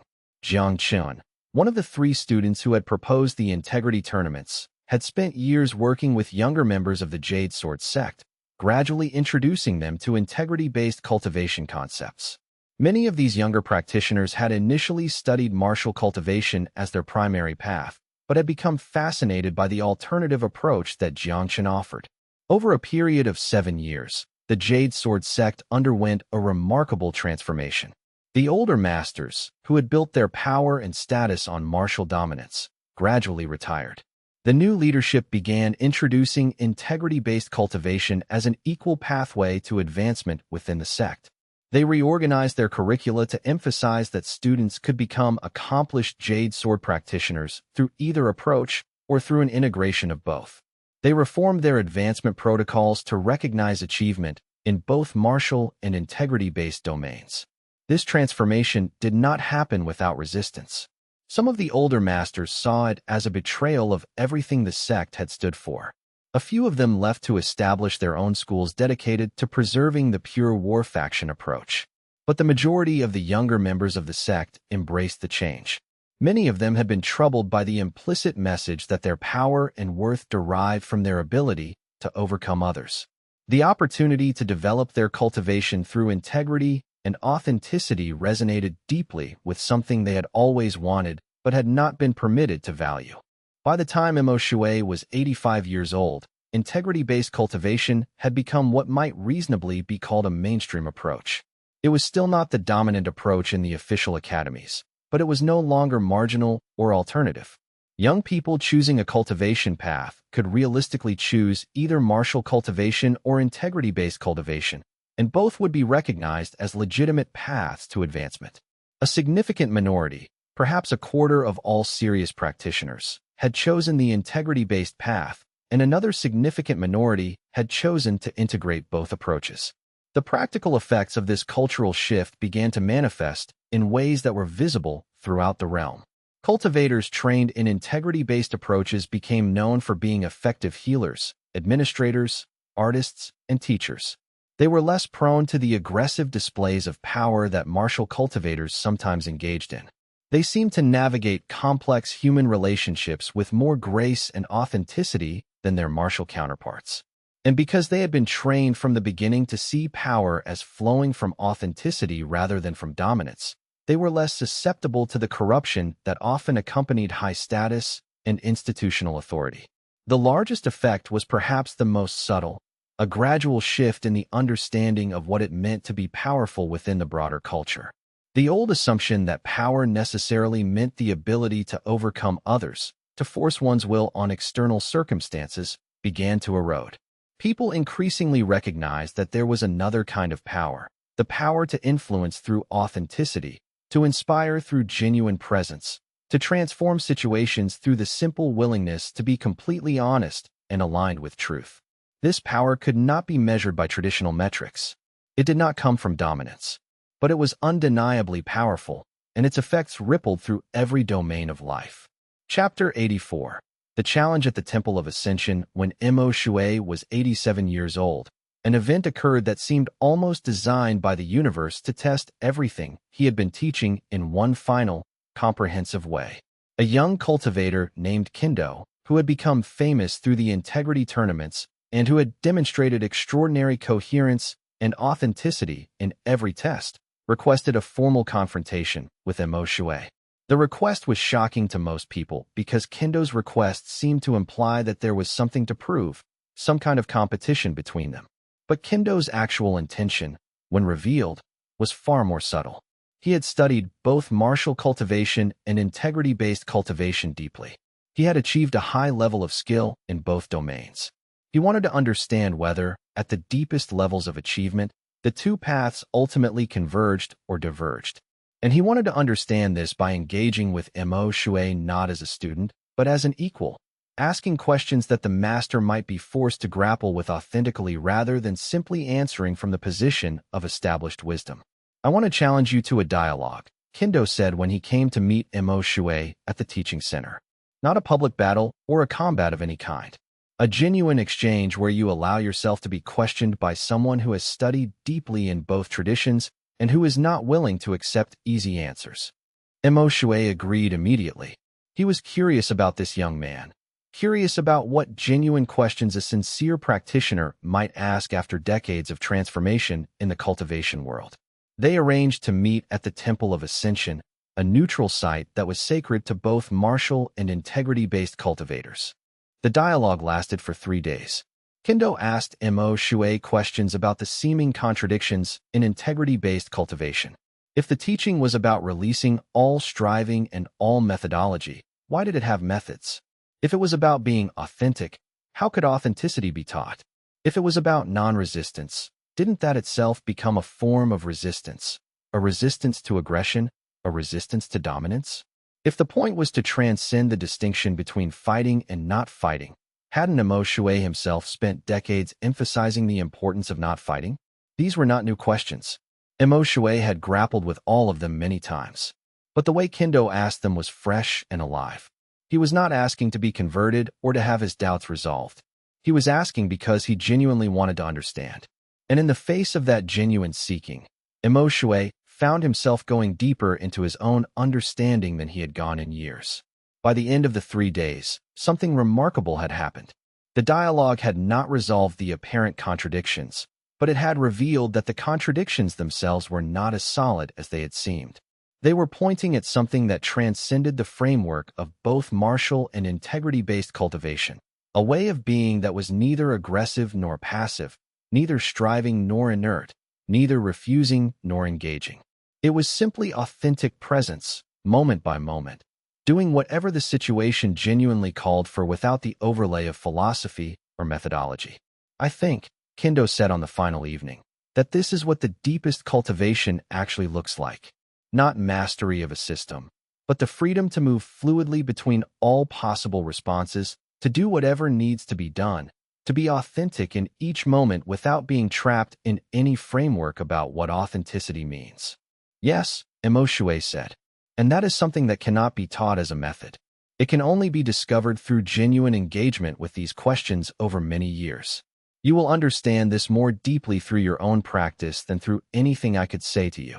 When Kendo left the Temple of Ascension 3 days later, he was different. Something in him had shifted. He had come seeking confirmation that integrity-based cultivation was superior to martial cultivation, or seeking a way to truly integrate them. He left with the understanding that any such hierarchy or integration was still limiting.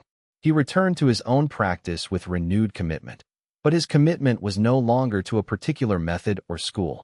It was simply to the truth that revealed itself through direct experience. The dialogue at the Temple of Ascension became famous throughout the cultivation world. Young practitioners would speak of it as a model of how genuine learning happened, not through authority or doctrine, but through sincere questions asked in a spirit of genuine seeking, met with authentic answers that pointed toward deeper understanding rather than resolving confusion with new beliefs. The success of the first integrity tournaments triggered what might have become a severe institutional crisis. Several of the most traditional academies, faced with the public demonstration that their advancement protocols did not measure what they claimed to measure, were forced to confront a fundamental question. If their metrics were not reliable measures of genuine cultivation achievement, what was their legitimacy? This question was particularly acute in the Imperial Academy, where Mo Shui had originally taught and where he had been exiled. The Academy's administration was faced with a dilemma. They could double down on the traditional approach and attempt to discredit the integrity tournaments, but this would look increasingly defensive and would lose credibility among younger practitioners. Or they could acknowledge that the tournaments revealed something valid and begin to integrate the findings into their own advancement protocols.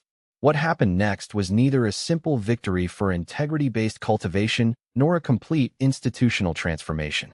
Instead, there emerged a period of what might be called productive confusion.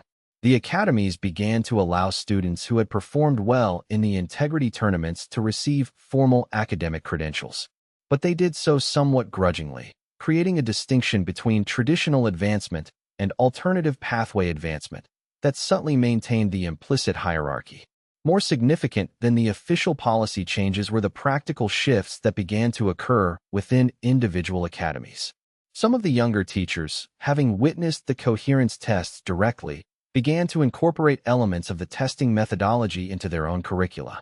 They began to pay attention not just to whether students could perform martial techniques correctly, but to whether those techniques came from a place of authentic presence or defensive posturing. They began to ask questions about motivation. Was a student training to overcome others or to develop themselves authentically? These practical shifts, occurring at the ground level of individual teachers and students, were actually more important than the official policy changes. Because official policies could be reversed or reinterpreted, but changes in how individual practitioners thought about cultivation and power had a deeper permanence. When a teacher genuinely understood that presence and authenticity mattered, they could not go back to believing that only dominance mattered. When a student had experienced what genuine coherence felt like, they could not be convinced that martial prowess alone was the complete measure of achievement. This period lasted for about 5 years, a period of institutional uncertainty, of tension between the old way and new possibilities, of gradual evolution that was not directed from above, but that emerged organically from practitioners encountering something they had not encountered before. Chapter 85. The meeting with the war faction elders 6 months after the dialogue with Kendo, Mo Shui received a visitor who represented something from the distant past. Master Wei had been one of the leaders of the Pure War faction during the time of greatest conflict. one of the teachers who had most vehemently opposed integrity-based cultivation and who had seen it as a corruption of true cultivation practice. He was now very old, easily 90 years of age, and he came to Mo Shui's teaching center with a small group of attendants, all of whom seemed uncomfortable with the visit.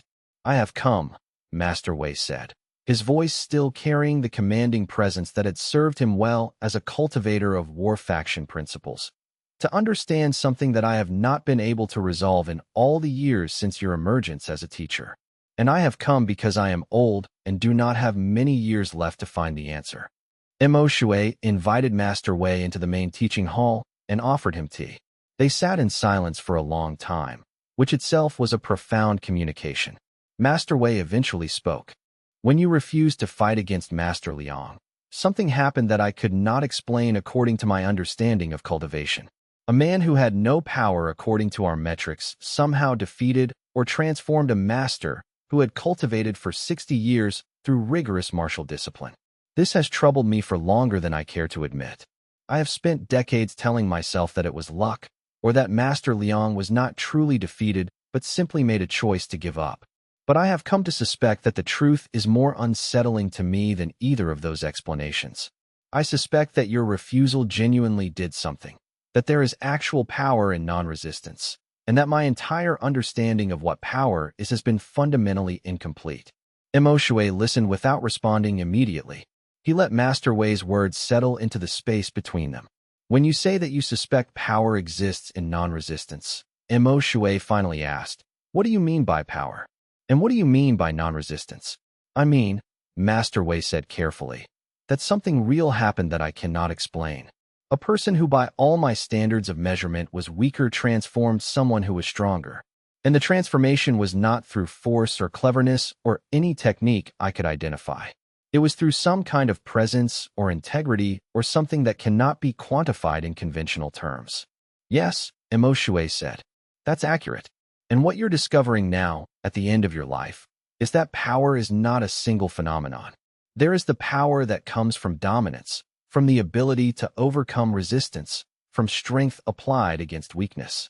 That power is real. Your cultivation, your training, your achievement in that domain is genuine. But there is another power that you have not cultivated, that your entire framework has been built to obscure or deny. It is the power that flows from authenticity, from alignment with what is true, from the freedom from the need to prove anything or overcome anything. That power is equally real, and in certain situations, it proves to be more fundamental, more difficult to overcome than the power of dominance." "Can I learn this power now?" Master Wei asked. "At my age, with my entire life devoted to the other way, can I still develop genuine integrity-based cultivation?" Mo Shui smiled. "You are already developing it. You are here, asking genuine questions, willing to question everything you have believed about power and cultivation. That openness itself is the beginning of integrity-based cultivation. You will not have time to develop it to any great depth in the years remaining to you. But you have time to develop genuine understanding, to have direct experience of what it feels like to move through the world from authenticity rather than from dominance. And that understanding, that direct experience, will be precious. It will not erase your decades of martial cultivation, but it will complete them, give them context, allow you to see them not as the whole of what power is, but as one valid expression of power within a larger whole." Master Wei wept. It was something that, by all accounts, he had not done in many decades. He wept because he saw, in that moment, that his entire life had been built on an incomplete understanding, and yet that understanding had not been wrong, merely partial. He wept because he had been given permission, at the end of his life, to question what he had built, and in that questioning, there was a kind of redemption. He spent the next 3 months at Mo Shui's teaching center. He studied integrity-based cultivation not with the goal of achieving something or becoming advanced, but simply with the goal of understanding what it actually felt like to move through the world without the constant tension of needing to prove dominance. The other students were sometimes uncomfortable with the presence of someone from the war faction, but Mo Shui insisted that Master Wei be treated with complete respect and inclusion. In the final weeks of his life, for Master Wei died peacefully in the teaching center after 3 months of practice, He reached a state that other students recognized as extraordinary. He was present, quiet, free from the aggression that had characterized his being throughout his long life. He had not abandoned his understanding of martial power, but he had been released from his unconscious belief that martial power was the ultimate power. And in that release, he had found something like peace.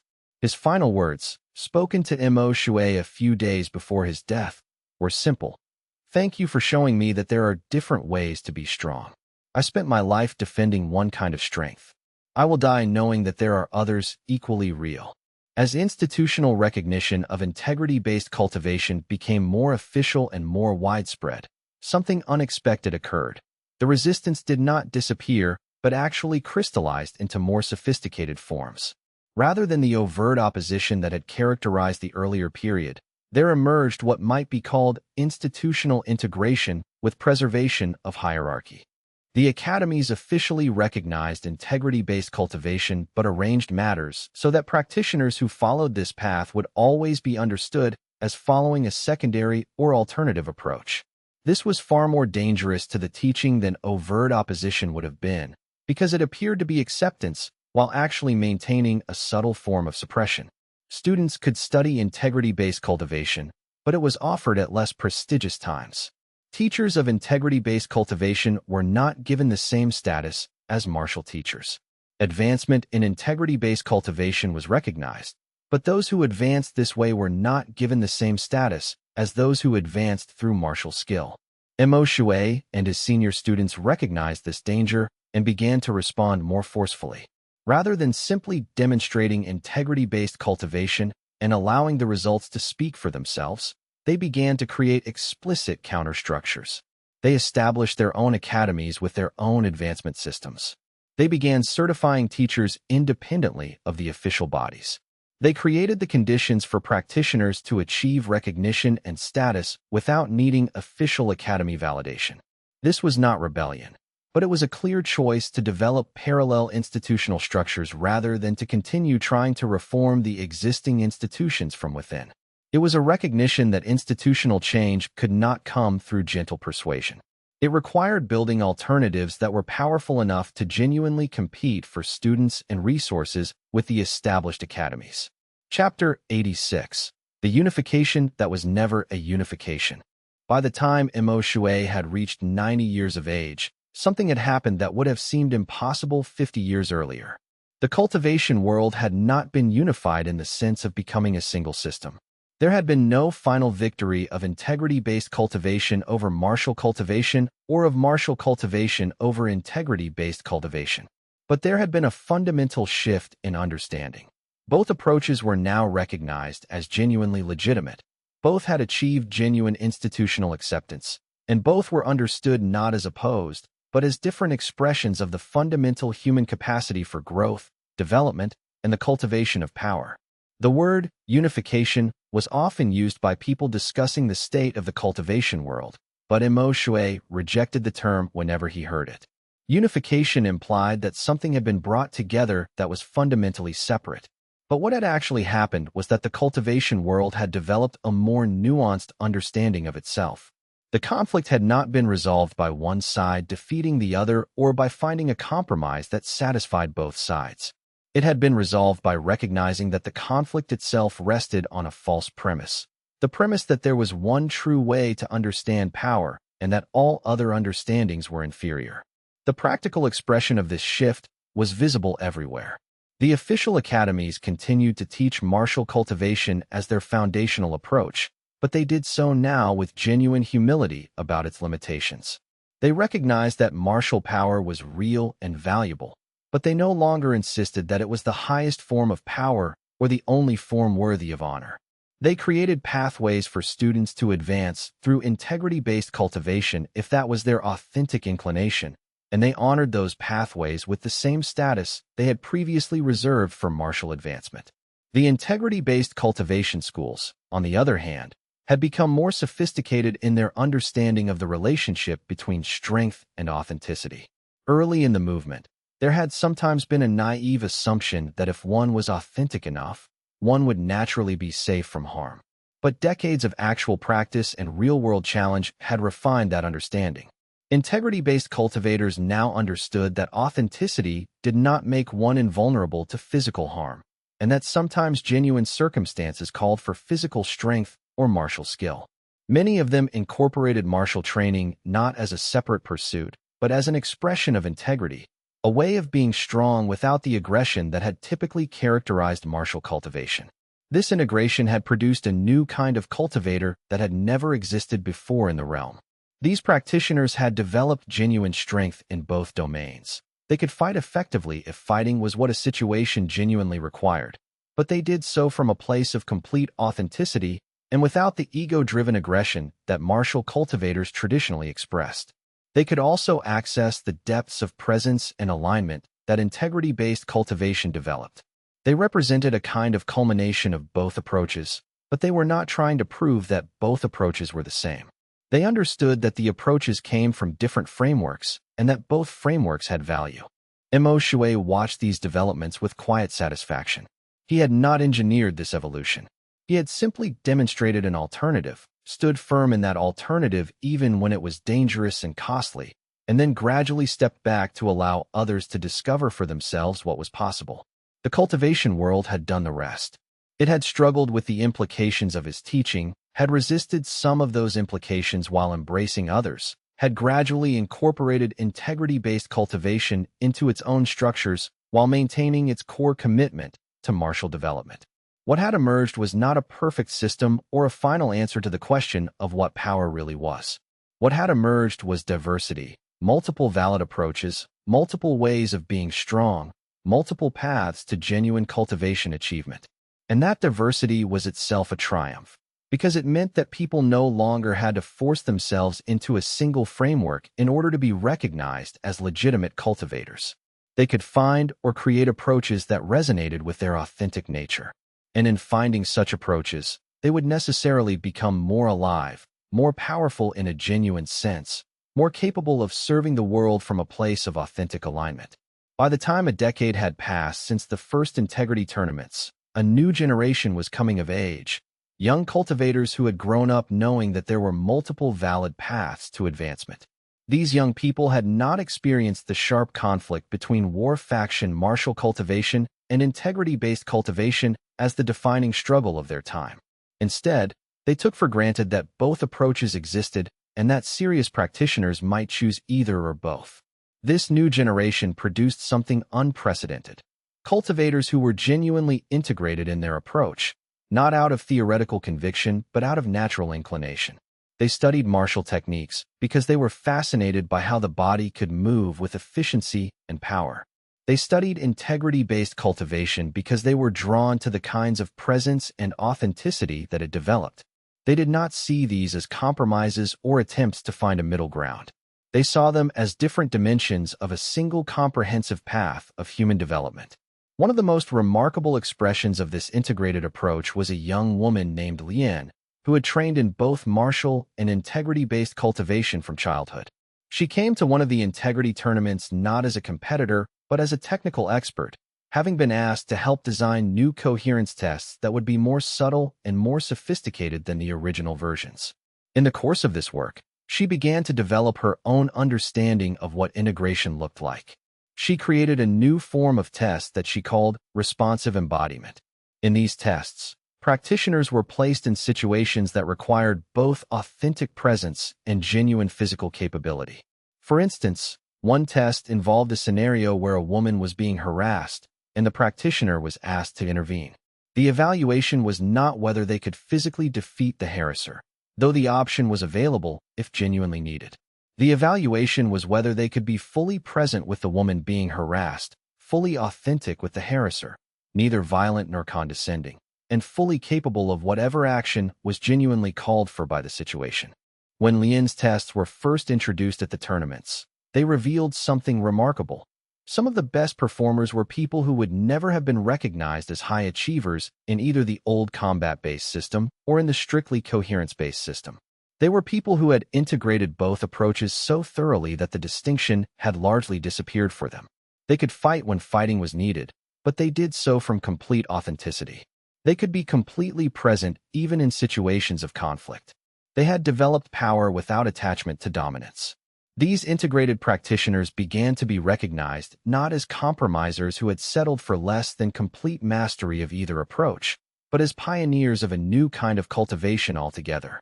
Some of the older traditional martial cultivators initially resisted this development, seeing it as dilution. Some of the early integrity-based cultivators worried that incorporating martial elements would corrupt the teaching. But increasingly, both groups came to recognize that genuine integration was not compromise. It was completion. Chapter 87. The Flowering in Unexpected Places. As Mo Shui approached 90 years old, something extraordinary began to happen. Integrity-based cultivation began to appear in domains of life that had nothing to do with formal cultivation practice. The concepts developed in the cultivation schools began to permeate other areas of human activity: administration, art, healing, business, education. What had begun as a revolutionary challenge to martial dominance was quietly transforming how all of human civilization understood work, relationship, and achievement. A group of administrators from the imperial government visited Mo Shui's teaching center to ask how the principles of integrity-based cultivation might be applied to governance. They had observed that leaders trained in integrity-based cultivation seemed to be more effective at creating stable, just systems than leaders who ruled through dominance or through fear. They had begun to notice something counterintuitive. Administrators who ruled through authentic presence and genuine listening seemed to inspire more loyalty, compliance, and creative engagement from those they governed than administrators who ruled through intimidation and threat. Mo Shui offered them no special teaching, but simply suggested that they apply the same principles that cultivators use to understand themselves to the work of understanding the people they governed. Listen carefully to what is actually true rather than to what you believe should be true. Base decisions on authentic response to actual circumstances rather than on ideology. Admit mistakes and limitations rather than trying to appear perfect and invulnerable. The administrators left his teaching center with no new techniques or strategies, but they had been given permission to govern differently, to understand that their power was not diminished by authenticity, but was actually enhanced by it. Over the following years, several provinces began experimenting with more authentic forms of administration. Local officials who had trained in integrity-based cultivation began to interact with the people they governed in more direct and honest ways. They held public forums where citizens could speak directly about their grievances. They acknowledged when officials had made errors and implemented corrections. They spoke honestly about the limitations of what government could accomplish. Remarkably, these provinces experienced less rebellion and more social stability than provinces that maintained the old model of top-down control based on authority and fear. Artists began integrating integrity-based cultivation principles into their practice. They discovered that art created from a place of authentic alignment had a quality that art created from a place of technique alone could never have. Musicians who had trained in integrity-based cultivation found that their music resonated with audiences at a deeper level. They were not necessarily more technically skilled than musicians trained only in conventional music education, but there was something in their playing that spoke to listeners in a more direct way. It was as though the music came from genuine feeling rather than from learned patterns of what music should do. Poets who practiced authenticity found that their words carried more power. They discovered they could write about mundane things: a leaf falling, water moving in a river, the texture of old hands. And these simple observations would touch readers deeply because the poet had written from genuine seeing rather than from literary convention. Visual artists understood that their work needed to come from genuine vision rather than from learned skill alone. Some of them unlearned years of training, returning to simpler forms of expression that came from their deepest nature rather than from what they had been taught was excellent. Healers had been among the earliest practitioners of integrity-based cultivation outside the core teaching centers, and now that integration went even deeper. The most effective healers were those who could both understand the physiology of disease and injury and could also meet the person being healed with complete presence and authenticity.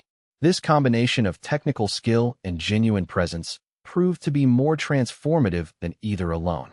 Patients of healers trained in integrity-based cultivation reported not just physical healing, but psychological and spiritual transformation. The presence of the healer seemed to activate healing capacities in the patient themselves.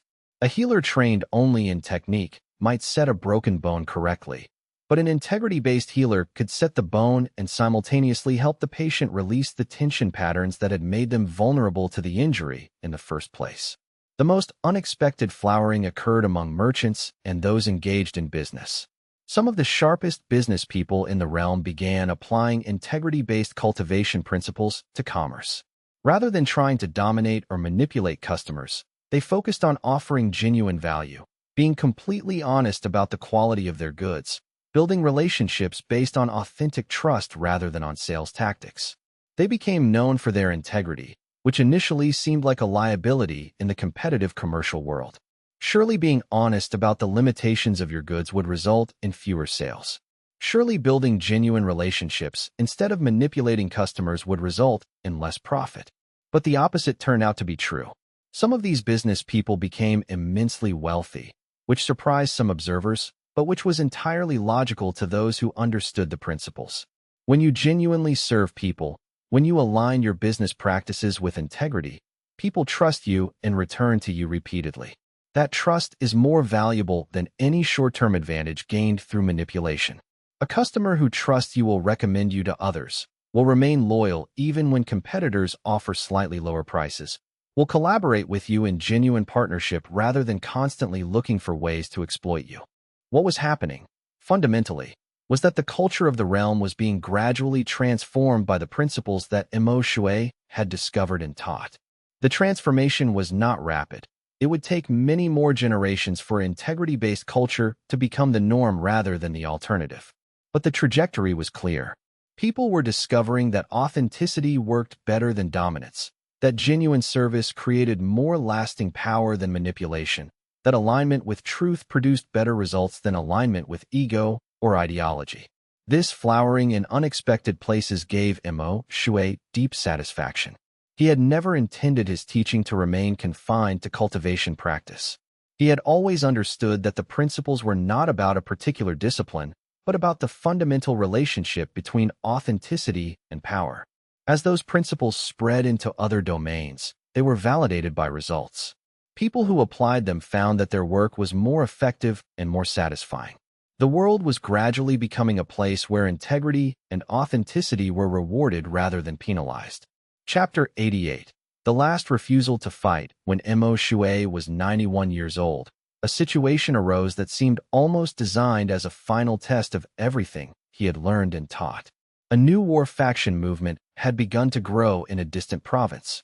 The rise of integrity-based cultivation in the mainstream had been experienced by some of the more fundamentalist adherents of martial dominance as a betrayal of true cultivation practice. A group of them had organized into what they called the Pure Way, and they had begun operating as a kind of militant opposition to the growing acceptance of integrity-based cultivation. The Pure Way engaged in subtle but deliberate acts of sabotage. They challenged integrity-based cultivators publicly, attempting to discredit them. They pressured schools and academies to abandon their support for alternative cultivation approaches. They even engaged in physical confrontation with some practitioners of integrity-based cultivation, believing that if they could demonstrate the superiority of martial power in direct combat, they could reverse the cultural shift that had occurred.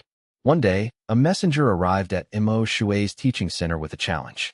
The Pure Way had organized a formal confrontation. They were demanding that Emo Shui himself engage in combat with their most accomplished master, a man named Kong who was 70 years old and had trained in war faction martial technique his entire life. The challenge was public knowledge and had been issued through official channels, so refusing it would be seen as fear or weakness. When Fong Rong, now 93 years old and still living at the teaching center, heard of the challenge, she laughed. It was the kind of laugh that comes from seeing the universe presenting the same lesson again, over and over, waiting for it to be fully understood. "This is perfect," she said to Emo Shui. 50 years ago, you refused to fight Master Liang in a way that transformed the entire culture. Now, in the final chapter of your life, you're being asked to make the same choice again, in a context where the stakes are lower but the principle is exactly the same. What would you have me do? Emo Shui asked. Whatever is actually true, Fong Rong said. Not whatever is expected or feared or desired. Not the choice that makes you look good or that confirms your teaching. simply what is actually true in this moment, given who you are and what circumstances have presented to you. Mo Shui meditated on this for 3 days. He was now 91 years old. His body was no longer capable of the kind of martial engagement that had been possible when he was younger. He could have claimed age as a legitimate reason to decline the challenge. But that would be a kind of dishonesty. It would imply that he was unwilling to face the challenge if he were still young and capable. What he understood in his meditation was that the principle underlying his entire life had always been the same. In the face of a demand to fight, his authentic response was to refuse. But that refusal had evolved in its depth and its sophistication. In his youth, it had been a simple inability. He could not generate aggressive power. Over decades, it had become a choice, a conscious understanding that aggression was not authentic for him. Now, at the end of his life, it was neither inability nor choice. It was simply the natural expression of how he moved through the world. He sent a response to the pure way. But rather than declining the challenge through a message, he announced that he would meet with their master, Kong, in a neutral location, and they would engage in dialogue rather than combat. I have spent my life demonstrating that refusal to fight is not weakness, but a form of profound power, his message said. I am still committed to that demonstration. If Master Kong is willing to meet me and engage in genuine dialogue, I will be present for that dialogue. If he insists on combat, I will refuse, and I will accept all the consequences of that refusal. But I will not be present for combat. The Pure Way's response was contemptuous. They declared that Mo Shui was afraid and that his refusal to fight was cowardice. They announced that they would proceed with their challenge even if Mo Shui refused to participate formally. They would send their master to find him and defeat him in combat, proving to the world that integrity-based cultivation was an inferior approach that could not withstand true martial power. The confrontation came 3 weeks later, in a public gathering place in the capital city. Kong arrived with a group of followers and challenged Mo Shui openly, declaring that he was here to demonstrate the superiority of martial cultivation by defeating the false teacher of integrity-based cultivation. Mo Shui was at the teaching center when he heard that Kong had arrived in the city. He was in the courtyard where Fong Rong sat in the sun, reading. He told Fong Rong what had occurred. "Will you go to meet him?" she asked. "Yes," Mo Shui said. "But not to fight. To be present with him. To face him as he faces me, but without aggression." When Mo Shui arrived at the public gathering place where Kong was waiting, there was enormous anticipation. Hundreds of people had gathered, expecting to witness a final confrontation between integrity-based cultivation and war faction martial power. The media of the time, messenger services, public announcements, word of mouth, had spread word of the challenge throughout the city. This was being framed as the ultimate test. Could integrity-based cultivation really stand up to true martial power? What happened next was subtle but profound. Mo Shui approached Kong without any defensive posture, without any preparation for combat.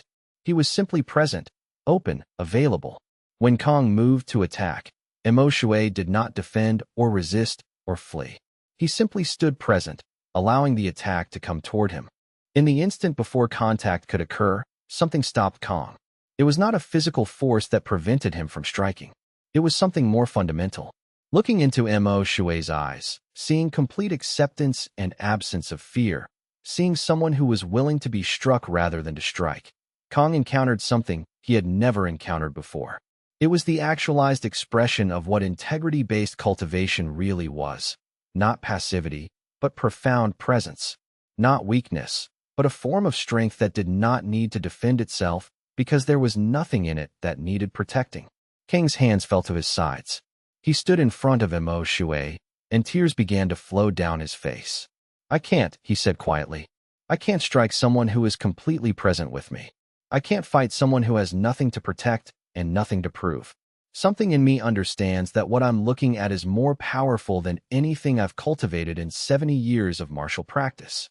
He knelt down in front of Mo Shui, right there in the public square, and he wept. "Teach me," he said. "Please teach me what this is that I'm encountering. I want to understand how to move through the world this way." In that moment, the entire Pure Way movement collapsed. If their most accomplished master could not overcome Mo Shui, if their best demonstration of martial power could not accomplish what they had declared it would accomplish, then perhaps their fundamental premise was wrong. Some of them simply walked away. Others, like Kong, came to the teaching centers and asked to learn integrity-based cultivation. Mo Shui spent the final months of his life teaching Kong and several other members of the Pure Way who came seeking genuine understanding.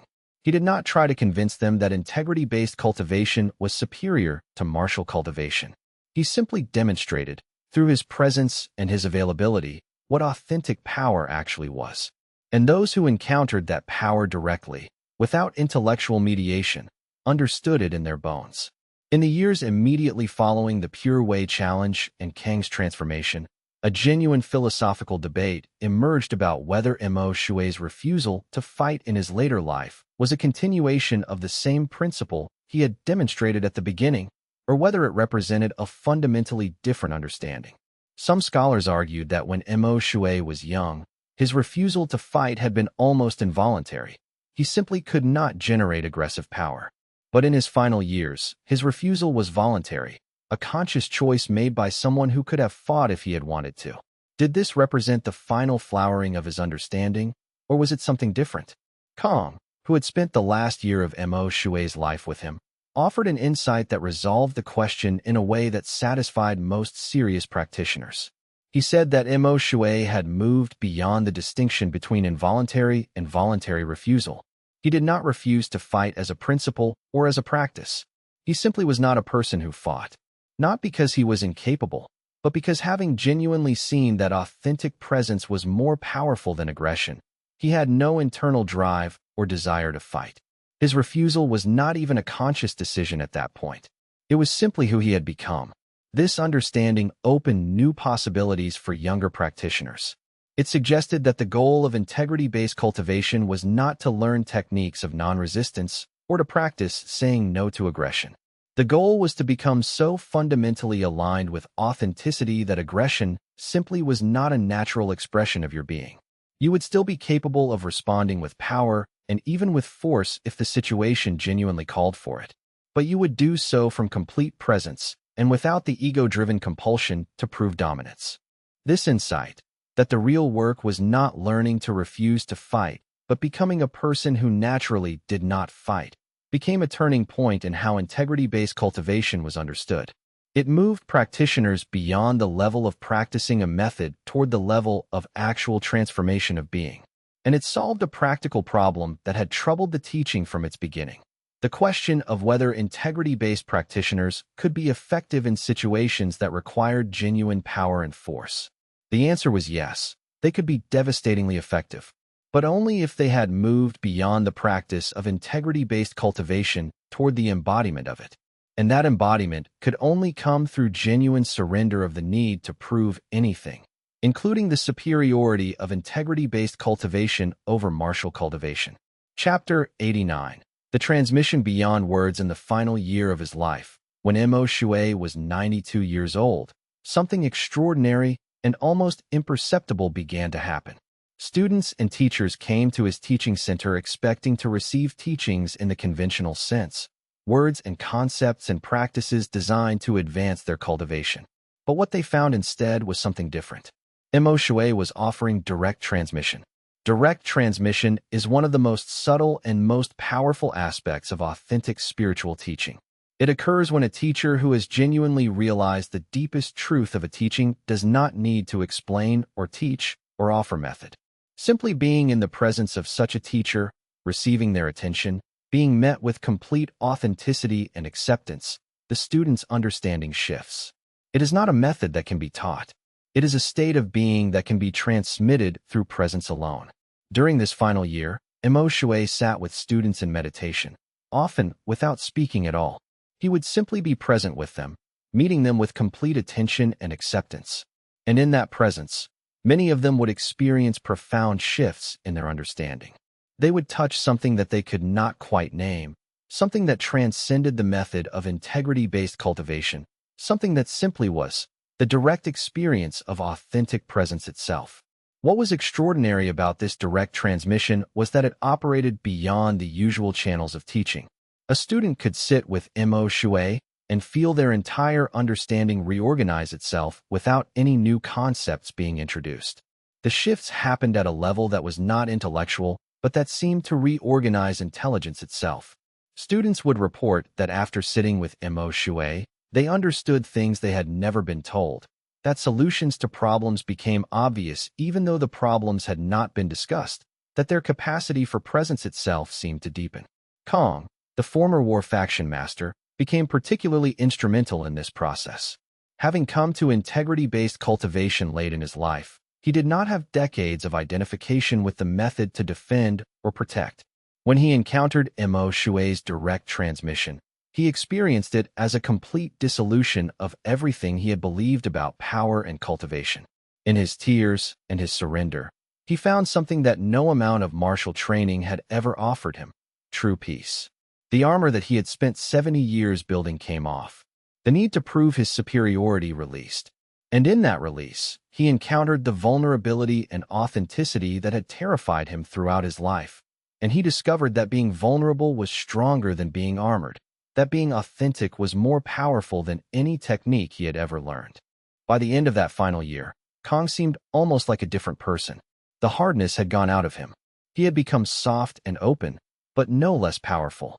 Students who had known him before and encountered him now sometimes did not recognize the transformation that had occurred. The warlike intensity had given way to an infinite gentleness, but the gentleness carried more power than the intensity ever had. In the final months, Mo Shui became very quiet. He spent less time teaching and more time simply sitting in meditation. But the effect of his presence did not diminish. If anything, it intensified. Teachers who visited him reported that a single conversation with Mo Shui seemed to clarify decades of confusion. Students who sat with him in meditation found themselves touching states of consciousness that no practice could have produced. Fong Rong, understanding that the end was approaching, spent these final months sitting with Mo Shui in the courtyard where they had sat together for so many decades. They did not always speak. Often they simply sat in silence. But that silence was full of a love and understanding that had been refined through 50 years of partnership in the deepest work. One afternoon, when the light was particularly golden and the air was unusually warm, Fong Rong asked Mo Shui a question that she had perhaps been waiting decades to ask. "When you die," she said, "what do you believe will happen to what you've taught? Will the teaching survive? Will it be distorted? Will it eventually be forgotten?" Mo Shui smiled. "The teaching will be partly understood and partly misunderstood," he said. "Some of it will be refined and deepened by those who come after me. Some of it will be degraded and simplified. Some of it will be absorbed into other teachings and lose its original form. But the fundamental truth that the teaching points to cannot be distorted because it exists in the direct experience of each person who genuinely touches it. They cannot unknow what they've known. They cannot unfeel what they've felt. The actual realization is independent of whether the teaching persists in its original form." "Do you have any regrets?" she asked. "Anything you would have done differently?" "No," he said. "And that's not a claim of perfection. I made countless mistakes, misunderstood things, caused suffering sometimes through my limitations. But I have no regrets because I've come to understand that even those mistakes were necessary. Even the limitations served their purpose. Everything unfolded exactly as it needed to." He took her hand. "The only thing I'm grateful for beyond measure is that you were here, that you saw me completely, that you challenged me when I needed challenging, that you stood with me when the ground beneath me was dissolving. The teaching is not mine alone. It is what was discovered in the partnership between my seeking and your witness." Chapter 90. The final gathering 2 weeks before Mo Shui's death, he gathered all of his primary students and asked them to come to the teaching center. More than 100 people came. His first students from the Imperial Academy, teachers who had been with him for 50 years, younger teachers who had learned from his students, people from every domain of life where integrity-based cultivation had taken root. They came because they sensed that something significant was ending and something new was beginning. Mo Shui addressed them from a simple seat in the main hall, no throne or elevated position, just a place where he could be present with all of them. "I am approaching the end of my life," he said without preamble. "Within days or weeks, my body will cease to function and I will transition from this form of existence to whatever comes next. I wanted to gather you not to say goodbye, but to offer final transmission." He paused. allowing the weight of his words to settle. The teaching that I have offered has taken many forms over the decades. It began as a refusal to fight, a simple, personal response to circumstances that seemed wrong to me. It developed into a methodology, specific practices, and understandings about how to cultivate power through authenticity rather than dominance. It was organized into schools and teachings. It was offered in words and concepts and frameworks that attempted to capture something that transcends all frameworks. He looked at them with eyes that seemed to contain infinite compassion. But the Real teaching has never been any of those forms. The Real teaching has always been the direct transmission that happens when an authentically realized person meets another person with complete openness and presence. That is what I am offering now, in these final days. I am not asking you to preserve the method or to keep the teachings intact. I am asking you to discover, each in your own way, what authentic presence actually is, and to become channels through which that presence can be transmitted to others. For the next week, Emoshue saw students individually and in small groups. He met each person not as a teacher dispensing wisdom, but as a human being recognizing another human being. He offered no special techniques or final secrets. He simply was completely present, completely available, completely authentic in relationship with each person. The students came from all walks of life. There was a woman who had spent 30 years as a merchant, applying integrity-based cultivation principles to business.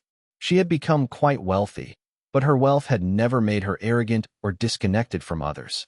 She came to Moshue with the question, I have spent my life serving others through my business, but I sometimes wonder if I am avoiding the deeper spiritual work.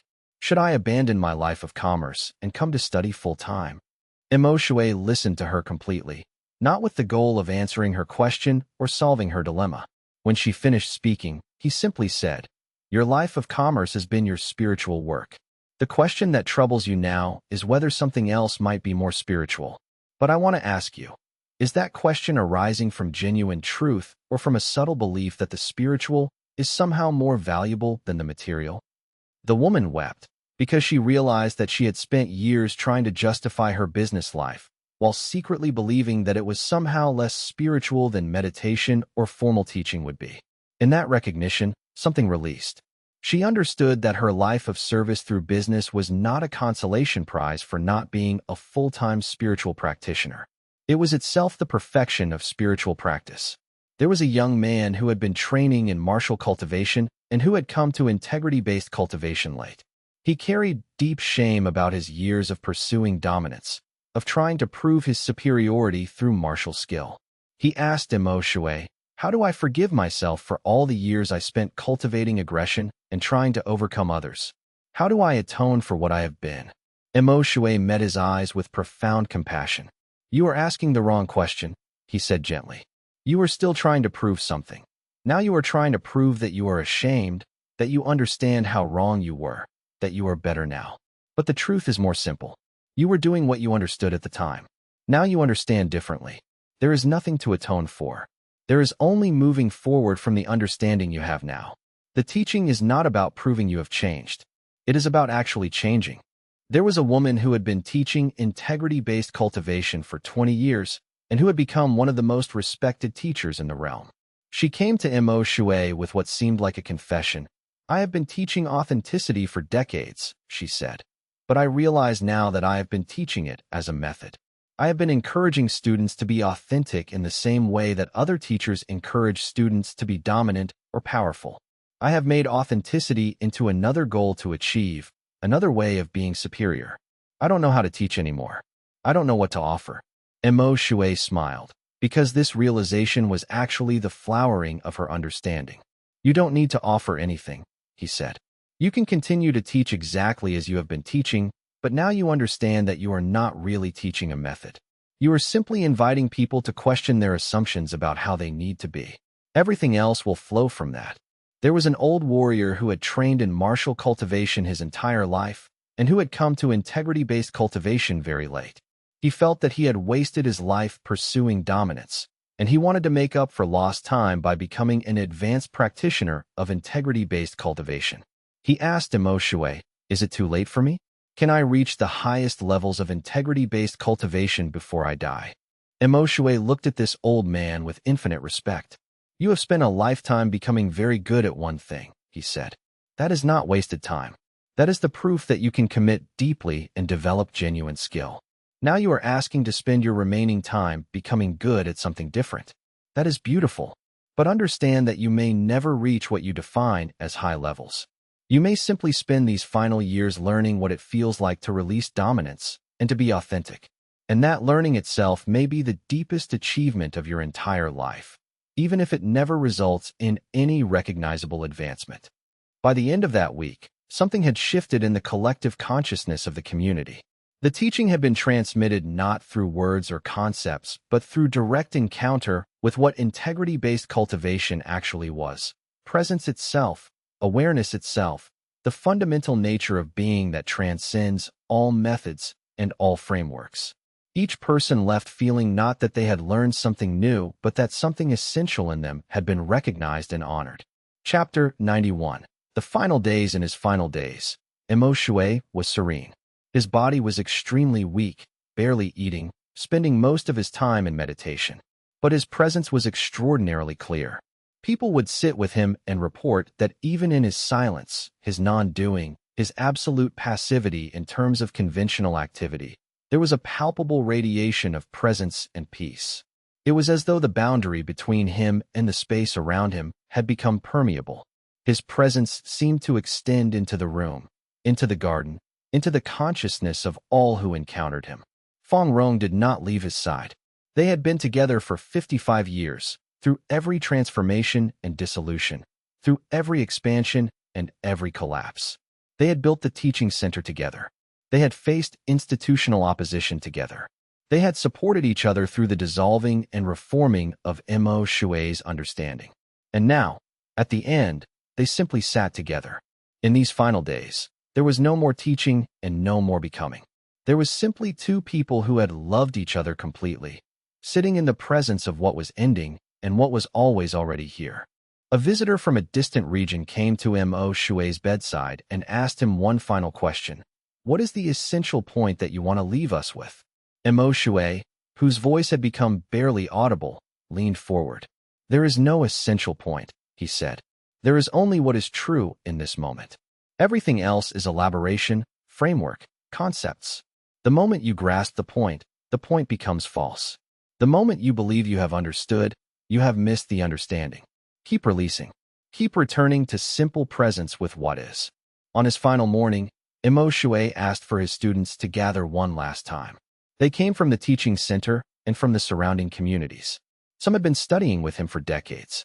Others had come more recently, drawn by his reputation and by the genuine presence that people reported feeling in his company. They assembled in the main hall, and he offered them words that would be remembered and transmitted throughout the centuries that followed. I leave you with no doctrine, no final truth, no system that must be preserved.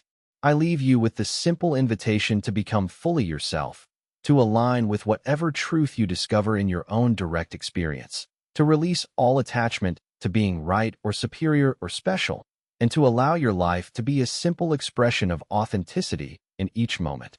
He paused, gathering his breath, which had become more difficult, but his eyes were clear, and his voice, though weak, carried absolute conviction.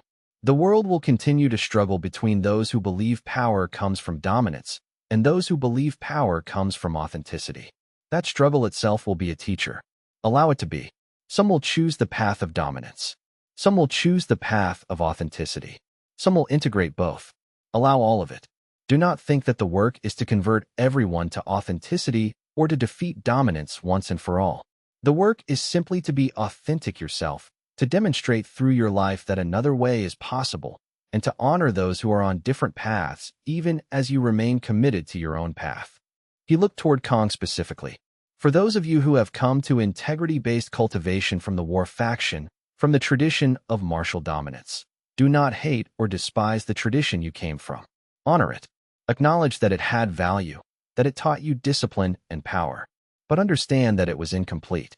Your work now is not to replace that tradition, but to complete it, to bring to it the dimension of authenticity and presence that it lacked. But know this, every person who genuinely chooses authenticity, who genuinely releases the need to be superior or to overcome others, who genuinely aligns with truth as they understand it. Each such person becomes a seed of transformation in the world. Not because they are trying to transform the world, not because they are trying to be righteous or superior, but because their presence itself, their simple alignment with what is true, radiates out and affects all those around them. You cannot help but influence others when you are genuinely authentic, not through manipulation or persuasion, but through the simple fact of your presence. People will feel it. Some will be attracted to it. Some will be threatened by it, but all will be touched by it in some way. This is the real work of cultivation, not the accumulation of power or the achievement of advancement, not the gathering of students or the building of institutions, but the simple commitment to being authentic, to being present, to being fully yourself, moment by moment, lifetime after lifetime. Everything else flows from that commitment. Everything else that matters emerges naturally from it. He smiled at all of them. Thank you for being part of this journey. Thank you for being part of what has been discovered and demonstrated. Go forward now and be what you truly are. These were the last words he spoke to the community. Within 4 hours, he passed from this form of existence into the next. He died in meditation, sitting beside Fong Rome, his face peaceful, his body simply ceasing to function as the consciousness that had inhabited it released its hold on physical form. The death was not experienced as a loss by those who knew him most deeply. Yes, there was grief, the grief of losing someone beloved. But there was also a profound understanding that what Mo Shui had always pointed to was not lost through the death of his body.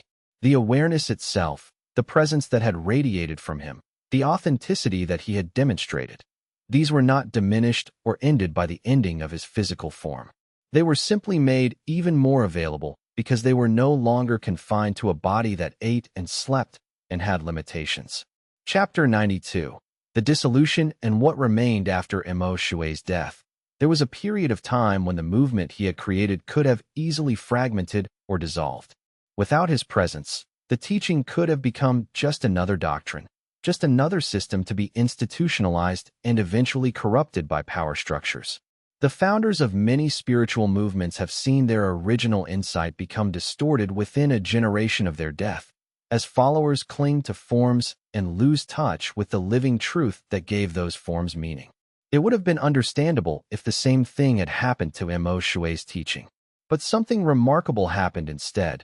The community of practitioners demonstrated that the teaching had genuinely penetrated their understanding.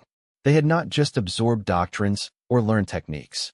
They had undergone genuine transformation in how they understood power, authenticity, and their own nature. That transformation could not be reversed or undone by the death of the teacher. Rather than trying to preserve Mo Shui's teachings in fixed form, the teachers and practitioners began naturally diverging into their own authentic expressions of what they had understood. Kong, the former war faction master who had spent Mo Shui's final year with him, became known for his emphasis on direct transmission through presence rather than through verbal teaching. He would sit with students in silence, and through some mysterious process that could not be explicitly taught, the students would come away with profound insights. His understanding was that Mo Shui had transmitted the teaching to him through presence, and he could only pass it on the same way. Others, like Jiang Chun, maintained the formal practices and structures that had been developed. She created curricula, training programs, and advancement systems for integrity-based cultivation that could be taught systematically. She understood that the teaching needed structure and form in order to be accessible to people who had not had the privilege of studying directly with Mo Shui. Others released the structures entirely and focused on direct transmission of presence. Some of these teachers withdrew from institutional teaching entirely, operating as wandering practitioners who met students in small groups or one-on-one. They believed that the essence of the teaching could not be preserved through structures, but only through direct human encounter. Still others integrated the teaching into other domains: art, administration, healing, business. A musician named Wei applied the principles of integrity-based cultivation to music composition and teaching. A healer named Shan used authentic presence as the foundation of her healing work. An administrator named Tao brought the principles of genuine listening and authentic response into the governance of the province he served. Within a generation, it would have been difficult to speak of a unified Mo Shui tradition in the way that had been possible during his lifetime. Instead, there were countless ways that integrity-based cultivation was being expressed and understood. In some teaching centers, the formal practices that Jiang Chun had developed were being taught with great precision. In other centers, teachers were emphasizing the dissolution of practice altogether. In some contexts, integrity-based cultivation was being integrated with martial training. In others, it was being applied to business or governance or healing. In some regions, the connection to Mo Shui was being explicitly honored. In other regions, the principles were being discovered and expressed as though they were entirely new insights. And this diversity was understood by those closest to the teaching, not as a degradation but as a flowering. This was exactly what Mo Shui would have wanted. The teaching was alive, not because it was being preserved in amber-like perfection, but because it was being lived. It was changing form to fit new circumstances. It was being reinterpreted by each generation. It was being discovered anew by people in completely different contexts from the one in which Mo Shui had originally articulated it. And in all of this movement and change, the essential principle remained, that authenticity is a form of power, that presence is stronger than aggression, that the deepest strength comes from alignment with truth.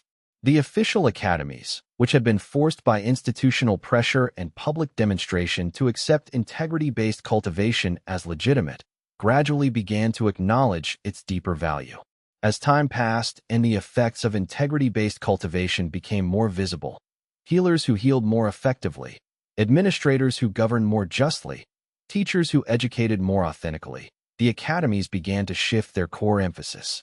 Some of them maintained martial cultivation as their primary discipline, but they did so now with an understanding of its place within a larger framework of cultivation that included authenticity and alignment with truth. The Jade Sword sect, which had already transformed significantly during Mo Shui's lifetime, became a center for the integration of both approaches. Young people came to study there expecting to find either martial or integrity-based cultivation, but instead they found a sophisticated integration that understood how both could be developed together. The sect became one of the most respected institutions in the realm, known for producing cultivators who were both powerful and authentic, both capable and human. What had not dissolved or been lost was the fundamental insight that had driven everything. That power ultimately flows from authenticity, that the deepest strength comes from alignment with truth rather than from dominance, that a person could become genuinely powerful by becoming more fully themselves.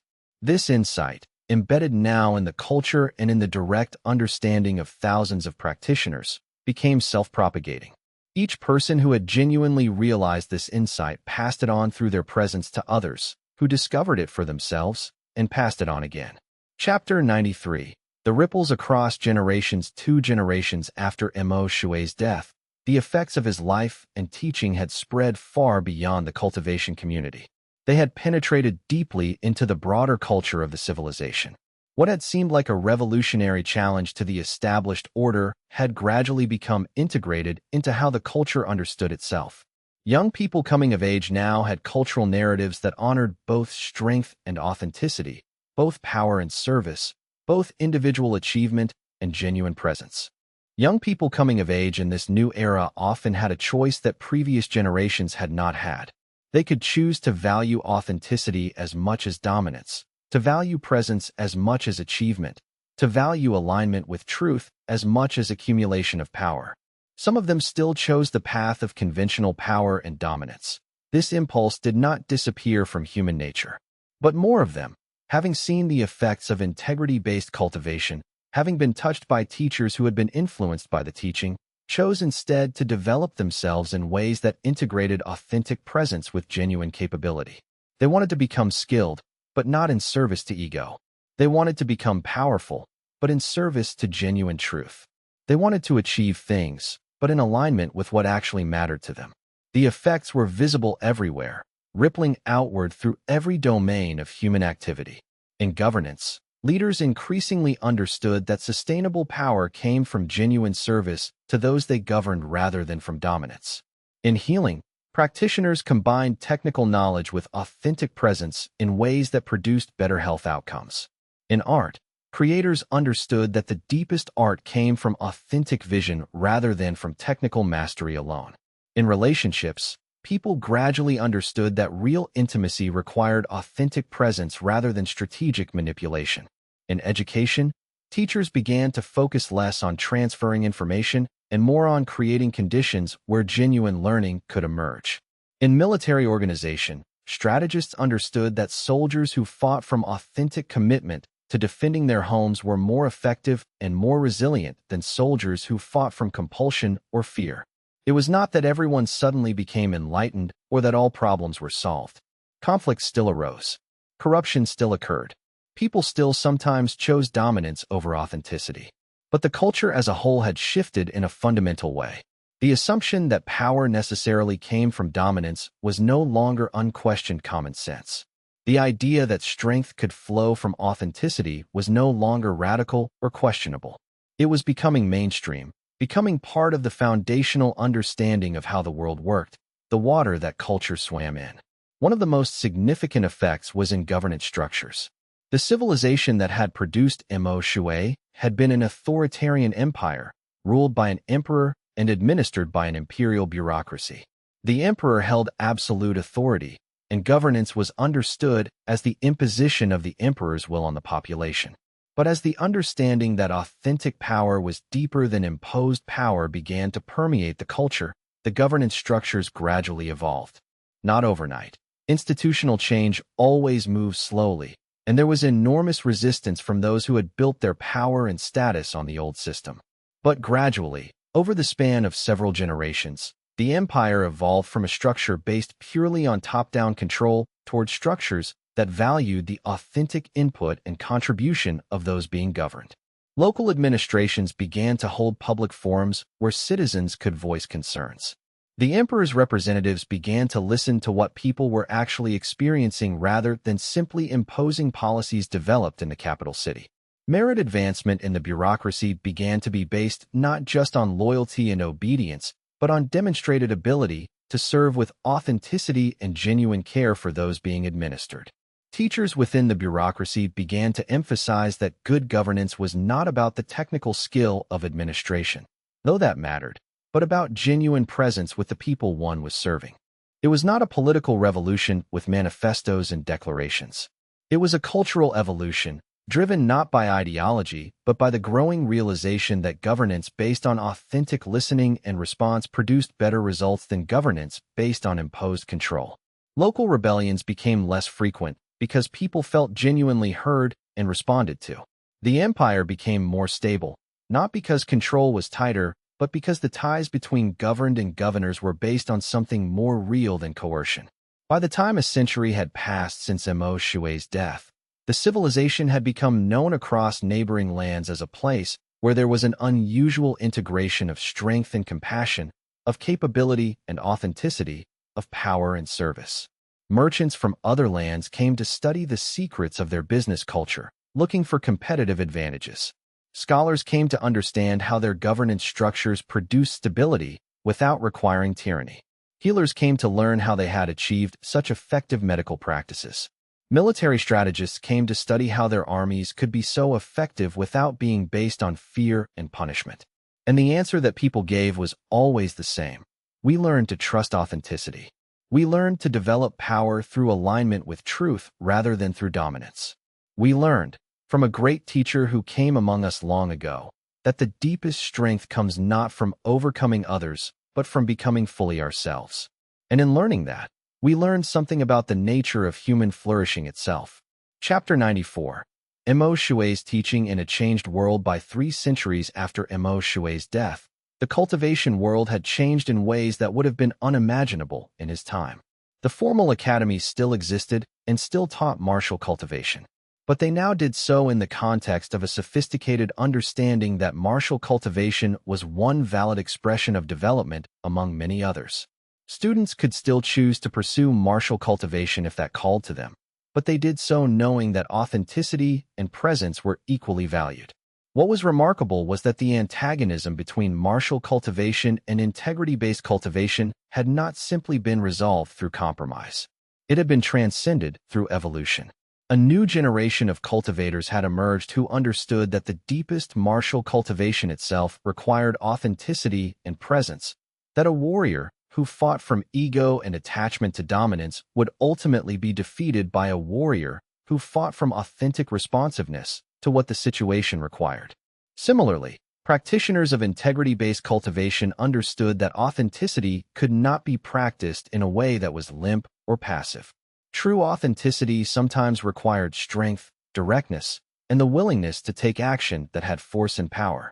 This integration had naturally produced a kind of cultivation practice that transcended the division between martial and non-martial entirely.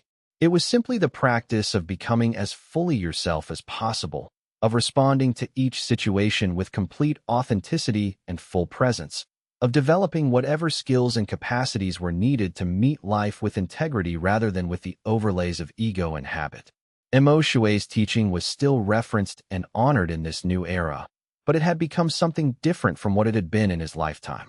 It was no longer a revolutionary teaching that challenged the existing order. It was an integrated wisdom that formed the foundation of how the culture understood power and development. Young people learning about Mo Shui in schools understood him as a great historical figure who had helped transform how their civilization understood strength. Some students studied his life story in great detail, analyzing how he had navigated the institutional conflicts, how he had built alternative structures when the existing institutions resisted change, how he had maintained his commitment to authenticity even when it would have been easier to compromise. His life was taught as a study in courage and integrity. Other students encountered his teachings more indirectly, through their teachers and through cultural values that had already integrated his insights so thoroughly that the original source was almost invisible. They might or might not know the details of his life, the struggles he had faced, the risks he had taken. But they lived in a world that was profoundly different from the world he had been born into, and that difference was traceable directly to the seed he had planted. The institutions that had once banned him had evolved into institutions that honored his understanding. The civilization that had assumed power came from dominance had gradually come to understand that authentic presence was a deeper source of power. The cultivation world that had been divided into hostile camps had evolved into a world where multiple approaches coexisted and even enriched each other. By 3 centuries after Mo Shui's death, children in schools throughout the realm learned both martial cultivation and integrity-based cultivation. Some of them would pursue one path more seriously than the other. Some would integrate both. But all of them would grow up understanding that there were multiple valid ways to develop power and excellence. The artificial hierarchy that had once privileged martial dominance over authentic presence had dissolved. In its place was a more nuanced understanding that different forms of development served different purposes and that genuine mastery in any domain required both skill and authenticity. Perhaps most remarkably, the integration had created new possibilities that neither pure martial cultivation nor pure integrity-based cultivation could have created alone. Healers who had trained in martial discipline could be both rigorously precise and compassionately present.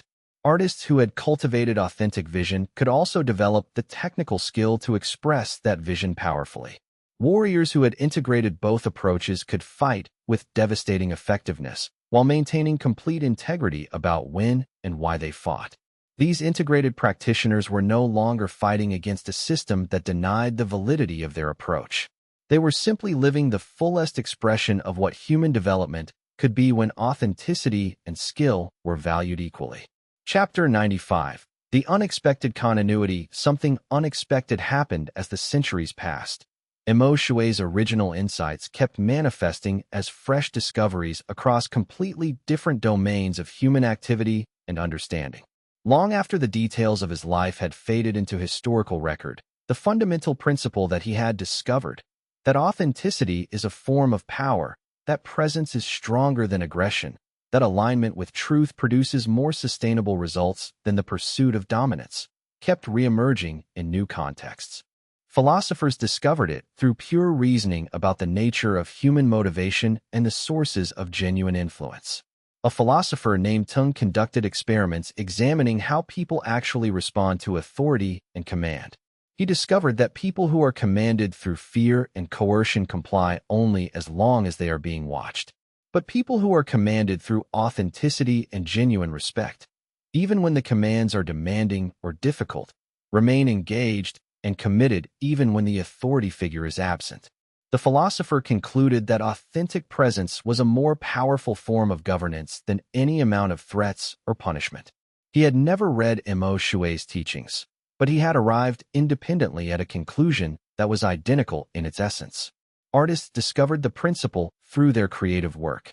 A composer created a symphony that bypassed all technical beauty. It was rough in places, unconventional in structure, but it moved audiences to tears because every note seemed to come from genuine feeling rather than from learned technique.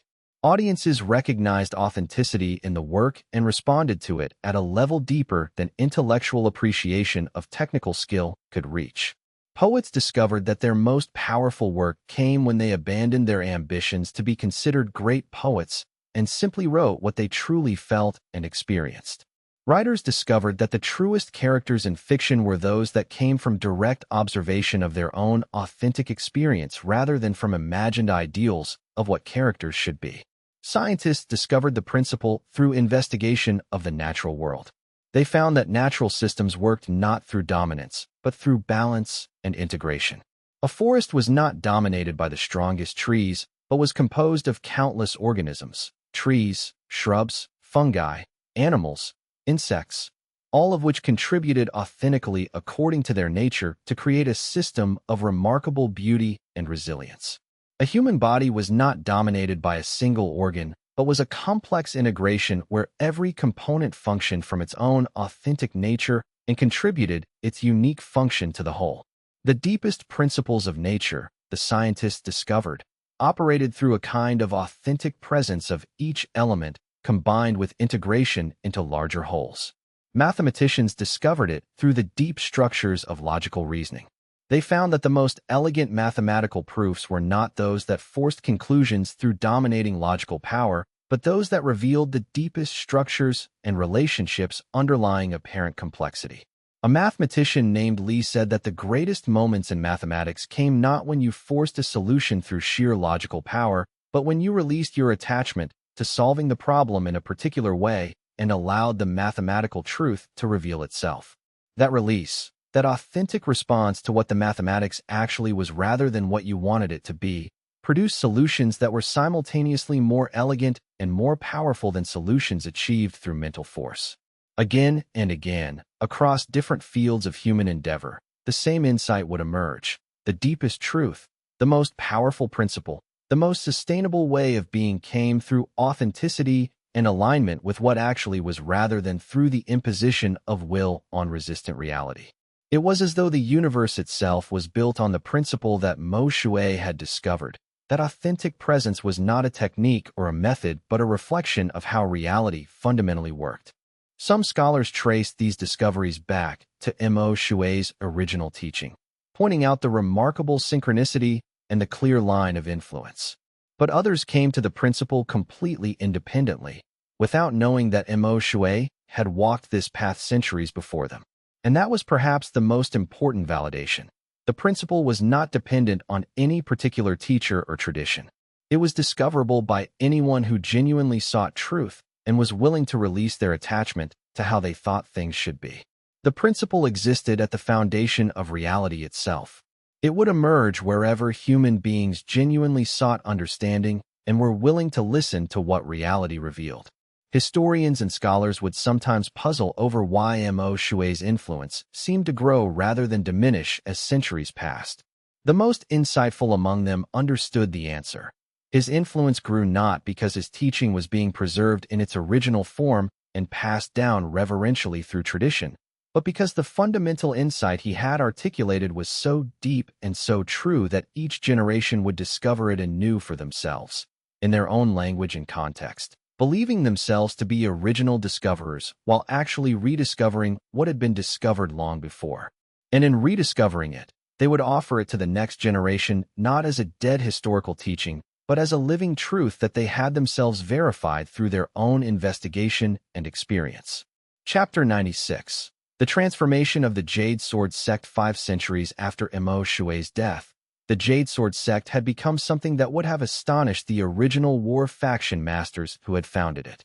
It was still called the Jade Sword sect, honoring the historical continuity. But it had transformed into an institution dedicated to the integration of martial and spiritual development. Young people came to train there not to learn how to dominate others, but to learn how to develop their full potential as human beings. The martial training was still rigorous and serious, but it was understood as one domain of development rather than the supreme domain. Students also studied healing, philosophy, art, and the direct transmission of authentic presence. The sect maintained in its archives the complete history of its transformation, how it had been a purely war faction institution during Mo Shui's lifetime, how it had resisted integrity-based cultivation and then gradually, sometimes reluctantly, began to incorporate it, how it had eventually become a center for integration.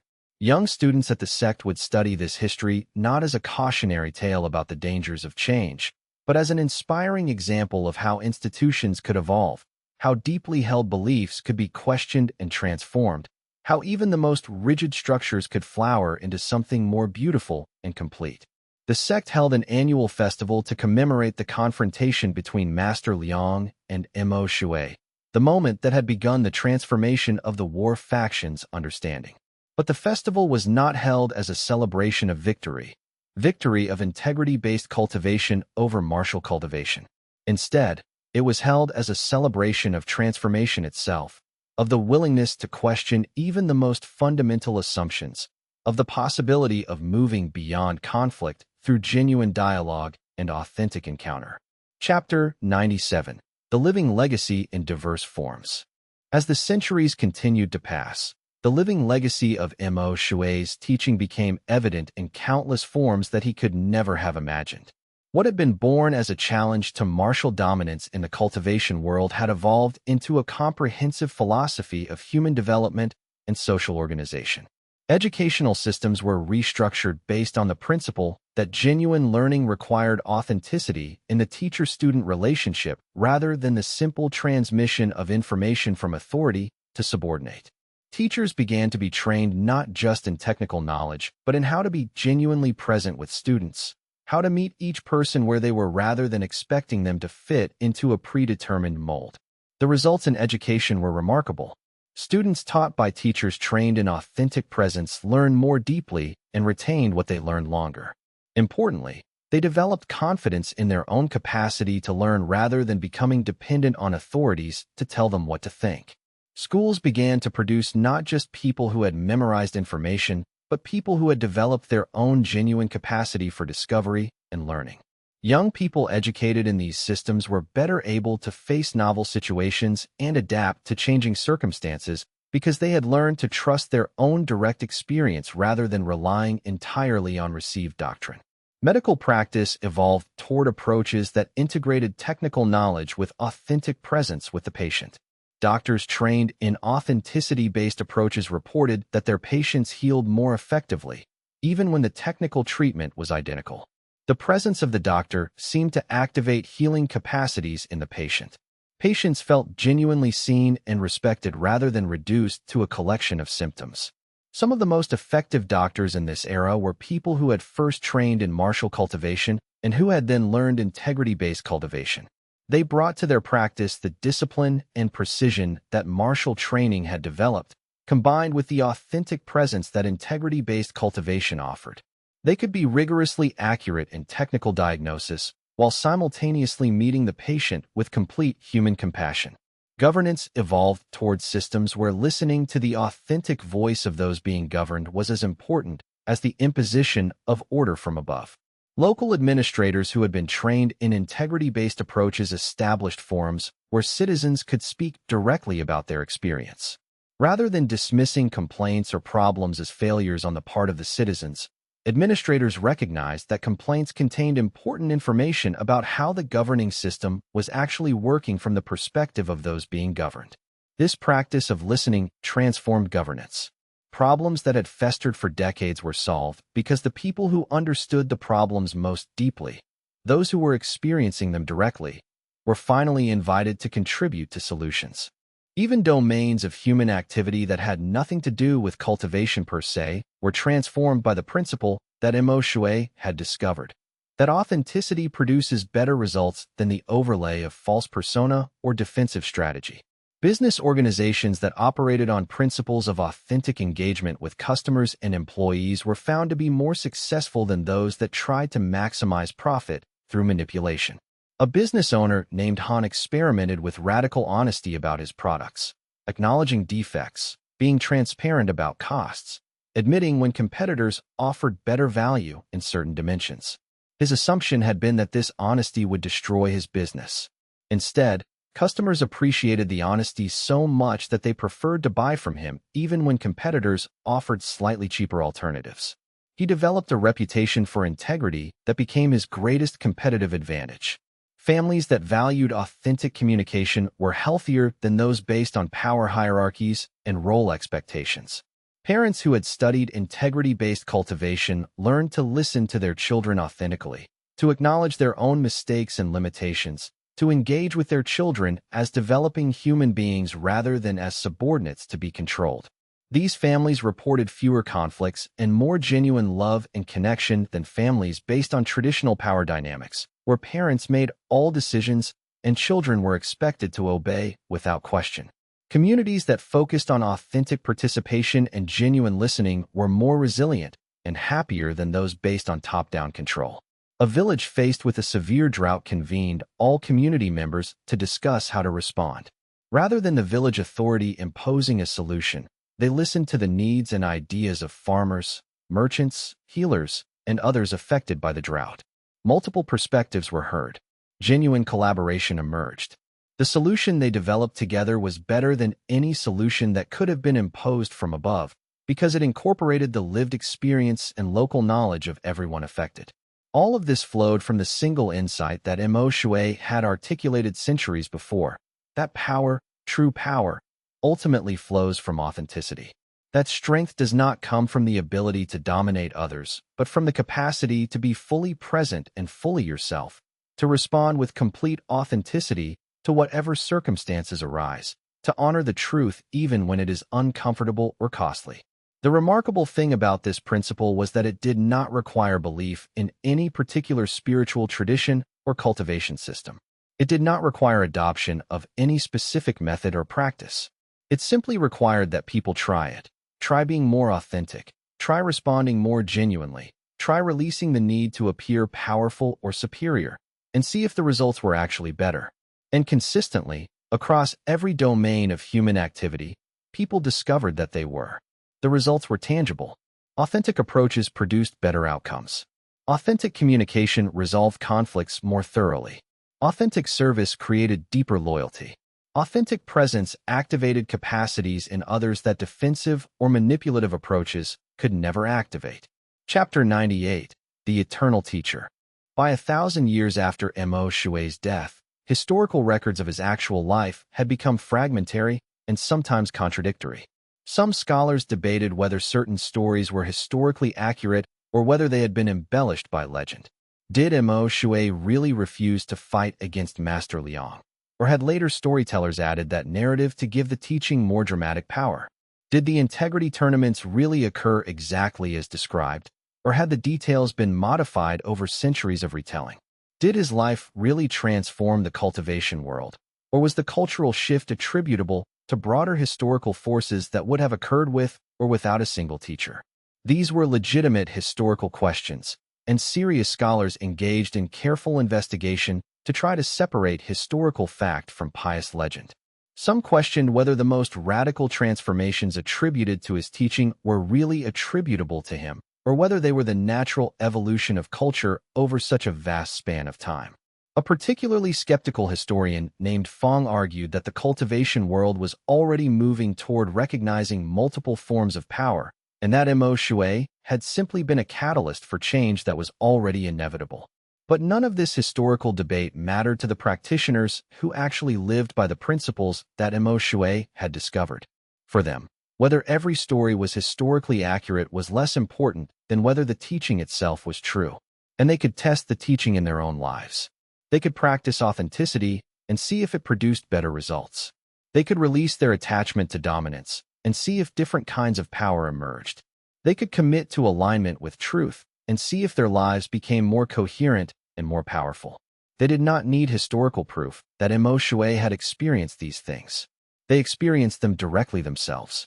A young practitioner named Kenji studied the historical records carefully, understanding that some of the traditional stories about Shui were likely embellished. But he also understood that this mattered far less than he had initially thought. Even if the historical Shui had been quite different from the legendary figure, the principle that the legend pointed to was absolutely true. And that truth did not depend on historical accuracy. It depended on whether it worked, whether it actually revealed something about the nature of reality and power and human potential. In this sense, Shui became what all true teachers eventually become, not primarily a historical figure, but an eternal principle. His name and his story were preserved in records and told to new generations. Temples were built in his honor. Annual festivals celebrated his life and teachings. Young students studied his recorded words. But the real legacy was not the historical record or the institutional preservation of his teaching. It was the principle that lived in the direct experience of anyone who genuinely practiced what he had taught. And because the principle was true, because authenticity really was more powerful than pretense, because presence really was stronger than aggression, because alignment with truth really did produce better outcomes, the teaching remained eternally alive, independent of whether the historical details were accurate. Young practitioners 1,000 years after Shui's death would sometimes sit in meditation and discover for themselves the same insights that he had discovered. They would find themselves refusing to fight because fighting felt inauthentic. They would discover that their power increased when they released the need to prove themselves. They would realize that the deepest cultivation came not from accumulating techniques and achievements, but from the simple commitment to being fully present and fully themselves. They would experience the phenomenon that occurs again and again when genuine truth is discovered, the sense of both revelation and recognition. This is new to me, and yet I have always known this. I am discovering something for the first time, and yet it is the most familiar truth I have ever encountered. And in these discoveries, they would touch something that transcended historical time. They would touch something eternal, the direct recognition of what was actually true about human beings and about the nature of power itself. A practitioner sitting in meditation 1,000 years after Shui's death, experiencing the dissolution of their own need to fight, their own attachment to dominance, their own fear of being vulnerable, was in that moment meeting the eternal truth that Shui had also met. The historical separation between teacher and student collapsed. There was only the eternal now, where the same discovery was occurring again and again across centuries, renewed in each person who genuinely sought understanding. Chapter 99. Ripples across civilizations. The civilization that had produced Shui did not remain isolated. As centuries passed, knowledge of his teaching spread across trade routes and through cultural exchange to neighboring lands and distant civilizations. In some places, the teaching was incorporated fully into existing traditions. In others, it created tension with established beliefs about power and dominance. But gradually, across the world, the same insight began to assert itself, that authenticity is a form of power, that presence is stronger than aggression, that the deepest strength comes from alignment with truth. This was not because other civilizations were consciously copying Shui's tradition. It was because the principle was objectively true, and because any culture that genuinely sought to understand the nature of power would eventually discover it. Some traditions that discovered it would trace it back to Shui and his teaching. Others would discover it independently and give it different names. But the underlying insight was the same. The effect across the world was gradual but profound. Civilizations that understood that power came from authenticity rather than dominance tended to be more stable, more humane, and more creative than civilizations that still believed power came from the ability to force one's will on others.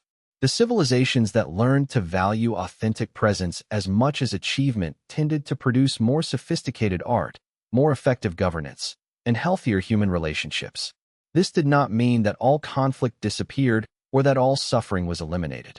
Growth and change always involve friction and pain. Adaptation to new circumstances requires releasing old ways and moving into uncertainty.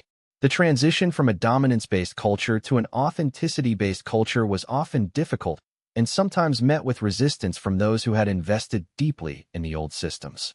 But the fundamental orientation of how people understood power began to shift across the world. In a neighboring civilization to the south, a culture that had organized itself around martial dominance and conquest began, through exposure to Mo Shui's teaching, to question whether military expansion was really the path to lasting power.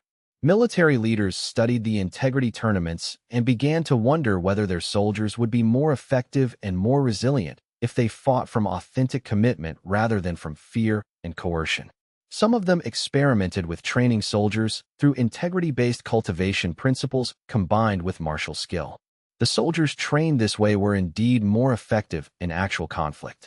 They did not panic or flee. They remained calm and present even in the midst of danger. They could work together with more flexibility and creativity because they did not need to constantly protect themselves from each other through dominance displays. In a civilization to the west, an artistic culture that had focused for centuries on technical beauty and elaborate form discovered Mo Shui's teaching and found it liberating. Artists who had spent decades developing technical skill began to question whether technique was itself an obstacle to genuine art. Some of them began to simplify, to release their elaboration, to create art that came from authentic vision rather than from the accumulation of learned techniques.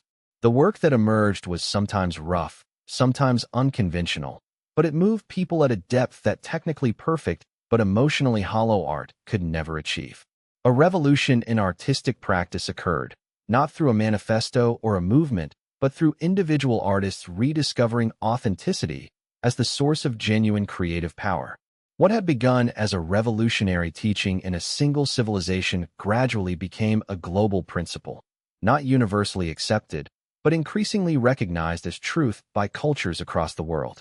By 1,000 years after Mo Shui's death, it would have been difficult to find any major civilization that had not been influenced by his fundamental insight that authenticity is a deeper source of power than dominance.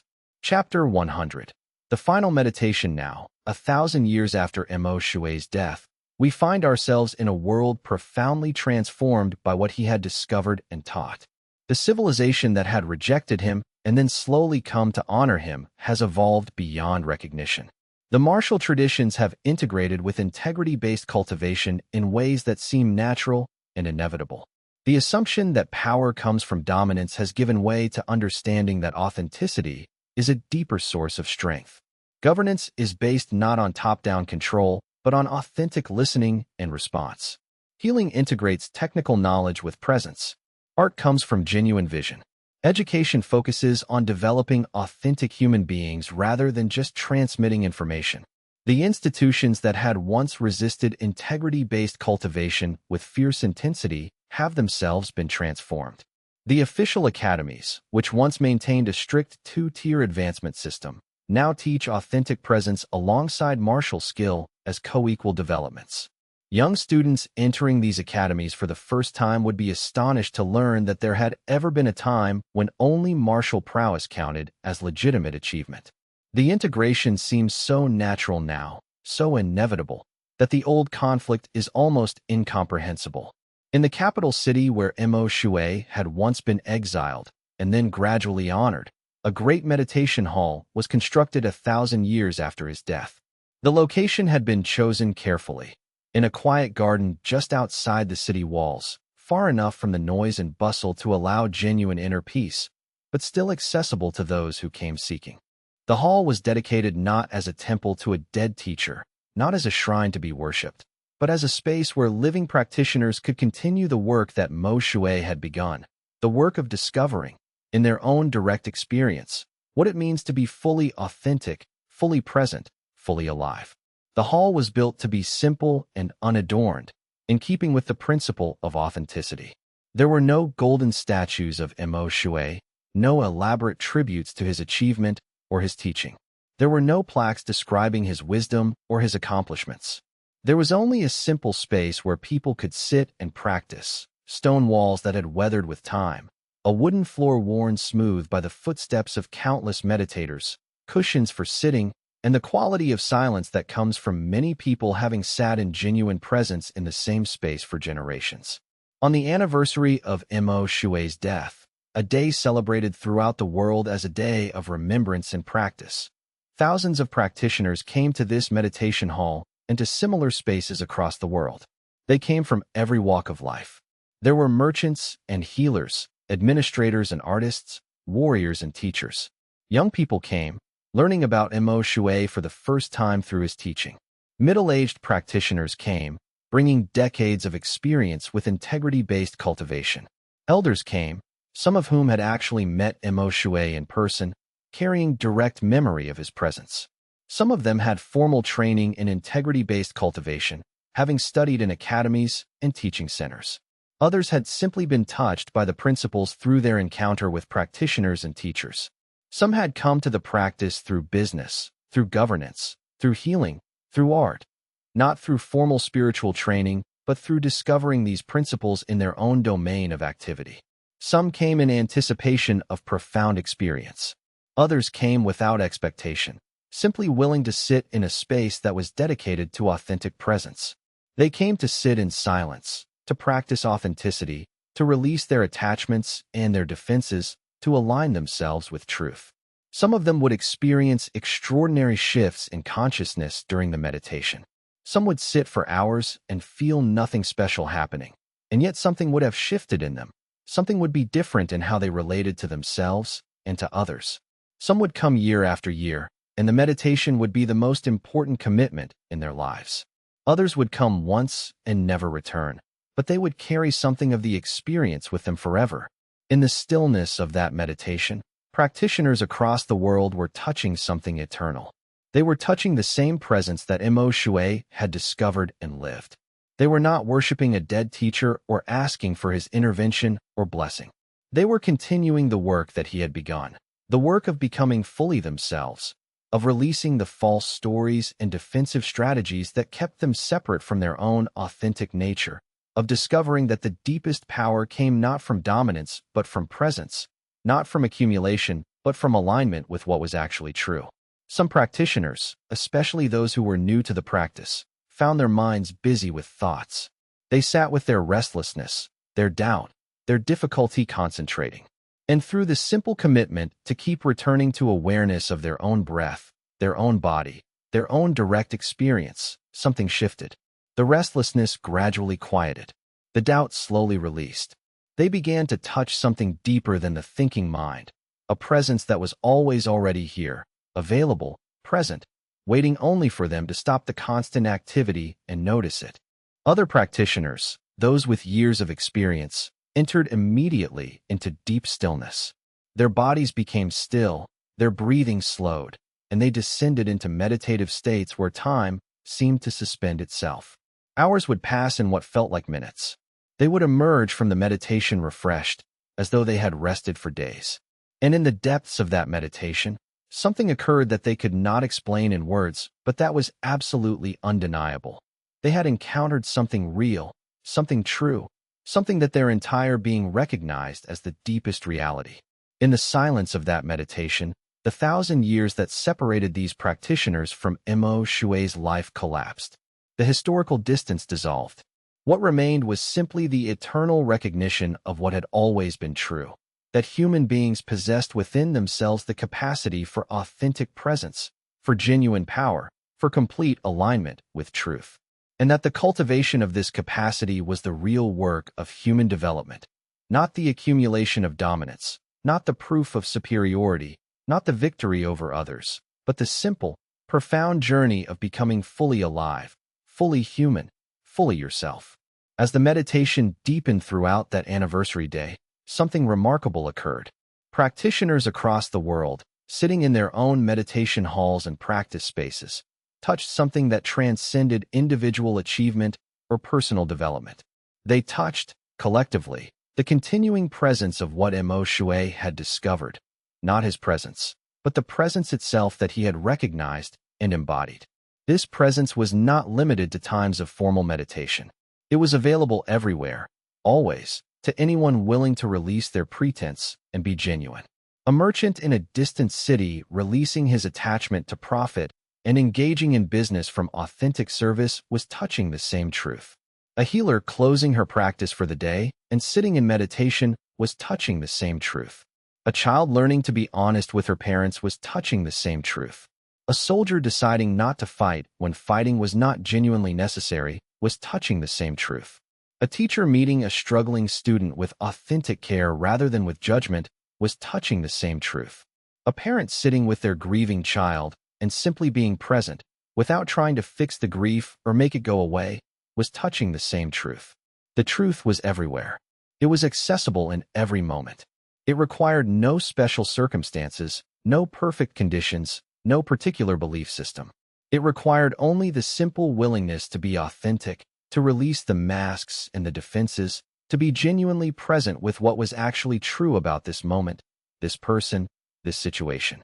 And that willingness, when it arose in human beings, had the power to transform not just individual lives, but the entire trajectory of human civilization. Practitioners across the world touched, each in their own way, the truth that Mo Shui had lived and died for, that a person could spend a lifetime refusing to fight, and in that refusal, could discover a form of power and authenticity that was not only stronger than aggression, but was also more beautiful, more humane, and ultimately more true. This was not a belief system that had to be accepted on faith. This was a direct recognition available to anyone willing to try it, to test it, to verify it in their own experience. And in the silence of that meditation, the work continued. It would continue as long as there were human beings willing to question the false assumptions about power that societies inherited, willing to release their attachments to dominance and superiority, willing to discover through their own direct experience that authenticity and presence were forms of power that transcended and contained all other forms of power. The work would continue not because there was a tradition to preserve or a teaching to maintain, but because the principle was eternally true and eternally available to anyone willing to discover it. In cities and villages, in mountains and deserts, in the capital cities and in remote provinces, practitioners sat in meditation and touched the same eternal truth. A farmer released his fear of being unable to provide for his family and discovered that authentic engagement with his work produced better harvests and more genuine security than anxious control ever could. A judge released his need to appear infallible and discovered that admitting mistakes and listening authentically to all parties before rendering judgment produced more just outcomes. An artist released her ambition to be recognized as great and discovered that art created from pure authenticity touched people more deeply than art created from calculation ever could. A warrior released his attachment to victory and discovered that soldiers who fought from authentic commitment to protecting their people were more effective and more honorable than soldiers who fought from the need to prove superiority. This was the real transformation, not the institutions changing, though they did, not the teachings spreading, though they did, but the simple discovery, again and again, by ordinary people in their daily lives, that authenticity worked better than pretense, that presence was stronger than aggression, that the deepest power came from alignment with truth rather than from dominance. The cultivation world had changed. The empire had transformed. The fundamental understanding of what power was had shifted across an entire civilization and ultimately across the world. The institutions that had once been bastions of militant dominance had evolved into centers of integrated development. The assumptions that had seemed inevitable and unchangeable had been questioned and revised. What had once seemed impossible, that strength could come from authenticity, that power could flow from presence rather than from dominance, had become not just possible but obvious to anyone who genuinely investigated. But the deepest work remained exactly what it had always been, the work of one person, in one moment, choosing to be authentic rather than defensive, choosing to be present rather than controlling, choosing to align with truth even when it was costly. And that work, moment by moment, person by person, choice by choice, was gradually transforming not just individual lives, but the future of human consciousness itself. It was not a dramatic transformation. There was no revolution that overthrew the old ways once and for all. There were still people who chose dominance. There were still institutions that resisted change. There were still conflicts and struggles and resistance to the new understanding. But there was a gradual awakening, a slow but steady shift in how human beings understood their own nature and their capacity for genuine power. It was like watching a plant grow. There was no moment where suddenly there was a plant where there had been a seed. But day by day, imperceptibly, something was developing, unfolding, becoming. And 1,000 years after Mo Shui's death, it was clear that something fundamental had changed in human consciousness, in how civilization organized itself, in what human beings understood about their own potential. This was Mo Shui's legacy, not a doctrine to be believed, but a truth to be discovered, not a method to be preserved unchanged forever in temples and institutions, but an invitation to discover for yourself what was actually true about the nature of power and the nature of authentic being. Not a final answer that resolved all questions and completed all growth, but an eternal question, alive in every person who genuinely asks it. What does it mean to be fully myself? What would it look like to release all the false stories and defensive strategies and simply be present with what is true? How would my life be different if I trusted authenticity more than dominance?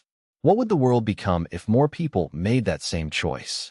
His legacy was not in what he had accomplished, though much had been accomplished.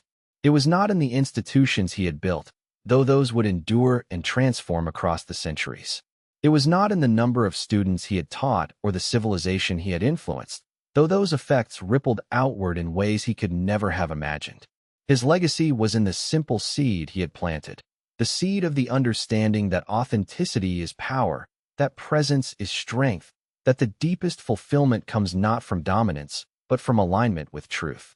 That seed would grow in countless forms, would be adapted to countless contexts, would flower in ways that no single person could predict or control. But the seed itself would always remain the same. The recognition that human beings possessed within themselves the capacity to be fully authentic, fully present, fully alive. And in asking these questions, in genuinely seeking their answers, in being willing to have their certainties shaken and their assumptions questioned, practitioners across all the centuries and all the lands discovered what Mo Shui had discovered, that the answer was always available, waiting to be found, present in every moment where a person chose presence over pretense, authenticity over armor, the simple courage to be fully alive. The answer was not something that had to be given. It was something that revealed itself to anyone willing to stop searching for it and simply be present with what was actually true. In the end, Mo Shui's greatest gift to humanity was not a system or a method, but a profound permission. Permission to stop trying to be someone other than who you authentically are. Permission to release the exhausting charade of dominance and control. Permission to discover that your genuine nature, when fully expressed, was far more powerful than any false persona you could construct. Permission to live a life of authentic presence and to allow that presence to affect the world around you simply through the fact of your existence. This permission, once given and once received, could never be taken back. It rippled through generations, awakening in each person the recognition of their own authentic power. The meditation continued in the Great Hall and in countless spaces across the world. Practitioners remained still, returning again and again to the simple awareness of their own breath, their own body, their own being. In that stillness, something immense was occurring. Something that transcended history and time was being discovered, again and again, in fresh and immediate ways. Not as a memory of something that had happened 1,000 years ago, but as a living, present moment truth, unfolding now, available now, discoverable now by anyone willing to be present with what was true. And this is the ultimate understanding that Mo Shui left us with. That transformation is not something that happens once, that is completed, that is finished. Transformation is the eternal process of beings becoming more fully themselves, more aligned with what is true, more genuinely present in each moment. It happens through the choices we make, through the commitment we bring to authenticity, through the willingness to be broken open again and again by contact with what is true. This is the work that continues forever. This is the work that will never be finished. And in committing to this work, in choosing presence over pretense, authenticity over armor, we join Mo Shui in the eternal project of awakening. This was what would persist through all the centuries to come. Not the stories, though they would be told and retold and embellished and simplified and misunderstood and rediscovered. Not the institutions, though they would evolve and transform across the generations. Not the specific teachings and methodologies, though they would be preserved and adapted to new contexts. What would persist was the simple, eternal recognition that had first awakened in a young man named Emo who had simply refused to fight, who had discovered in that refusal a form of power that the world did not understand. And through him, through his life and his teaching and his transmission, that recognition had awakened in thousands, and then millions, and would continue to awaken in countless people across all the centuries and all the lands. Each one discovering it fresh, each one understanding it in their own way, each one contributing their own unique expression to the growing understanding that authenticity is the deepest power, that presence is the source of genuine strength, that the highest achievement of human consciousness is not the accumulation of dominance, but the simple, complete alignment with what is true. The meditation continued. The work continued. And in the continuing, the 1,000-year ripples of one young man's simple refusal to fight spread ever outward, touching lives, transforming civilizations, offering again and again the possibility of a different way of being, not only for individuals, but for entire cultures and for the future of human consciousness itself. As you finish this story, consider, how might your own life change if you trusted authenticity more than dominance? What would become possible if you released the need to prove yourself and simply allowed your genuine nature to be expressed? How would your relationships deepen if you brought complete presence to those you encounter? These are the questions that Emo left us with, not as doctrine to be believed, but as an eternal invitation to discover for ourselves what is true. The quiet truth endures, that what is genuine cannot be permanently suppressed, and what is authentic will always find its way into the world, one life at a time. If you enjoyed this story, please subscribe to the channel and leave a comment below. It helps more than you know. See you in the next audiobook.